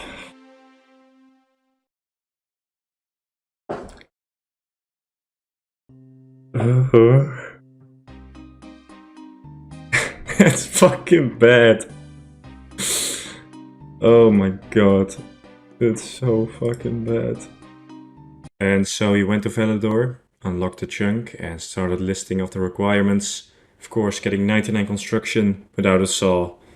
Having a mole pet from the giant mole and 70 prayer to get a crest from Serenity. And at some point I have to equip full white armor, but as of right now I'm not able to do that yet. But of course the big requirement of those is 99 construction, because how the hell am I gonna do that? I can't get a saw from anywhere, I can't buy it from the lumberyard, there's no spawn for it. I can't get it from a tool store in a POH, because of course you need a saw to build that furniture. So the only way is to get over 400 million gold and buy backed plants from the garden supplier in Valador Park, and then plant a lot of backed plants in your house. And it's gonna be, yeah, it's gonna be rough. But there is one upside for this chunk, which is that not only do backed plants give construction XP, but also farming XP. So I'm gonna call it, if I complete this chunk, farming is no longer a death chunk. We've eliminated the death chunk by doing a death chunk. That is the one saving grace of this chunk, but this is gonna be fucking rough, man. As of right now, I don't know how to do it. I have no clue. So that's what we're gonna find out in the next video. How am I gonna get 400 mil on an extremely restricted Ironman? Hello everyone, welcome back. I've recovered from last episode's, well, unfortunate events, and now I'm full of courage and the will to solve this death chunk, so let's get down to it. First rule when you need money is liquidate your assets, and that's what I'm gonna do. I'm gonna sell every little thing I have in my bank that I can miss. So all this low level gear, for example, I held on to it for some reason. And I'm just quickly gonna sell all my trash to like the general store because I don't really care much about it. It doesn't really help me that much. And after that, I'm going to elk all the stuff I got from all my grinds over the years. Like I got a lot of rune stuff from KQ, dragon items from Implinks, which I can't use, so we'll just, yeah, elk them. And yeah, just get rid of all my all my stuff, fortunately. Because I need that money. I need 400 million gold to finish this chunk, because I need to buy like 400,000 bagged plants from the garden cellar in the Vellador Park. So can't afford to be sentimental. Just gonna grab all this stuff and offload it. So let's get to it.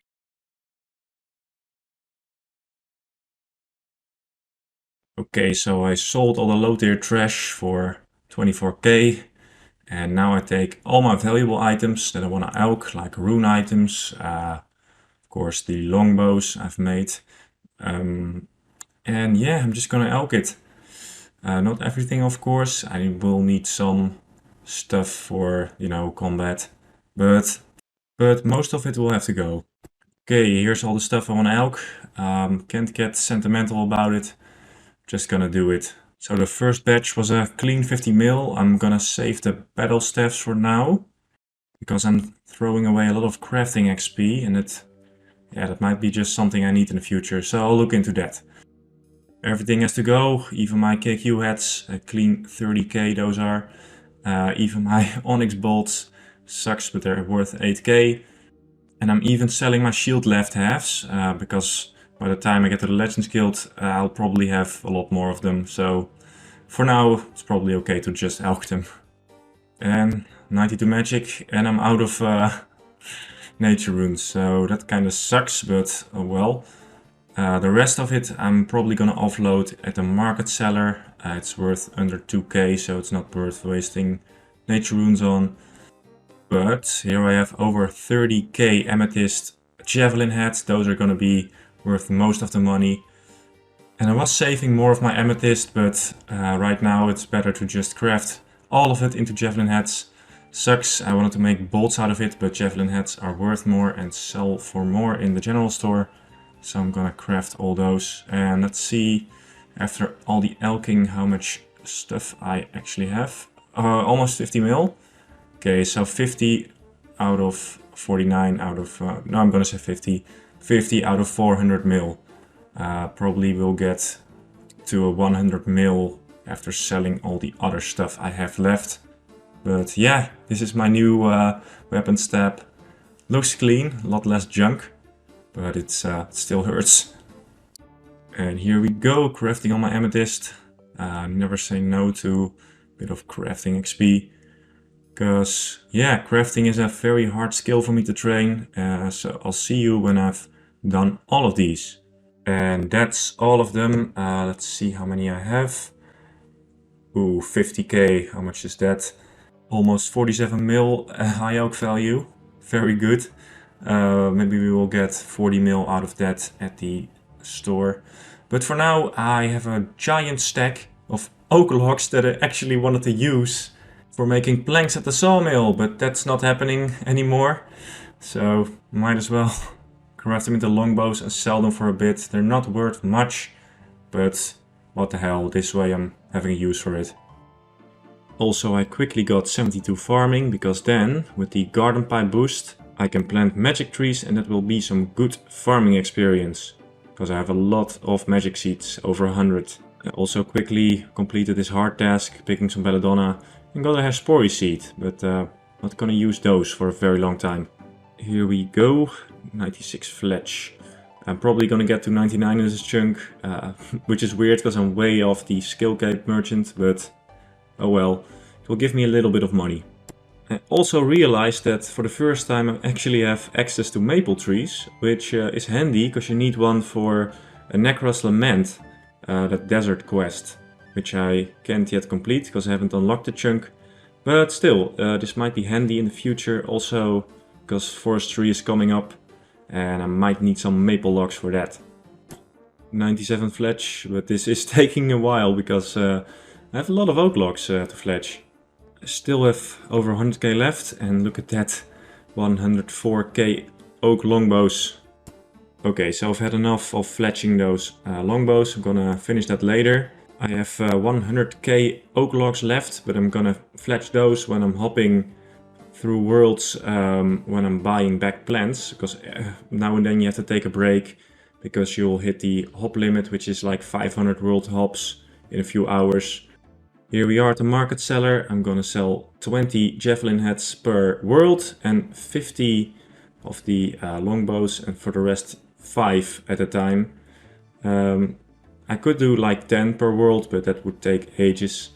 Also offloading all my unsold heads because I'll never use them. I'll hit 99 prayer before I hit the dark altar, so kind of useless to me. But this is gonna suck because this is heavily botted. There are a lot of bots offloading their shit and of course other Ironman. So yeah, this is gonna be not too much fun. Normally I would never do this, but I'm strapped for cash, so I'm gonna sell all these hard-fought runes from Implinks.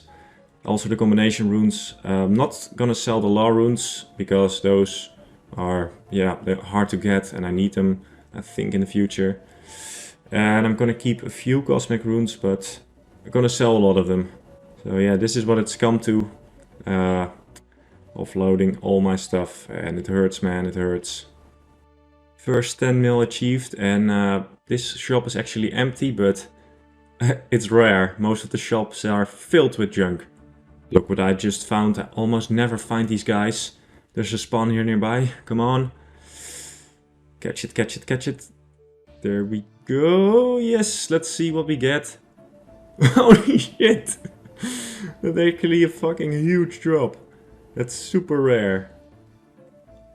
Oh, that's the funniest drop because, yeah, you swagger like an idiot. Oh, that's cool. I've almost no clue scroll rewards, so I'm happy with that. That's actually amazing. A fine addition to my collection. Loads of implinks today. Yes, I can flash those. Will be a decent sell. Can't use those right now because I don't have a dark bow. So I'll just sell them for now. Oh my god, another lucky. It's Christmas today. Let's see. Fuck. Oh, I got coins. I don't even know how much because of the stack. Ah, that sucks. Here we are. The last javelin heads. It took me 6 days to sell all of it. And those were not fun days. This wasn't fun. I fucking hated this. Oh man, I don't want to come back there. It would be fine just hopping and selling, but you're competing with so much crap from other people. And I have a feeling that over half of them are bots, just offloading junk. So definitely not an enjoyable experience. Let's go see how much money I have, I guess. Alright, let's see. Oh, the bank is so empty. 107 mil.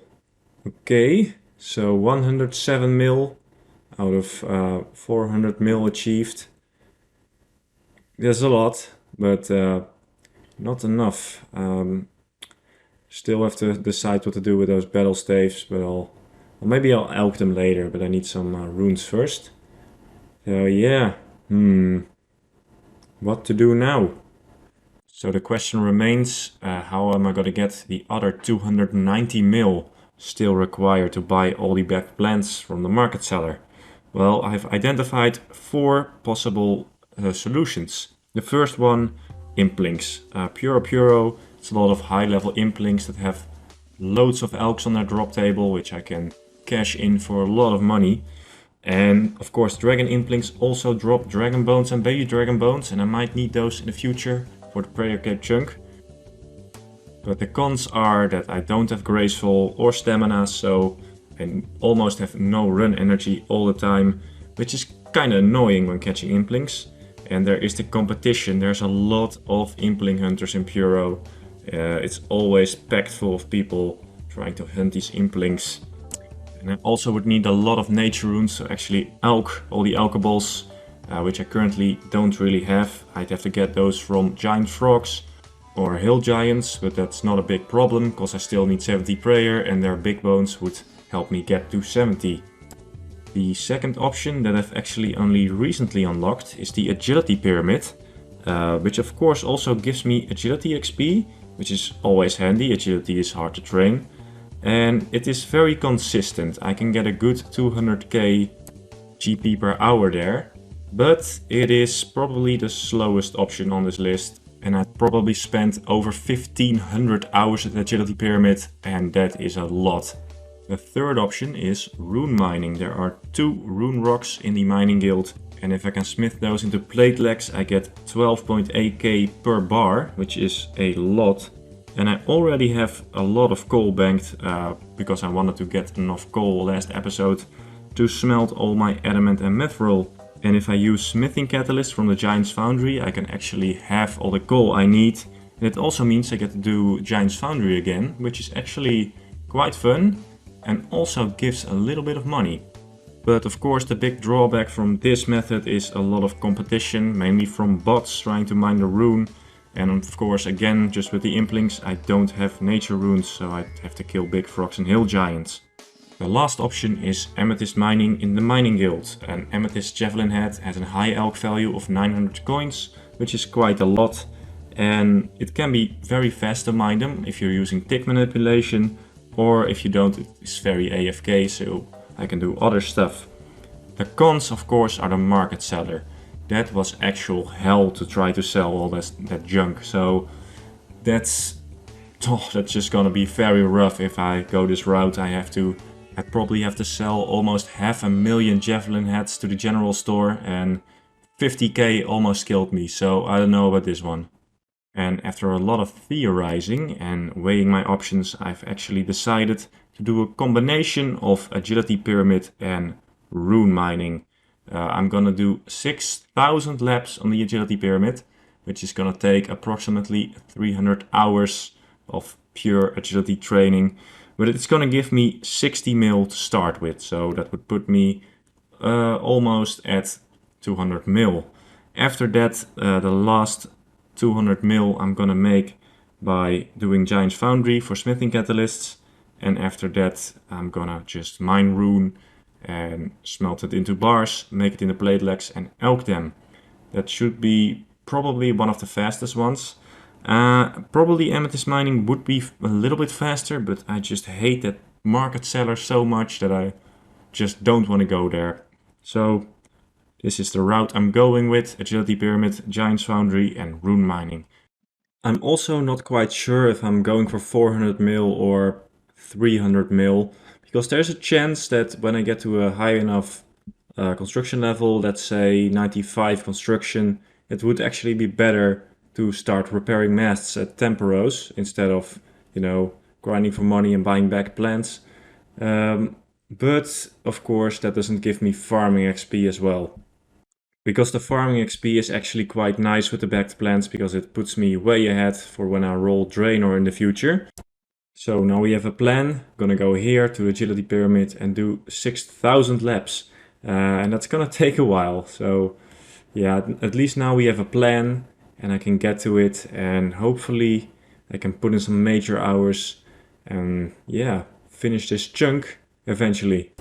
Welcome back. I'm starting off with level 80 agility, getting a nice little cash stack going here. In total I'm going for 6,000 laps, should get me a little over 98 agility, so really high level, and should get me 60 mil in total, which brings me closer to 400 mil of course. Hey, an XP lamp, don't see those too often anymore. Put it on Slayer, because I can't train Slayer. And I still need level 30 and 37 to kill wall beasts and killer watts. But they are chunk tasks, so I need to do them in the long run. But of course I can't train them, so I need to use lamps. When I'm not doing agility pyramid, I'm killing giant mole. I'm only doing it on stream right now, because it's a nice little you know, vacation from Agility Pyramid. At first I tried the Colossal Blade from the Giant's Foundry, but I quickly found out that it really sucks at mole. It just doesn't have the accuracy. So at some point I went with crossbow and ranged with diamond bolts, and that ripped through mole. So I used ranged for all of the kills after the first like 10 or so. In this video I won't show much of the mole drops because, as you can see right now, they really fucking suck. The only interesting things are of course the rune med helm and the U-logs, that those are worth quite a lot. And of course the mole parts that you can trade for bird's nest at the Wise and the Gardener in Felidor Park. But I'll trade those in after I'm done with mole, after I get the mole pet, because that's the only drop I need right now. Because then you get like a big opening and that could be really fun. By the way, I also am kind of cheesing mole because I don't have the Felidor Hard Diary, but mole is really annoying without the mole locator, so I'm using my alt, which has done it. And it's following me, so I can look on the second screen and see where the mole is. I know that's kinda cheap, but otherwise mole is just so annoying. So of course the first mole kill was a Felidor Diary task. And in the second kill I actually got a combat achievement. The combat tasks from mole are actually really easy. I completed them without really thinking about them.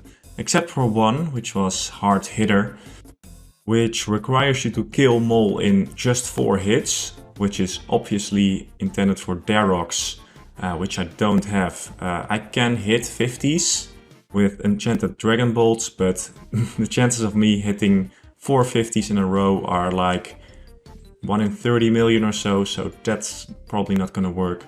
So I haven't figured this one out yet, but there might be a solution to it. I just thought about something. It might be a good idea to actually carry a Torstal with me while I'm doing Agility Pyramid, because I might as well get some staminas from the Dr. Jekyll random event. And when I eventually get a saw, I hope I can build a rejuvenation pool.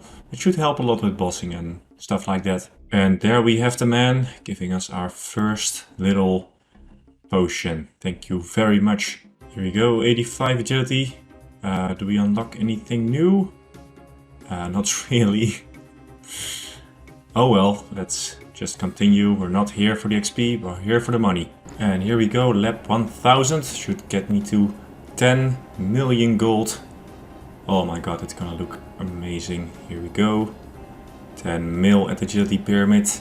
I don't think many people have done that actually, so yeah, pretty cool. Hey, yeah, would have been followed. Yeah, got pet at like episode 6 of this series at the Alcarat course. Was pretty lucky then. But it's pretty common here at Agility Pyramid, so I'll probably see that message again. Maybe a few times. Oh my god, 2000. Here we go, 20 mil. I'm starting to think that this was a mistake. Jesus Christ. It's so mind-numbing here. Oh my god. But I've made my bet, I'll lie in it. And I'm gonna get that 60 mil. You watch me. 90 agility, RD course. That's probably the only course I can get a good amount of Marks of Grace from right now. Which sucks because it's a long way off. So if I need those Amethyst crystals, I'm kinda screwed. A number 2 of the potions. 2 out of 10. Not too shabby. Halfway to 99, baby! I told you I'd get another one. Pet number 3. Got a little dragon implink tip. Really hoping that it has some dragon bones or baby dragon bones. So those would be really good for training prayer when I get to the monastery and have to get 99 prayer. But you never know with these, so let's actually see what's here. And okay, dragon stones, not too bad. I can use those. Okay, lap 3000, halfway done. I still need to do like 200 hours of this. Probably gonna take me 40 days in total. Got a little tip on Reddit that you might be able to get the hard hitter combat achievement by using poison on the giant mole. So if you can poison it twice with the dragon spear, which has a 1 in 4 chance of poisoning on a successful hit, I might be able to get it. But it's still going to be hard because it's not going to be poisoned at every hit. There it is, poisoned. I'm gonna try to get it killed with 2 hits, but of course I'm gonna wait a long time for it to poison down. Takes like 8 minutes to stop the poison effect. Failure. Yeah, I hit it too many times. It won't work right now. I'm gonna just finish it with the Colossal Blade and guess try again. Okay, so this isn't working and I've wasted so much time on this. The poison chance is just too low. So, plan B, I guess. I'm just making some enchanted emerald bolts, which have a 55% chance to poison your target for a 5. So if I can pull off 3 consecutive poison hits, then I might be able to do it. But let's see. I don't know if this is gonna work, but I might as well try. Okay, attempt number 4. Let's see. I poisoned it once, just to wait for the poison to go down and try 2 more times. Okay, here we go. Second poison. Yes, successful. You can see by little green smoke around it.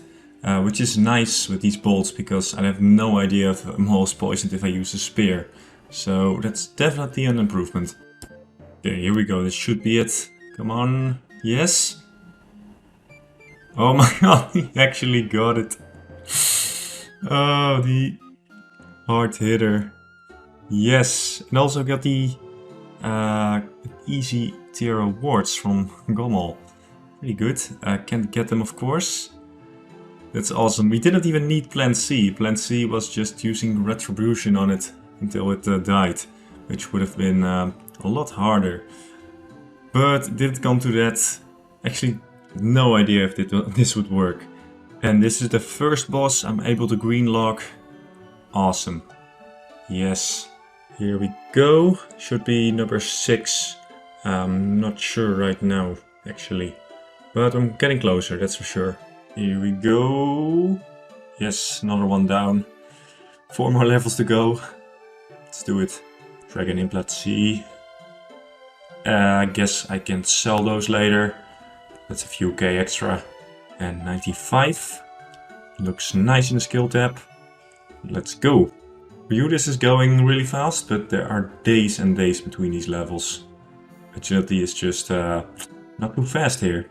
Okay, let's go for that baguette. Alright, a little donation. That's like half a bad plant. Can't say no to that. 5,000 laps, this is gonna look really good. 50 million gold at the Agility Pyramid. Not sure what the record is for Agility Pyramid laps, but I might be getting close. Should be it. 97, second to last level. Oh man. Almost done, almost done. What is this, like the 3rd time I get pet? I think Agility Pyramid is one of the best ways to actually get the Agility pet. There we go, last level, but I'm not yet at 6,000 laps. So I'm gonna go a little over 98. If you look at the cash tag, yeah, I need to do a little less than 100. So yeah, I can knock that out. And then this will be over, finally. And there we go, 6,000 laps. Oh my god, I'm gonna get my 60 mil and get out of here. Come on, Simon Templeton. Thanks, mate, till never. Never coming back. Oh, looks nice, 60 mil. But it was hard fought, 60 mil. I don't know, normally I really like grinding, but this one was just something else. I honestly think I'd have more fun French kissing a lawnmower than doing 6,000 laps again. During this whole Agility Pyramid thing I didn't really farm much, which is kinda dumb because why not get some passive XP from the tree patch? So I'm gonna do that in the future. And if you're wondering about Giant Mole, this is the loot tab. As of making this video, 90% of the value is mole parts, but I guess the U-locks are nice. But after I get that pet, I'm not doing mole again, because the drops are quite shit. But that is all the time I have for today. This took like 400 hours to complete. I'm very, very close to 200 million gold. And when I get 200 million gold, I'm gonna start buying back plants. And we can actually start doing the construction grind and not just, you know, make money all day. Hello everybody, welcome back. Here's a quick reminder on all the tasks I still have to do. And yeah, I have a lot of iron bars left, so I might as well use those in the Giant's Foundry because it's decent money. You get like 12k per sword or so, and it's good smithing experience, and I need a high smithing level so I can actually make rune plate legs and rune plate skirts, which I can then sell in Narda for 40k a piece. And of course it doesn't hurt to get a high smithing level. Look at that XP, you get a lot of XP here. Also I can buy smithing catalysts here, and that actually saves a lot of coal when I'm smelting rune bars. So let's do it. And in the mornings I'm gonna try to mine some rune here and there. All the worlds are heavily botted, but in the mining guild the respawn timer is only 6 minutes. So I can just use the total level worlds to avoid a lot of the bots. And if I do it in the morning, then it's midnight in North America, so half the player base is not online, which is good for me because that means more rune. Here we go, first smithing level in a while. It's going pretty fast here, get like 80k XP an hour. So levels shouldn't take too long. And look at that stat menu. Stats are looking beefier by the day. So notice the little bug. Normally you can't bank when you get a random event because it will disappear, but apparently not in the Giant's Foundry. You can just get a torso out of the bank and get a free stamina. 97, yes. Let's go. Rune kites. Love to see it. 1000 swords made in the foundry. I think that's a lot. Okay, this should be the last one. And hang on. Yes, number 10. If I get more randoms, I'll get more staminas, but I can now make a rejuvenation pool as soon as I actually get a saw. And there we go, 98. This didn't take too long, only a couple of days. Looking good. I still have some iron bars left, so I'm still gonna make those into swords, and after that, yeah, we'll spend some reward points. So I'm out of iron bars, so I can buy some smithing catalysts. Can't buy the double ammo mold yet, because you need a dwarf cannon quest, but I'll keep 2000 points in reserve for that. And this shop is really annoying. I can't use shift to buy, it's only buy 10, so this is gonna take a while before I get all the catalyst. Okay, can't buy this one yet, need a quest. But I bought a lot of catalysts, so now I can actually make some rune bars. I have a lot of ores, so let's see, almost 1000. Let's go smith those into bars, and maybe I'm also gonna make some adamant bars, but I'm not sure about that yet. Okay, so I forgot about this because it's a long time ago, but there's a bug with the catalysts where it doesn't calculate correctly how many bars you can smelt. So after 5 rune bars, this will just stop smelting, and you need to manually click them on the furnace, which is annoying. So fix your game, Jagex, come on. And there we go, this is the last one. Yes. Okay, so that was kind of annoying because I had to click manually on the furnace, but I'm also gonna make all these adamant bars because I can make adamant plate bodies, and those are worth like 10k each, and that seems worth it to me. So I'm just gonna smelt them, probably gonna keep some bars in reserve because I might need some eddy bolts for mole later. Okay, just done with all my eddy bars. Let's see, I have 1000 ores left, but I'll do those later for bolts or something. So 6000 eddy bars, 1000 rune bars. Yeah, let's get to making some plate bodies, and when I get to 99 smithing, I can actually make the rune pieces. Here we are, back at my first anvil, and I also have an anvil in Narda, but this one is just a little bit closer, so I'm gonna make these all into plate bodies, and then we'll get to the rune. I just had a brilliant idea. I now have magic roots, which means I can actually make an amulet of nature, which tells you if your patches have become diseased. So that's really handy. And yeah, that means that I'll be able to get more fully grown magic trees. Okay, so the amulet is now bound to the patch, and I just realized that these actually don't have charges, so I only needed one. But I could have sworn they had charges in the past, but might be dumb. Okay, so almost 99 smithing, and this is gonna be 99 number 6 on the account smithing. So I can't get the cape yet, but Will be nice to have that, because then I can just skip the Thurgo chunk, get the cape and get out. There we go. 99 smithing, look at that. Awesome. Yeah, can now make the room plate legs and plate skirts. So why not just get to it? 1200 plate bodies, look at that. Worth 12 mil in elks. So when I get some nature runes, I can elk those. But let's get on with the runesmithing.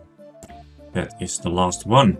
So I made 50-50 plate skirts and plate legs, so I can both sell them to the Narda Adventurer store. They buy for over 50k, so that's more than the elk value. Unfortunately, Soup has just made a video about this a couple of weeks ago, which means it's, yeah, there's fierce competition. But I guess I'll just do my trick of just going in the mornings and seeing if I get lucky. In the meantime, I'll just fletch some yew logs and maybe some oak logs. I got a lot of yew logs from Mole, so might as well use those to make an extra buck. And this should be the last of them. Didn't take too long.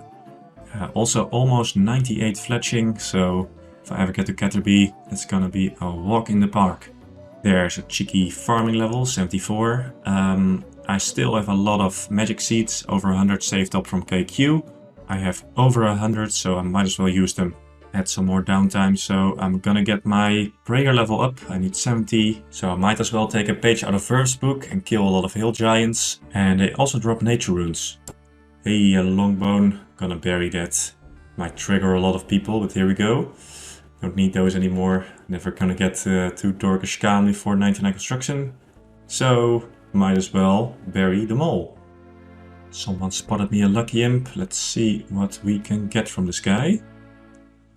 Okay, plate body, that's like 30 backed plants. So thank you very much. First strength level in a while incoming. 90 strength. Awesome. Sight of it. Okay. What the fuck is this? Combat level message. I have never seen that before. That must be new or something. I've never seen that before. Might also say something about this account, but yeah, I guess that's new. Here we go, finally managed to offload all of these plate legs, almost 20 mil, which means we're almost at 200 mil GP. Gonna put this skill book on Slayer, because why not? Should be 30. Yes, 30 Slayer, only from lamps.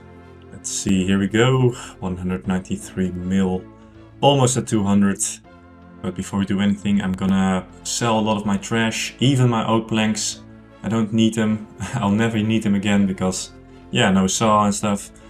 So, yeah, 15,000 oak planks from Implings and Temporos. It's all gonna be sold in Polnivnich. Here we go, last of it is gone. Okay, good. Almost 2 mil. I still have a bit of stuff I need to sell before we can continue. Mithril ores are really useless to me, so I'm just gonna spam sell them here in the mining guild. Might get a 100k or so. But yeah, I don't mind. They are useless to me. Important farming level, here we go. 75, I can now plant magic trees. So I don't have to boost anymore with the garden pie, and I can just, you know, casually do some magic tree farming. Here we go, 87 attack. After getting 90 strength, I also want 90 attack, because it will look better in the skill menu. So I'm just gonna train prayer here for a little bit, and also get some nature runes, so I can elk my adamant plate body stack, and get to that 200 mil gold. God damn it, I missed a level, but 64 prayer. Levels here take a while, because you only get 3-4k XP an hour, so it's not very fast. And 65, yes, third age. Okay, so this took a long ass time. I think I killed 8,000, let's see.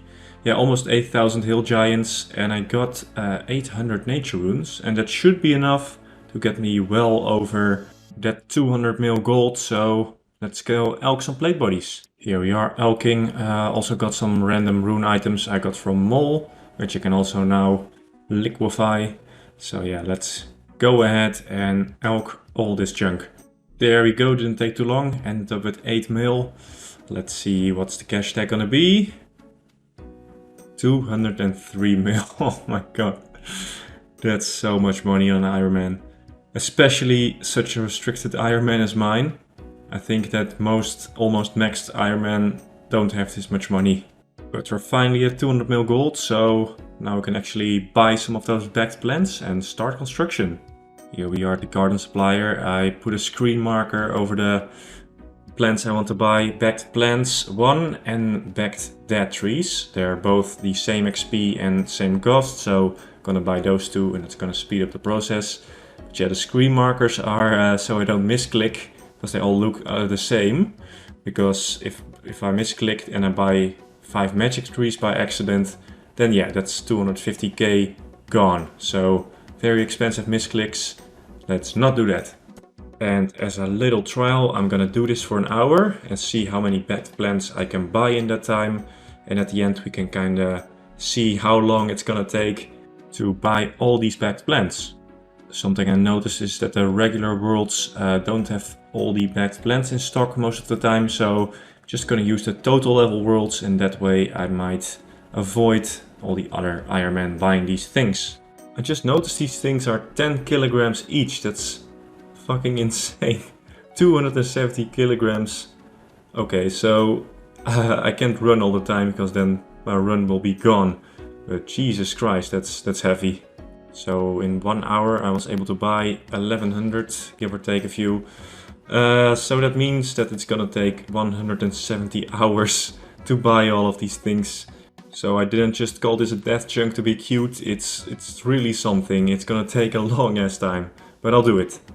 So we're finally gonna get some construction levels after a long time collecting gold. My house is in Remington, so I can't walk to it, which is kinda sucks. But I can just teleport into it right now, into building mode, so that should solve the problem. When I reach level 20 construction, I can put my house in Polnifnich and then we can continue trading there. There's a house portal and an item sorter, so that should be a good way to train this skill. Level 20 construction. I really like this skill, so this is quite fun for me. And yeah, I get 15k an hour. But I also get 15k farming XP per hour, so not too bad. Let's move the house to Polnifnich, that way I can train more efficiently there. Okay, and now I'm here. Might as well get a contract from Amy, because I can't do it because I don't have a saw, but if I get lucky and it's in Varrock or Valador, then I actually can get all the rewards quicker when I'm actually able to do this. Wait, beginner, I think I want the novice. Let's see. Oh, Sidious, okay. So that's a dead end. Hey everybody, long time no see. I've been busy buying backed plants, 10 per world, then I'll hop. Which is a very tedious process, and also I can only do this on the total level worlds, because people are buying the backed plants 1 to skip some early farming levels or something. This is actually a pretty good money maker. I've seen them go for like twice the price. You buy them for 1,000 coins, you sell them for 2,000 coins. Which is interesting, but kinda sucks for me when I have to do this. So I spent 50 mil on these bad boys, 23k of each, backplant 1 and dead tree. Fortunately I also bought some magic trees for 50k each, which was an accident, but yeah, it sucks. Because those are some very expensive misclicks. Alright, so, but these things are expensive, holy shit. But I'm gonna go and buy some more. And of course I'm also still planting magic trees. Let's see, 78. Awesome, I need a lot of farming XP and this is a good way to do it. Alright, let's see, 99 mil, so we spent over 100 mil on backed plants. And this took like a week of constant plant buying, which is, yeah, kind of tedious. So I want to try my hand at doing some construction. And actually, let's see how many I got in total. That's a lot of back plants. For 100 mil I got that, and of course also bought some magic trees, but let's ignore that. Price checker. Oh my god, 50 mil profit on that if I were to sell it, which of course I won't do, but Still crazy. Before I continue the video, a quick word from our sponsor. But before I go do some construction, I have to get some more bolts, because now and again I'm still doing, you know, giant mole on stream. And I need bolts for that. And I don't have them anymore. Although I still have a lot of adamant, which means we can make some adamant bolts, which are not as good as diamond bolts, but they should do the trick. And with some movie magic, I got 1,000 bars. Let's actually make some bolts out of them. Okay, now I'm gonna fletch these bolts. Yeah, when you're an Ironman, everything is quite a process. So that's 10,000 bolts. Before I get to construction, I'm gonna try my luck at giant mole. I'm almost at 500 kill count. So who knows, maybe we'll get pet. Okay, so no pet. What a surprise, but I guess I'm not even close to being dry, so I have to stay optimistic. Well, guess I'm gonna plant 100,000 back plants. Why not? So, apparently entering my house here was a desert task. Totally forgot it. My house is of course in Polnivnich now, because that's the only house portal I have access to. And there's also a searcher here, so that's nice. And holy shit, this is gonna be tedious. Okay, let me explain my little process I've thought out for doing this, so you actually know what the fuck I'm doing. So now I'm gonna get some water from my watering cans, because of course you need water to plant these back plants, which is very annoying, but okay. And note my items, and yeah, just go ahead and plant a shit ton of dead trees, and that's kinda it. So now you know what I'll be doing for the next who knows how many hours. And that should be 30, yeah. Okay, let's see what I can make. Okay, cool. Games room, the most useless room. I guess I can build those rooms, but I can't put anything in it, because I don't have a saw, of course. Alright, 45. These early levels are going quite fast, which is nice. But I'm thinking that will change in the future. God damn it, I missed a level, but here we go, level 50. And this is also a good time to tell you that I've decided that I will have to deck out my house to the max when I can. So when I get a saw, I will have to make all kinds of high-level furniture as much as I can. There's not too much I can build until I get like gold leaf and marble, which is all the way in Keldegrim. But there are still some things like in a dungeon you can make like guardians, which are like millions of coins, which I will have to make. But yeah, when the time comes and we get the Keldegrim, I have to make the dreaded gold sink, which costs like 100 mil or so. So it's gonna be a challenge, but it will be nice to have a fully decked out house. Still need a steel baguette, come on. No, come on, this account is like 4 years old, still haven't gotten it. Here we go, 79 farming. I can now grow dwarf wheat. So yeah, this grind also gives me a nice head start with farming. For every 31 construction XP I get, I also get 31 farming XP, of course. So yeah, the Draenor chunk will be a lot less scary. Farming cape might be in the bag. Should be it. Yeah, 60. Alright, we're getting somewhere. 80 farming. Oh my god, that's beautiful. Oh, if you guys remember, every chunk roll I was shitting myself because of that 3-patch chunk next to Limpwurt, and now just blowing through it. 65 and 81. For you guys this is going very fast, but I'm getting like 13k XP an hour. This is goddamn slow. Quickly grab the net for this guy, come on. Really want some dragon bones. Dragon bones are amazing on this account. If I ever get an altar, that is. Yeah, here we go. Loot. Snapdragons. Okay, that's good. You can never have enough of those, I think. So in that last clip you might have noticed I was not on fixed mode anymore. And that is because people in my Discord have helped me devise the ultimate construction strategy in which I can just hold the spacebar and spam click and I will plant trees like this. I can go a lot faster than this, but this was kind of demonstration. So yeah, I'm using one-click mouse mode and I've mapped the one key to my spacebar so I can just hold it. And by holding my mouse to the edge of the screen, the build and remove option are in the same place, so I can just keep my mouse fixed and kind of just spam click, to be honest. So I went from like 13k an hour, 12, 13k an hour, to now 16 to 18k an hour, which is absolutely huge. This saves me so much time. And yeah, it's of course a lot more relaxed. I can just, you know, watch Netflix or something. So thanks to the lads in the Discord, this is a huge help. And I feel confident that I can actually finish the construction cape before the end of the year. Also 70 construction. Here we go. 83 farming, which is an interesting level because now I can plant spirit trees. And you can actually plant one in your POH, in the Superior Garden. Which is interesting because I don't have the Tree Gnome Village quest. So I don't know if I even can plant it, but I guess I have to deck out my house, so I might try. But not yet. Spirit seeds are quite valuable. And I don't have a lot. I think I have like 7. And it would be kind of a waste to waste them on construction. You get like 300 XP per spirit tree, so it might be better to just plant them in a spirit tree patch when I get one. Here we go. They call me Limpwurt, the backed plant machine. 75 achieved. Stats are looking beefier by the day. 85 farming. My god, that's high.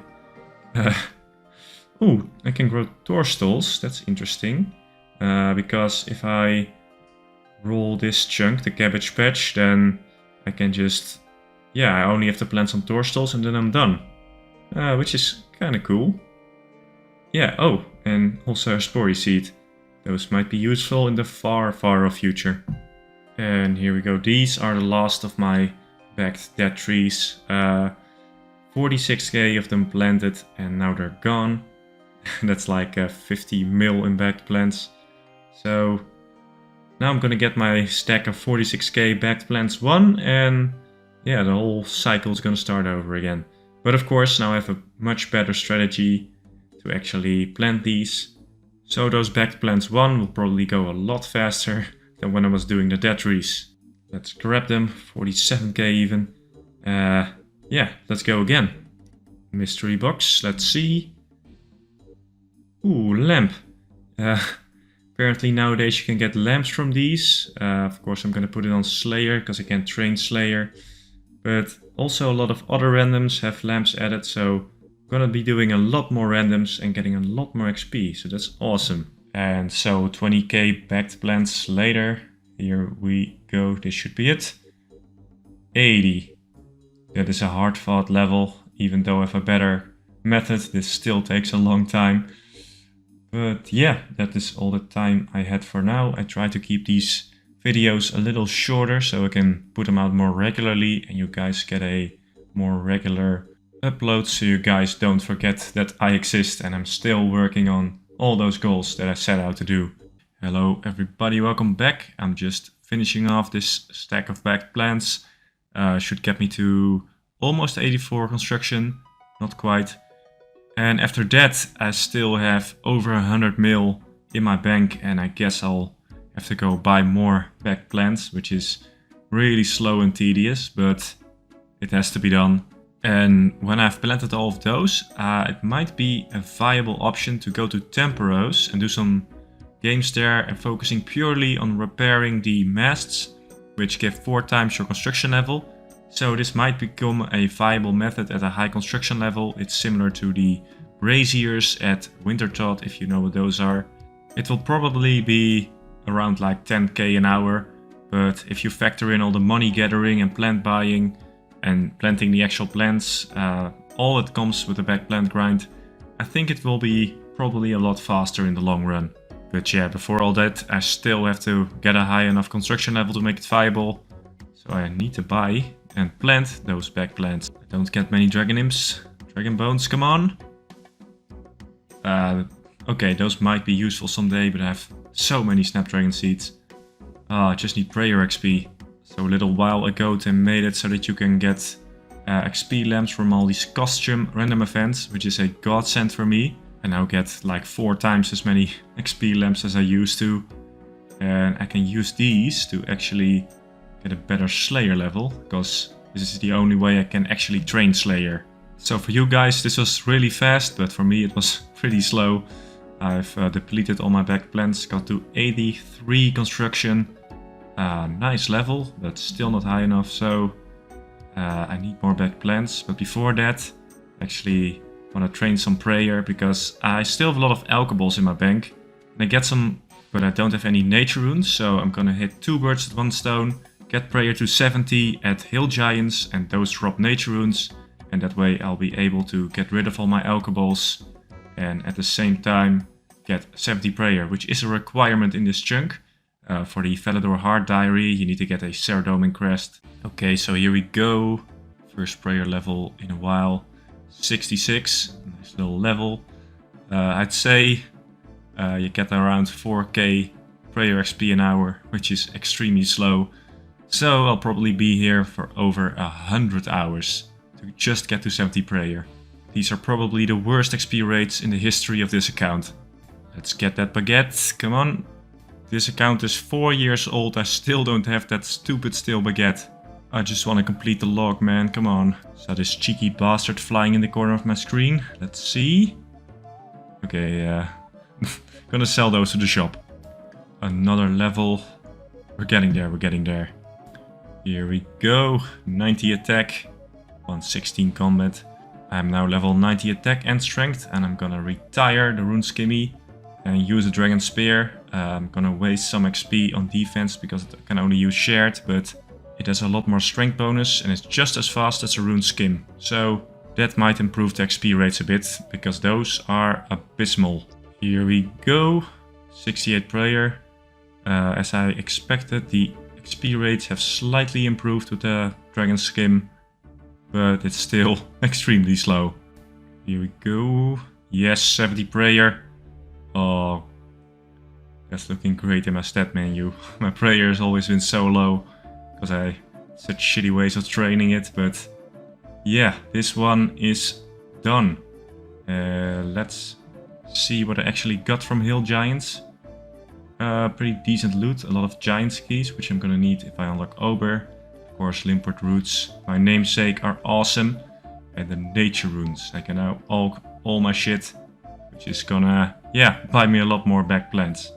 Okay, so this curious little fellow can see what family crest I have. I can't actually make a crest in my house, but I guess I can still get one. This should be an easy task in the Valador Diary, and a hard one is to actually, yeah, there we go, is to actually change your crest to the Ceradomin one, which requires the 70 prayer we just got, and I think it costs a little bit of money. Oh, 5k, that's not too bad. Let's see, a lot of shit here. More Ceradomin, okay, there we go. And that's it, hard task completed. Well, 70 prayer, cross that off the list. And now we only have 3 tasks left to do in this chunk. And now I can elk this, just some random stuff I had lying around. And when this is gone, probably also gonna elk all my battle staffs. I have over 1,000 battle staffs, they're worth a ton. I was saving them for some crafting XP, but I realized that with the last chunk roll, I'll probably get crafting guild before I actually have a way to craft orbs. So I'm just gonna say goodbye to them. And once again invest all my money into backed plants. Alright, everything elked, and we now have almost 10 extra mils which we can invest. I also have some stuff lying around, like some yew logs from Giant Mole, or some dragon ammunition, which I'm just gonna sell in Polnifnich in the general store for just a little bit of extra money. And here's the end result. 112 mil. Alright, so, oh man, look at that bank value. This chunk has absolutely gutted my bank. Just half my bank value is just a herb tap. But sacrifices have to be made. That is the chunk life. Back to the hell that is plant buying and hopping. Here we are, 90 farming. Of course, still planting trees because not going to 99 with back plants. So still gonna need a little bit of farming XP and pretty nice level. But I'm running out of magic seeds and other tree seeds, which is a problem. Okay, so about 5 days later, we're at 50 mil. This is... Oh, this is the worst part of this grind. Planting is not that bad because I found that new way that I can do it semi-AFK. I just tap my mouse and that is it. But this is slow. This is very slow. Oh, a true test for me as an Xtreme Onechunker. Out of magic seeds and U seeds. I had over 100 magic seeds. But I guess it's over to maples now, which are a lot worse. Okay, so I don't want to do this anymore. 20 mil left, but I'm gonna give myself a break and I'm gonna do some giant mole. Only done mole on stream on this account, but I only need the pet from mole, so I'm just gonna try to get it. And I also can trade in the mole parts for more seeds. And we're starting at 800 KC here. No luck yet. And a nice little rune spear. Why not? Can buy us 10 more back plants. Making some bolts here. I don't have that many diamond bolts, but I can make a lot of emerald bolts, which can be used to poison the boss. And that might speed up kills just a little bit. Third of the drop rate. Can we get spooned? Spoonbird, come on. No. Oh man, well, I guess I'm not dry yet, so let's hold on hope. And here we are at 1100 KC, nice. And I have a sneaking suspicion, but I don't have the data to back this up, that if you poison the boss, then it digs less, but I'm not 100% sure. I'm getting crashed by a lot of people trying to find Jamal. Back at KQ this would have been awful, but I guess at mole it's just a little bit annoying. Here we are at 1200 and I am now 80% sure that poison does help reduce the burrowing of the giant mole. But yeah, still not 100% sure. Here we are at 1400, almost halfway on the drop rate.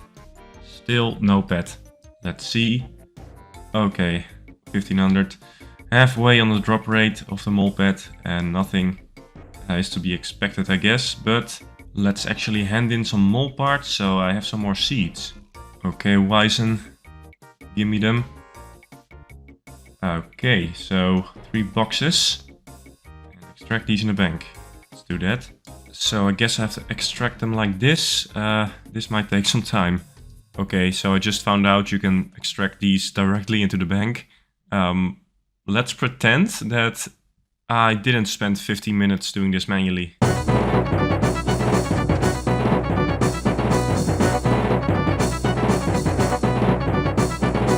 So that took some time. Let's see what we got. A lot of bird's nest, that's okay. Got a lot more, but those are not counted because they were empty. Dragon fruit, can't plant those, but we were after magic seeds and U seeds. Got a decent amount. Raynars, snapdragons, pretty good. Yeah, overall, not too shabby. Also got 14 spirit seeds. That's a lot. I could actually build those in my POH. I now have 21. But I'm not sure if the farming XP is worth more or the 350 construction and farming XP I get when making them in my POH. But yeah, let me know. This could be like a mean 10k in construction experience. But I guess I'm just gonna start over, start planting magic seeds, then U seeds, then maples again, and see where we end up. And look at this. There we go, a lead task in the Valador Diary. Amazing, that means we can cross that off the list. And now I only have 2 tasks left. 99 construction, and of course that damn mole pet, which I hope I get someday very soon. Welcome back on the Xtreme Onechunk Ironman. I'm trying to get the mole pet, but no luck so far. I really hope I'm not gonna go dry, but that's the problem with these RNG grinds, you never know. Let's see, okay. Kills are quite slow. I can do like 100 mole kills a day, maybe a little over 100, but around 100 average. So this is slow. Okay, so this is actually interesting. I've been lamping Slayer because lamping is the only way I can get Slayer XP. 35, and that means wall beasts. And here I am at the wall beasts, and I don't have a Slayer helm or Spiny helmet, so I need my alt to actually aggro it, so I can kill it, which for some reason works. And this way I can kill it for the very rare drop of a Mystic Head Light, which has been on the backlog for forever, but I just couldn't get Slayer levels, so I'm finally getting to it. Let's see how many it takes before I get this head. And here you see me getting an attack level and a combat level and also a strength level. And I love it when things line up. I just found out that 9 out of 10 times I don't have to click on the wall beast if my ult is under me. So I could just stand here and AFK a little, which is kinda nice. And here we are, 260 in, and I got it, the Mystic Light Head. Pretty lucky, only half on drop rate. If only I could be that lucky at Mole. Can we get lucky at number 2000? Come on. Nah. Okay, yeah, I have a feeling that I'm gonna go dry. Which will suck, but on the other hand, KQ was way worse, and I conquered KQ. So, why not conquer Mole? Mystery box, come on, still a get. Mithril Simi. OGs will know that there was a time when I would be ecstatic for this, but not anymore. 2200, still no mole pet. I only need a mole pet, come on. Okay, here 2500. With another big nothing. Oh, come on. Oh, also the most shit thing is I'm running out of bolts. I severely underestimated Giant Mole at the start of this grind and now I'm running out of bolts. Oh my god, look at that. What a pathetic stack. So I've officially ran out of bolts. I've like 30 left adamant bolts. So I'm gonna try to use magic after this. Mole drops a lot of blood runes and I have some new mage gear that I like to try out. So why not just try it? Oh my god, this is ugly. I look like unicorn vomit. Oh, this is the ugliest set in the game, but let's just do it. And I'm officially dry! 3000 kills, Mole pet is 1 in 3000, which really sucks, but let's continue. Also, my mage setup really sucks on Mole. I thought maybe the Tome of Water with its accuracy bonus would help, but no, this isn't working too well.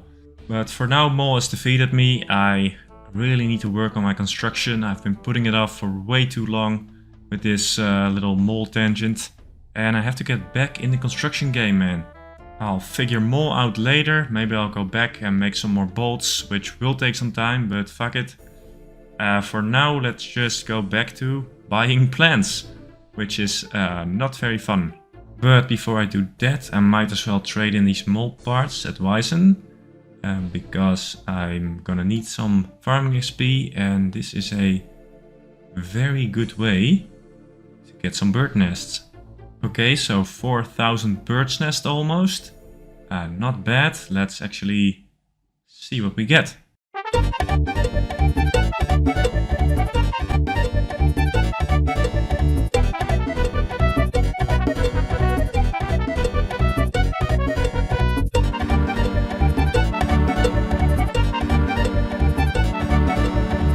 Okay, got a nice top off of 3 seeds, looking nice. 10 magic seeds, that is a lot, because they're very rare. But yeah, this should supply me for a little bit more. But right now I only really care about the 3 seeds, the other things. Well, the spirit seeds may be handy in construction, so those are nice. 50 is a lot, by the way. But other than that, yeah, maybe when I get a herb patch that will become interesting. Also got a lot of bird's nests out of this for herb lore, which is gonna be nice when I roll that in God knows how long. So forestry part 2 just dropped and I don't have a forestry kit, but I can do forestry by standing around other people doing forestry. So I can do this by using an alt or some other people doing the activity. The pheasant event in forestry actually drops pheasant tail feathers, which you can use to make a costume. And I'm gonna add that to the requirements for this chunk, so I'll have to do that before I roll another one. But I have a question for you. There are 2 items that you can use to recolor your beaver pet, which I do have. A fox whistle and a golden pheasant egg. And my question to you guys is, should those be a requirement? Because skilling pets are excluded from this grind, but I am able to get those things and I do have the beaver pet. So yeah, tell me if I need to get those two things, and if you say yes, then I'll add them to the chunk requirements, and no, then I'll just leave them. There's also a new beehive random, and I actually want to test that out because it does give construction XP, which might be useful for me. So why not try it out and see if it's a viable way to train construction. Holy shit, it took forever to get this event to spawn. So let's give this 33 XP for one magic lock. That's not great. Okay, let's actually do this correctly. Let's see how much XP I can get from it. But this took like 5 hours to spawn just one, which is yeah, not great. So pretty sure this is not a good alternative to training construction, but it's yeah, I guess it's a novel way to get a little bit of extra XP, I guess. But yeah, I don't see this becoming my main method. Okay, got a lot of trash from the giant mole, which I'm gonna offload here, which will give me a little bit of extra money to spend on backed plants, which will mean a little bit more XP. So I'll see you when I've offloaded all my shit. And we ended up with a cool 2 mil. Let's waste that all on backed plants. And here we are back in hell. Let's buy 10 of these things and hop. And I'll see you when I'm done. And here we are, the last ones. Okay. I really dislike hopping and buying or hopping and selling. It's one of my least favorite activities in this game, but it's done. I've bought all the back plants and I am absolutely broke now. All my money is in back plants. I have 2 huge stacks of dead trees and back plants 1. Let me see actually. Okay, look at that. That a cash stack. And there we go, 106k backed plants. If you add it up with the other ones I did earlier, that gives me a cool 200k backed plants that I'm gonna have planted.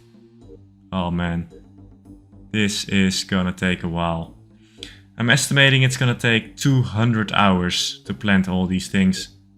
Like, that's just ridiculous, but let's stop talking and let's get to it. So I've been at this for a while and I haven't shown any of the levels yet, which has a very good reason, which is that farming and construction lined up so perfectly. I just had to get them at the same time. 86 construction, 92 farming. Halfway with farming, which is awesome. I'm not scared of the farming chunk at all. I got this, man, I got this. 20,000 backed plants down, 80,000 more to go. Let's do it. So I was doing a tree run and it's been interesting. I got a yeah, a dragon imp. So let's see if it has any bones for me. Oh, that's that shit. Okay, and the lamp I'm gonna use on construction. I usually do this on Slayer, but I don't know, I really want construction to finish fast and it's so tedious to train. Why not just use it? I'll lamp Slayer later. And 93 farming. Oh my god. I think I can get to 95 with all the plants I have left. Here we go, the double 8s. Looking good, getting up there. Almost halfway, man, almost halfway. Just have to believe. More little dragon imps, let's see. Ah, nice, okay. Also got some rune bars from a magpie imp. A good elk soul, so can't complain. Okay, this is the last backed dead tree. For you guys this is going pretty fast, but this took 100 hours for me. I'm not showing too much of the leveling progress because I've really focused on that in my starting the 99 construction grind video. So let's just fly through it and get to the dopamine levels. So I still have this big girthy stack of back plants. Let's let's go plant them. Should take 100 hours still, so that's pretty daunting. Here we go, 94 farming, getting up there. That's the one saving grace of this whole back plant grind. Getting so much farming XP, man, it's absolutely ridiculous. Farming is so hard for me to train on this account, but yeah, this made 99 farming easy. Okay, 90 construction. Oh, that's gonna look awesome in my stat menu. 22,000 back plants to go. It's been pretty exhausting, not gonna lie. This is very tedious, planting all these bad boys. Okay, 95, and yeah, I kind of forgot to record because I'm not that smart. And here we are, the last level, 91. I am almost out of back plants. This is gonna be the last level. And my god, it has been a ride. As expected, it took over 200 hours. It's been rough, man, it's been rough. But I'm gonna finish this stack really quick. And here it is, the last plant. Okay, finally done. Okay, let's finish things up here a bit. Because I also need to decorate my house by the best of my ability. I don't have a saw, so that means I can do a couple of plants. I've bought them already. Yeah, let's go make my house look a little bit nicer. I've also decided that I'm gonna sacrifice my spirit seeds in the name of construction. It's not gonna be that much XP, but I don't know if I get 99 farming before I get the spirit tree patch, so might as well use them for construction now. That way I'm 100% sure that they will be useful to me. Okay, here we are. I'm gonna make I think I'm gonna put the formal garden here and deck it out. Okay, yeah, looking good. Built.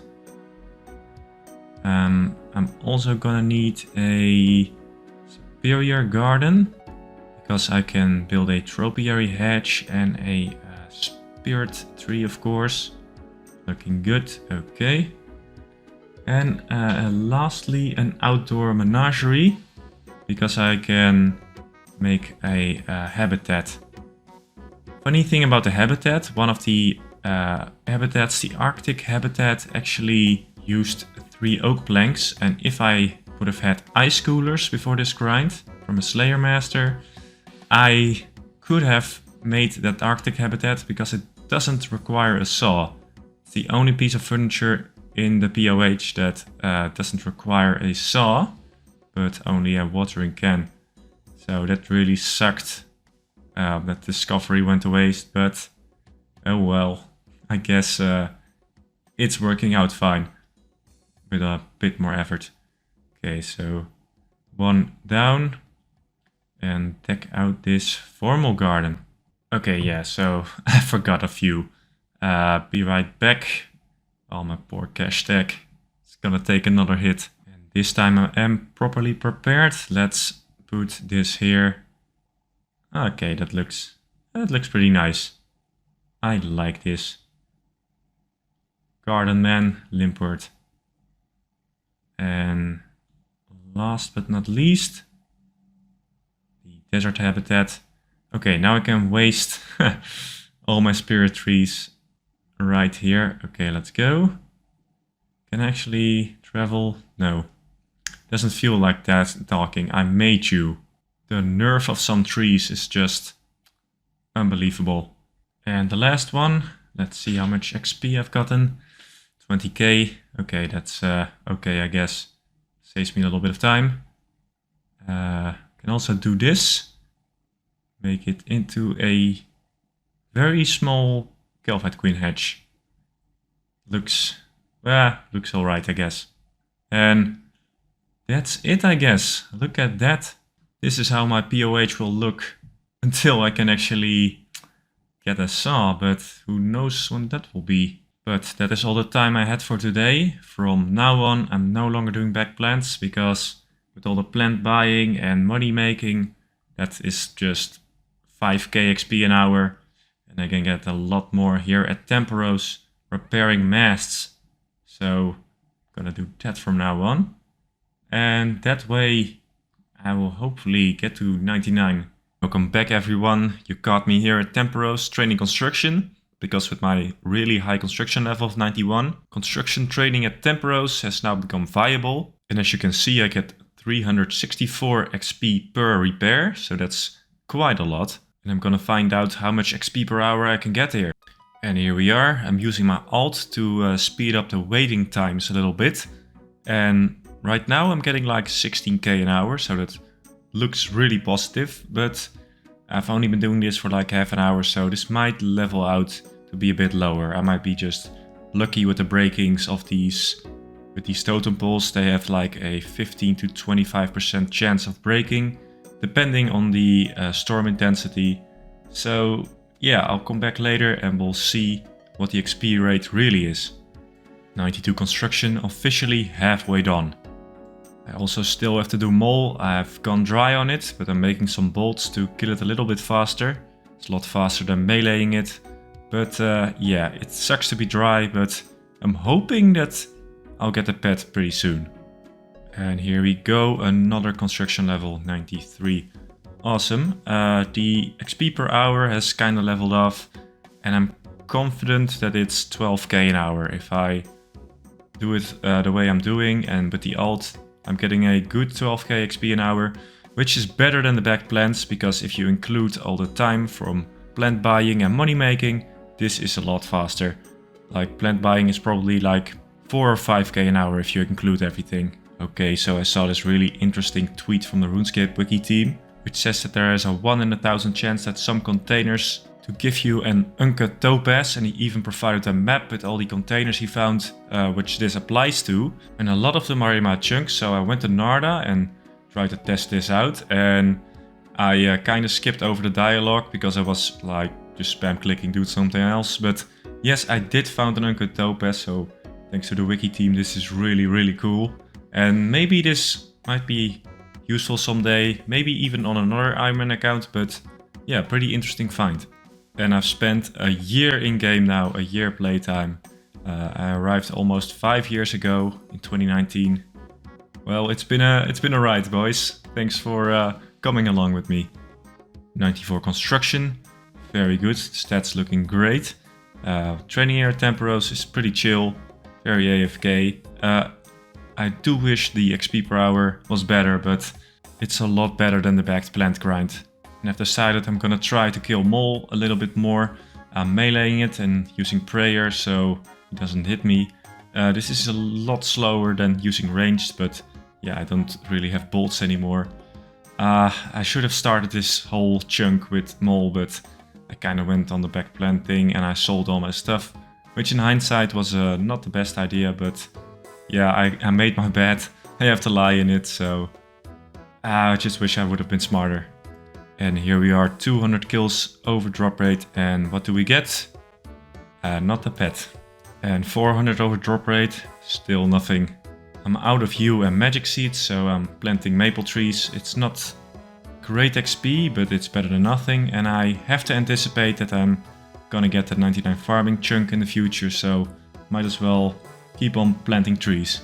So it's almost Christmas, and the Christmas event is out, and I think this is the first ever Christmas event I can do on this account. Okay, this is epic. And we're done. Got some party ads. Why not? Back to the grind, let's see what we get. Now, 500 over drop rate. Oh well. Here we go, come on. 800 over drop rate. I'm starting to get a really bad feeling about this. And 1000 over drop rate. The shit thing about these RNG grinds is that kill count 1, I'm just as likely to get it as at kill count 10,000, so yeah, I might be here for a while. With all this digging and walking around, this boss is really annoying. Please make it end, Jagex, come on. Today is a sad day for the account, boys. The grand stack of 20,000 kebabs I bought by hand at KQ is gone. So I don't have any food anymore with which to heal up after kills, so guess I'm gonna make some bass. But it's a sad day, the kebab stack was iconic. Sad to see it gone. Sneaky little cooking level coming in here. 92, halfway done with cooking. And I don't even have to get a skill cape yet. I think this is enough food for now, unless I go really dry. Little strength level, why not?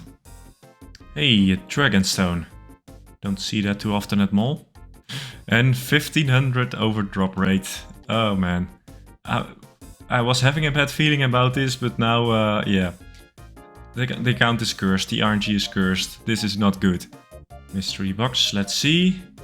365 days in game and still no baguette. And oh my god, 2000 overdrop rate. And melee is way too slow. I'm gonna make some bolts. This is just stupid. Come on. Yeah, I'm gonna make some bolts and hopefully I'll get a lot quicker kills and we get this goddamn pet. I have to mine adamant because I sold all the adamant I had because I'm a genius. Also sold all my gems, so I have to get more. I swear selling all my stuff was single-digit IQ stuff. It was so dumb. So I made a lot of bolts of all kinds for poisoning, even Dragonstone bolts, and a lot of adamant bolts. So this should speed up the kills and hopefully I won't go dry much longer. Dragon Mad Helm, okay. I think I've had every single mole drop except for the mole pet, including the rare drop table. God damn it, end it please. I'm praying to all known deities in the universe. Just give me mole pet so I can end this. 2500 dry and I've become the spare word. This is, yeah, not the best case scenario. Out of bolts again. Guess I have to go back to melee.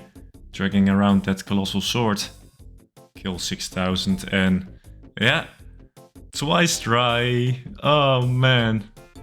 The dry calculator says I had an 86.5% chance of getting it at this point.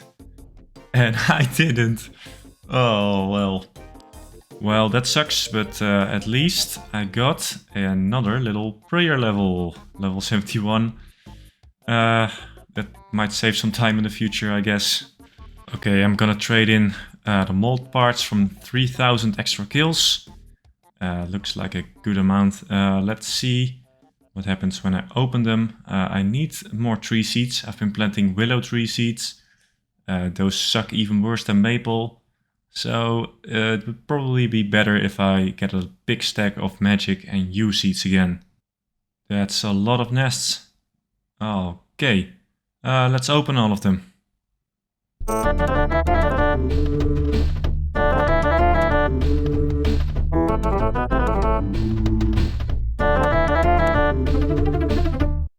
Okay, that was a good session. Got a lot more tree seeds, juicy farming XP. And maybe that's the silver lining of this whole mole dry streak. I'm getting a lot of seeds, also for herbs and snapegrass seeds and all those things, so pretty good. Also got almost 20,000 bird nests. Holy shit, that's like a third of my bank value at this point, I don't know. And that's gonna make a lot of brews if I get the herblore chunk. At least I'll have that. Also got some loot from Mole. It ain't much, but at least I can get some bank value back. Hello everybody, welcome back. As you can see, I'm still at Mole. Over 6,000 kills, 2 times dry, no pet. Yeah, I didn't expect this at all. I kinda, yeah, expected to be spooned, but alas, here we are. But there's nothing else to do but just continue on and try to get a pet. I have to get it sometime, I hope. But we'll see, maybe I get a little lucky. Dragon Spear, nice. Guess I can elk that. Okay, so I've had every drop from Mole, even on the rare drop table, except for the pet. And of course I'm still farming trees, 96, very nice. So 99 farming will be no problem if I roll Drainer. So I guess I'll just keep farming trees and see where I end up XP wise. Here we go, 95 construction, very nice. I've kinda halted Mole for now to just focus on construction, and as you can see, it's going very well. But of course it is rather slow here. I'd say I get like 12-13 KXP an hour, so that's not a lot. Getting some more ammo while at Temporos. Still need ammo for Mole because it's not done, so might as well do it here while I'm waiting for the masts to break. I am now rank 100 on the Ironman Mole high scores, which isn't really a high score, it's just the top 100 people who got shafted by Mole. Level 96, looking good, looking good. These levels take over 100 hours each, it's quite ridiculous. Alright, give me that baguette. I'm closing into 10,000 hours in game and I still don't have it, this is ridiculous. Nice, another shield left elk. I'm kinda done with Mole and stuff right now, so I'm gonna make some yew longbows to get to 99. Fletching, because why not? I have a lot of yew logs from Mole, so I'm doing a little side grind for my sanity. And there we go, 99 fletching. Looks good, looks good. Still have a lot of yew logs left, but I can use those for, I guess, fire making or something, whenever I need that. The stats are looking juicy. Yeah, fire making cape is a long way off. So, I guess I'm gonna have to go back to Mole and stuff. Another little milestone, 7,000. Still no pet, man. Oh, come on, just give me a Jagex, I'll do anything. Ah, fuck. Yes. Oh, that hurt. Oh, yes. Yes, oh, the dry streak has ended, finally got this godforsaken pet. Oh, wow. Oh, 8 months. Exactly, let's get the f out of here. I'm never touching this godforsaken boss again. Let's go. Oh, almost out of this chunk. Take a look at the pet stab. Looking very nice. Let's cross obtain the ball pet off the list. And now we only have 99 construction to go, so let's do it. But before that, let me sell off these last mole parts. This is like 1,000 kills worth of mole parts. And let's see how many tree seeds I can get from those. Didn't get too much tree seeds, but I do have a lot of these spirit seeds, which are handy for construction. 350 XP each in the POH, so that's good. Should be like 20k worth in total, and that saves me a little time. And these are the totals. Bird's nests confuse rune light a whole lot, so I did 20,000 bird's nests and I got a lot more because Wyson also gives empty nests. But that looks good, and look at the mole tab. Mole's drops are very shit, but I guess the mole parts are good. And the yew logs are nothing to scoff at. But yeah, done with Mole. Let's get on with it. This took a long ass time, but 98. Oh, we're so close now. We're very close. Well, it's gonna take more than 150 hours to do that one level. But you know, it's just one level, so let's just power through and get it. And let's looky here. Okay, that's nice. I'm actually gonna put that on construction. I should put it on Slayer, but I'm putting it on construction because this just takes a long ass time. And now seems like a good time to plant all these trees that I was talking about. I can remove these spirit trees and rebuild them and get some XP out of that. Maybe some of you guys think that planting these in Port Sarim whenever I get that would be better for the farming XP, but I don't give a shit, let's just do this. I need that, yeah, I need that construction XP, man. And I got a little under 20k from that, but it was fast, so doesn't matter.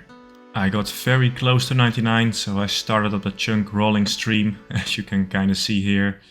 And yeah, started the whole process of finishing 99 construction.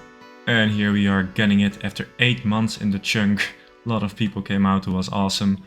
And I think this is the longest anyone's ever taken in getting a construction cape, because oh man, this took a long time, but the results are good. It's been a ride, it's been a ride.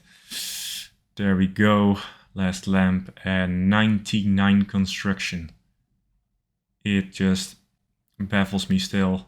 So I bought the skill cape, and yeah, It's a really handy one. It has unlimited teleports to my house, which is awesome.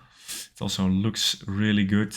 And this means that we're done with the chunk and it's time for a very, very long awaited rolling session.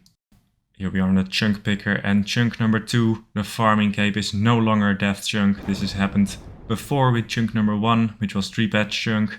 So twice a farming requirement was reduced in severity, which is awesome. After that you of course have chunk number 10, which is the runecrafting chunk, which 99 runecrafting, that's gonna take probably over a year to complete. And of course the monastery, and the monastery is just awful. It will take years to complete that, man. So please not the monastery. Other than that, the chunks that I want are chunk number 3, which is gonna be huge for farming with all the patches in it. And the lumberyard would be cool for the saw, which gives me access to all kinds of POH goodies. But the first chunk was rolled and it was actually quite useless, dig site. And we went there, and after a quick survey, went on with the rolling because there's nothing there. I can't do the quest because it has a herblore requirement. But in the next roll, another useless one, the starting point of Desert Treasure 2, a quest that I can't do probably for a long time. So we did another roll and we got the chunk behind the ancient vault. And later someone pointed out to me that I couldn't actually walk on that little piece of land. So yeah, a Limpwurt moment for sure. So another roll it is, and I had quite an interesting reaction to this one. Okay, let's just go. 3, 2, 1. Yes! Fuck yes. Okay, was worrying about nothing. Fucking Spoonwort, you've goddamn right, man. Goddamn right. I'm a goddamn tripod right now. So this chunk is huge. It's gonna give me so many herblore supplies. Put that chubby ends gonna help with 99 farming. So I wanted this chunk for a long time, and now I have it. So gonna do a lot of farming here. Before we could go to the next roll, there were a few time-gated tasks, like a bunch of insignificant diary tasks, like make a scarecrow and stuff like that. So we decided to do the roll first and then get back to this later because it's just time-gated. And that way I don't have to start up a whole new chunk rolling stream in an hour or so. So we went on for another chunk roll. We did another chunk roll, and once again I've successfully evaded 99 runecrafting, although it's very close, very scary. But yeah, the cooking guild, 99 cooking. A little grind shouldn't take too long because I have everything banked for it from Temperos. You get a lot of raw fish from there. So should be a nice little grind, and the tasks for this chunk are get a 99 cooking cape and bake a summer pie which requires 95 cooking. And we can finally do that because I now have a cooking apple because they spawn in the Cook's Guild. I also did some diary tasks like making a strength potion and making rune darts. But after that it was time to do some cooking. I'm gonna do the cooking in Narda because it's close to a bank, and as you can see, a lot of fish. I'm gonna save the mantas and the turtles for when I have 99 cooking, because I don't need them for cooking XP and I don't want to burn any of them because they're really valuable. And I have a feeling that I won't get many more opportunities to get that good of food, you know. So they're really precious to me.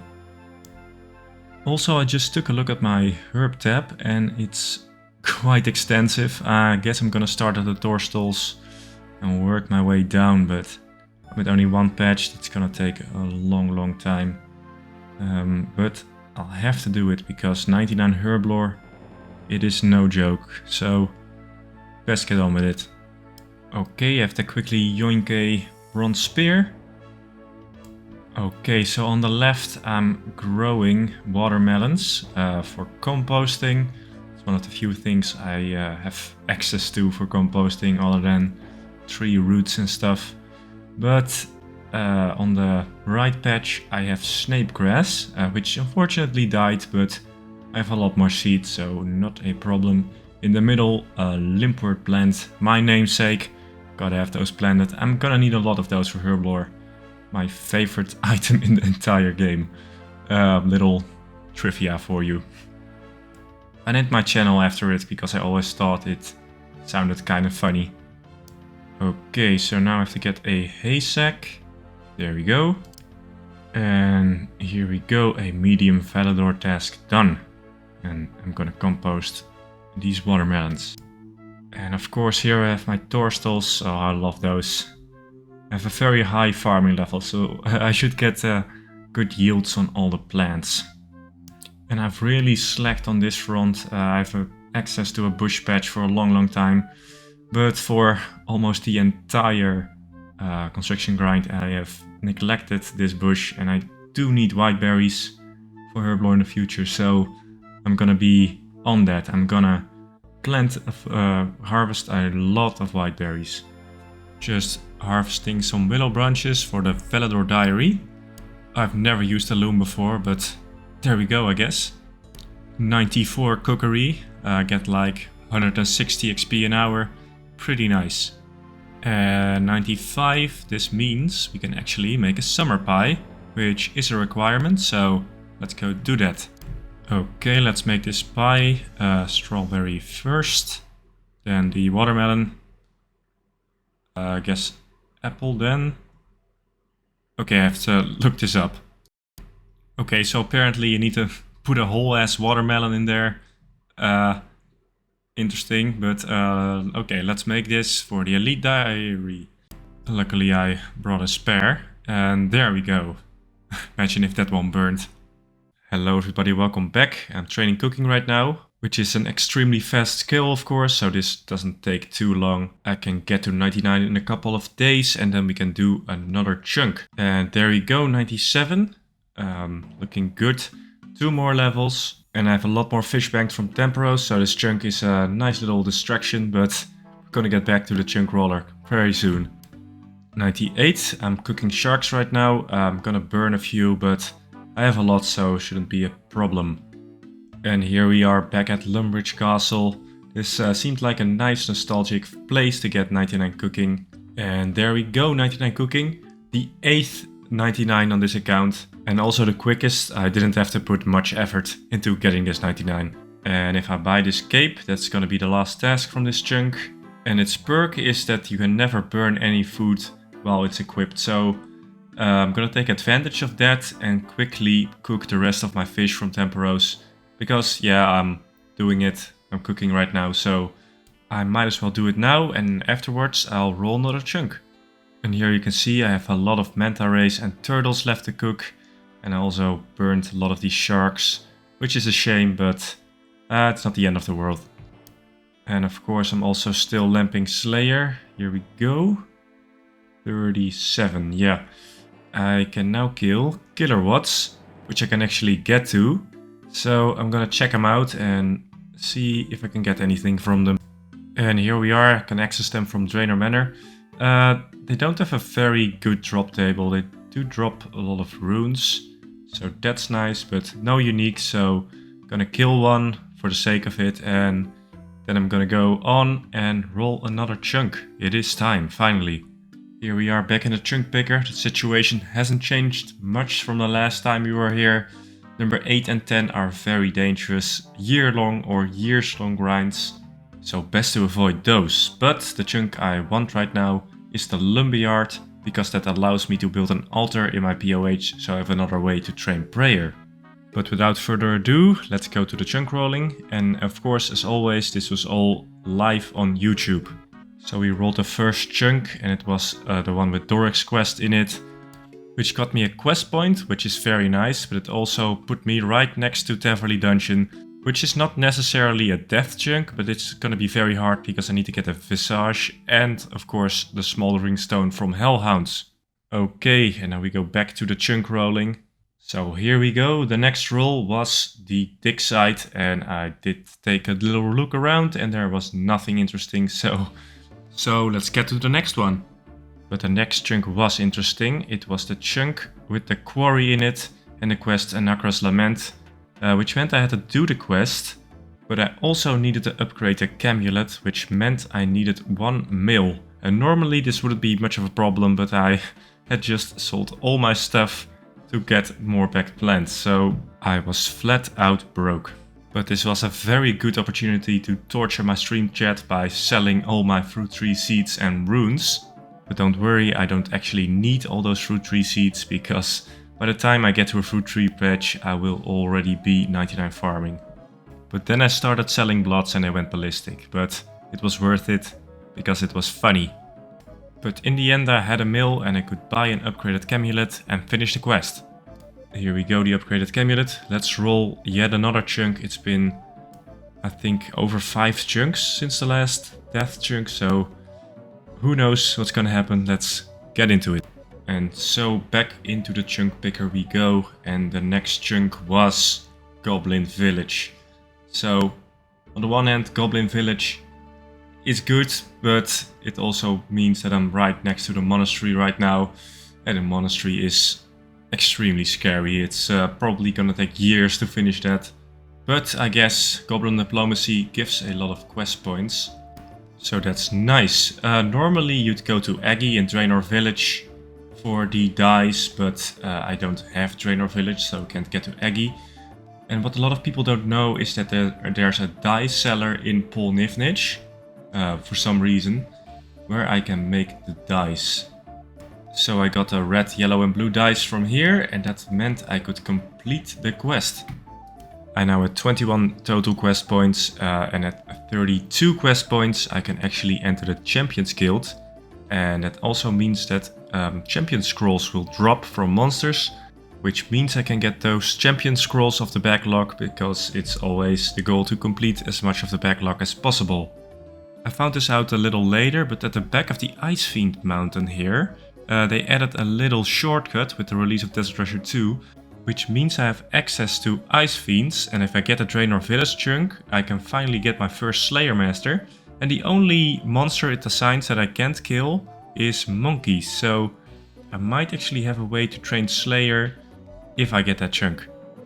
I also had to do some runecrafting related diary tasks, and now that I actually had a Mind Altar, I was able to get a very special Crack the Clue outfit. But I had to gather a lot of items. It took me over 2 hours, I think, to gather all of the stuff needed. But finally, when I got all the stuff, I could get the outfit and actually enter the basement of Varrock Westbank. And I got some of the ruby rings there by hopping some worlds. Because why not, it's free money. So we went back to rolling and something very special happened. We actually rolled chunk number 1. Yes, after years and years of rolling, it finally happened. I wasn't sure it was ever gonna happen, but we rolled it. The chunk that has been next to my starter chunk for years and years now at this point, it finally rolled. I don't know what the odds were of not getting it for this long, but yeah, it feels really weird just to walk in there right now. The tree patch there is not that useful to me right now because, of course, I already have the Valador patch, so the only thing we have to do is get a full Hem outfit, and after a little bit of time I finally got the full outfit, and getting this outfit means I can go back to the chunk picker and roll yet another chunk. I've gotten a ridiculous amount of chunks this video without hitting a death chunk. So let's hope this spoonword streak continues, and let's roll another chunk. Yet another chunk, Jesus Christ. And back in the chunk picker we got another chunk that's been rollable for years at this point. Of course I'm talking about the duel arena. Unfortunately there was nothing to do in the duel arena. There is an imbue thingy there, but I don't have anything imbuable, so that doesn't count. If I get something to imbue, I'll go back there. But right now it's been 8 chunks since I left the Valador Death chunk. And you won't believe what's coming next. We get spooned again. Limestone mine, which means I'm now next to the lumberyard, which I want because I need a saw to make an altar so I can train prayer faster. I can't do the 2 Rag and Bowman quests because I can't get to Draenor for the wine, and I don't think I can access all of the creatures I need to kill. But the limestone mine might come in handy later. Okay, so the next roll is the most important roll in a long time. This is Still can't believe it. This is absolute spoon word to the max. Port Sarim. Port Sarim is hands down the most important travel hub in the game. You can sail to all different lands. With my rules, I only use boats to get to places I can't reach by land, so I will not make chartered ship locations rollable because all the destinations are reachable by land. I can also not get to Land's End because you need to first go to Port Piscarilius before you can go to Land's End. You can't sail there from Port Sarim. But that does mean I can get to Zeya now, to Port Piscarilius. Also Entrana, which would be very nice for the Lost City quest. And also Void Knight Outpost, which would be an incredible way to train prayer for the account. If I ever get to the monastery and need 99 prayer, then yeah, that would be a huge help. Would shave off thousands of hours of the grind. You might have noticed that I didn't mention Musa Point or Karamja, and that's because I didn't include it in the roll. And in hindsight, this was a mistake. I only unlocked chunks by land connection, and unfortunately the chunk with the docks of Musa Point are in the same chunk as a part of the mainland where Turgo's shack is, so I wanted to unlock Turgo's shack and with that unlock the docks of Karamja, but this in hindsight felt like a bit of a cop-out. And I won't have people saying that I'm afraid of unlocking the Inferno. I mean, I am, but I won't have people say it. So I'm sorry for not including the Karamja docks. In the next roll they will be included, so I can sail from Port Sarim to the docks. But as you'll soon see, the gods of odds have punished me severely for this lapse in odds. Moving on, I planted a spirit seed here in the patch in Port Sarim, which was kind of the only task in the chunk I had to do before I could continue rolling. But this really is a great chunk. It also has a rune store, so I can now buy runes, which is weird, but I haven't been able to buy runes this entire time. And with that, a new roll. It was an interesting roll because I finally had some islands unlocked, but not Karamja, of course. We'll correct that in the future, sorry about that. But as I said before, this chunk was a hard pill to swallow because chunk number 4, which has the air altar in it and the Valador, the lead diary, requires me to get 88 rune crafting to craft 252 air runes simultaneously. This is not as bad as getting 99 rune crafting with the Varrock chunk, but it's gonna take months, man. This is... Oh, I just don't have a good way of getting pure essence. The best way is Minotaurs. So this is a very hard chunk for me to complete. I can get an unlimited amount of air talismans from the Duke and Lumbridge, and I can use those to create air tiaras, but I don't know. This is a bitch of a chunk.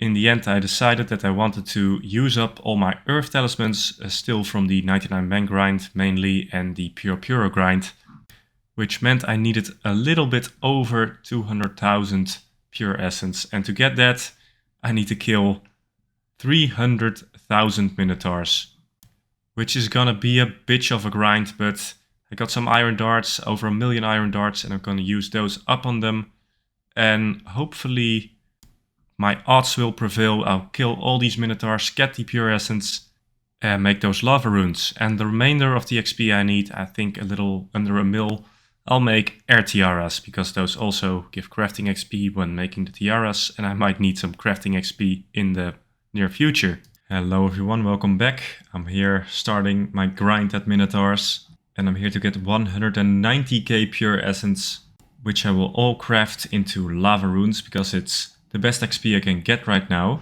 and I still have over 7,000 earth talismans left that I can use for this. It's a quite common drop, but I'm probably gonna have to kill over 300,000 Minotaurs to get the required amount. I can also crush the skull pieces into bone shards, which provides me teleport charges to the stronghold, which is very handy. Unfortunately, I can't use these lamps on rune crafting, so I'm gonna use them on Slayer, because this is the only way I can currently train Slayer. Also still doing 3 runs. I have a lot of seeds from Giant Mole and 97 farming.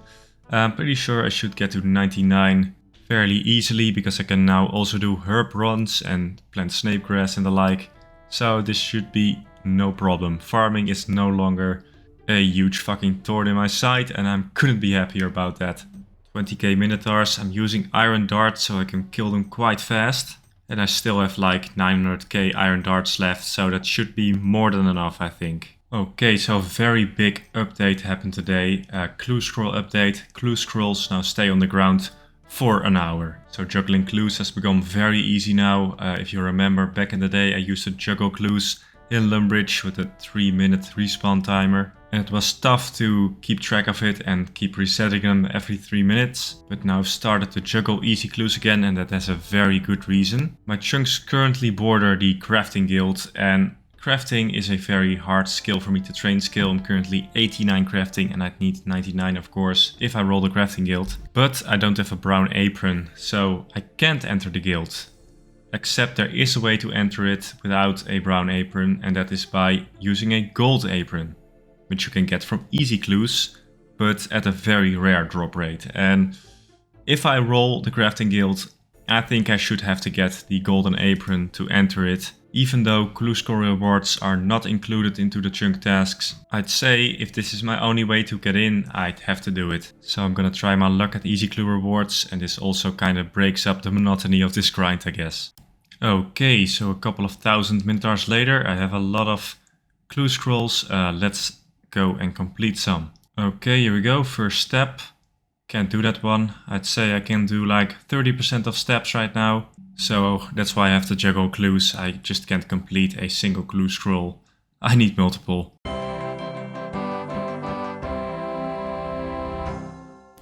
Okay, this is the first time I've done a clue in years. Of course the loot isn't too great. These are easy clues. But I do need... okay. Some uniques. Is good, I guess. Powdered wig. Okay, these are all pretty useless to me, but yeah, it doesn't matter. I just need that golden apron. And it is a very rare drop, so I don't expect it to get it right away, but I am hoping I'll get it, because it would save me a lot of grief if I roll that chunk, which is not certain. I don't know which chunks I'm gonna roll, but yeah, it would be nice if I got it. Let's see. No. Okay, that's all junk. Better luck next time, I guess. Dragon Imp. Let's hope for some dragon bones. I need that prayer stuff. Okay, let's see. Oh, that's it's not good. Might be worth a bit of money, but could be better. I have more clues. Let's see what I get from these. Okay, 14 caskets. Let's see. Unique. Very good. Okay. Just gonna speedrun this until I get something. Vendor's page, yeah, pretty shit. The purple sweets are nice. I might use those in some PVM situation in the future. Don't know yet. But it looks like I'm not getting that apron. Yeah, a lot of pages though, which is nice, I guess. Yeah, okay. Let's try again. And here we go. 50,000 minotaurs. Oh, that loot tracker is looking very juicy. 36k essence. Let's go. I'm gonna save up all these reward caskets and I'm gonna open them on stream. I think 100 should be enough. That way I can have one big opening instead of doing 10 at a time. Should be a lot nicer. My snapegrass keeps dying, so I'm getting some jangerberries to pay the gardener. And this way I should have a lot more snapegrass yields. And snapegrass is gonna be huge for herblore down the line. Harvesting some Thorstals, 98 farming. Oh, almost there, 99. Shouldn't take too long to get 99. And if I roll Drainer now, then that chunk shouldn't take too long, because I've already done the farming cape requirement. Here we go, 100,000 minotaurs. Now I only have to do that 2 more times. There goes the last Thorstal seed. Now all of them are planted. I guess I have to go and grow another herb. Got almost 3,000 Thorstal from that. Not too shabby. A lot of snapegrass too. The herblore tab is looking very good. Also growing my namesake, of course, Limpwurts. As well as jangerberries and whiteberries. But I have to go over to dwarf wheat seeds. And when I've planted all of those, I'm gonna go to the next, and so on and so on. Till I've planted all of them in my one patch. That's gonna take a long time. There are still over 3,000 left, I think. Here we go, 121 caskets, overshot the goal of 100 a little, but I've opened these on stream. So let's see what I got in those 121 easy caskets that took such a long time to get. I had to kill tens of thousands of minotaurs for these.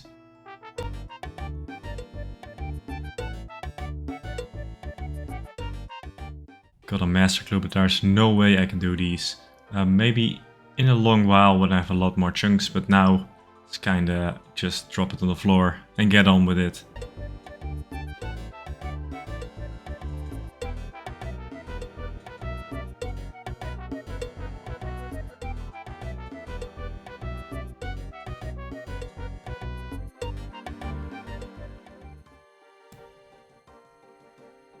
And this was very nice to see, the ham joint.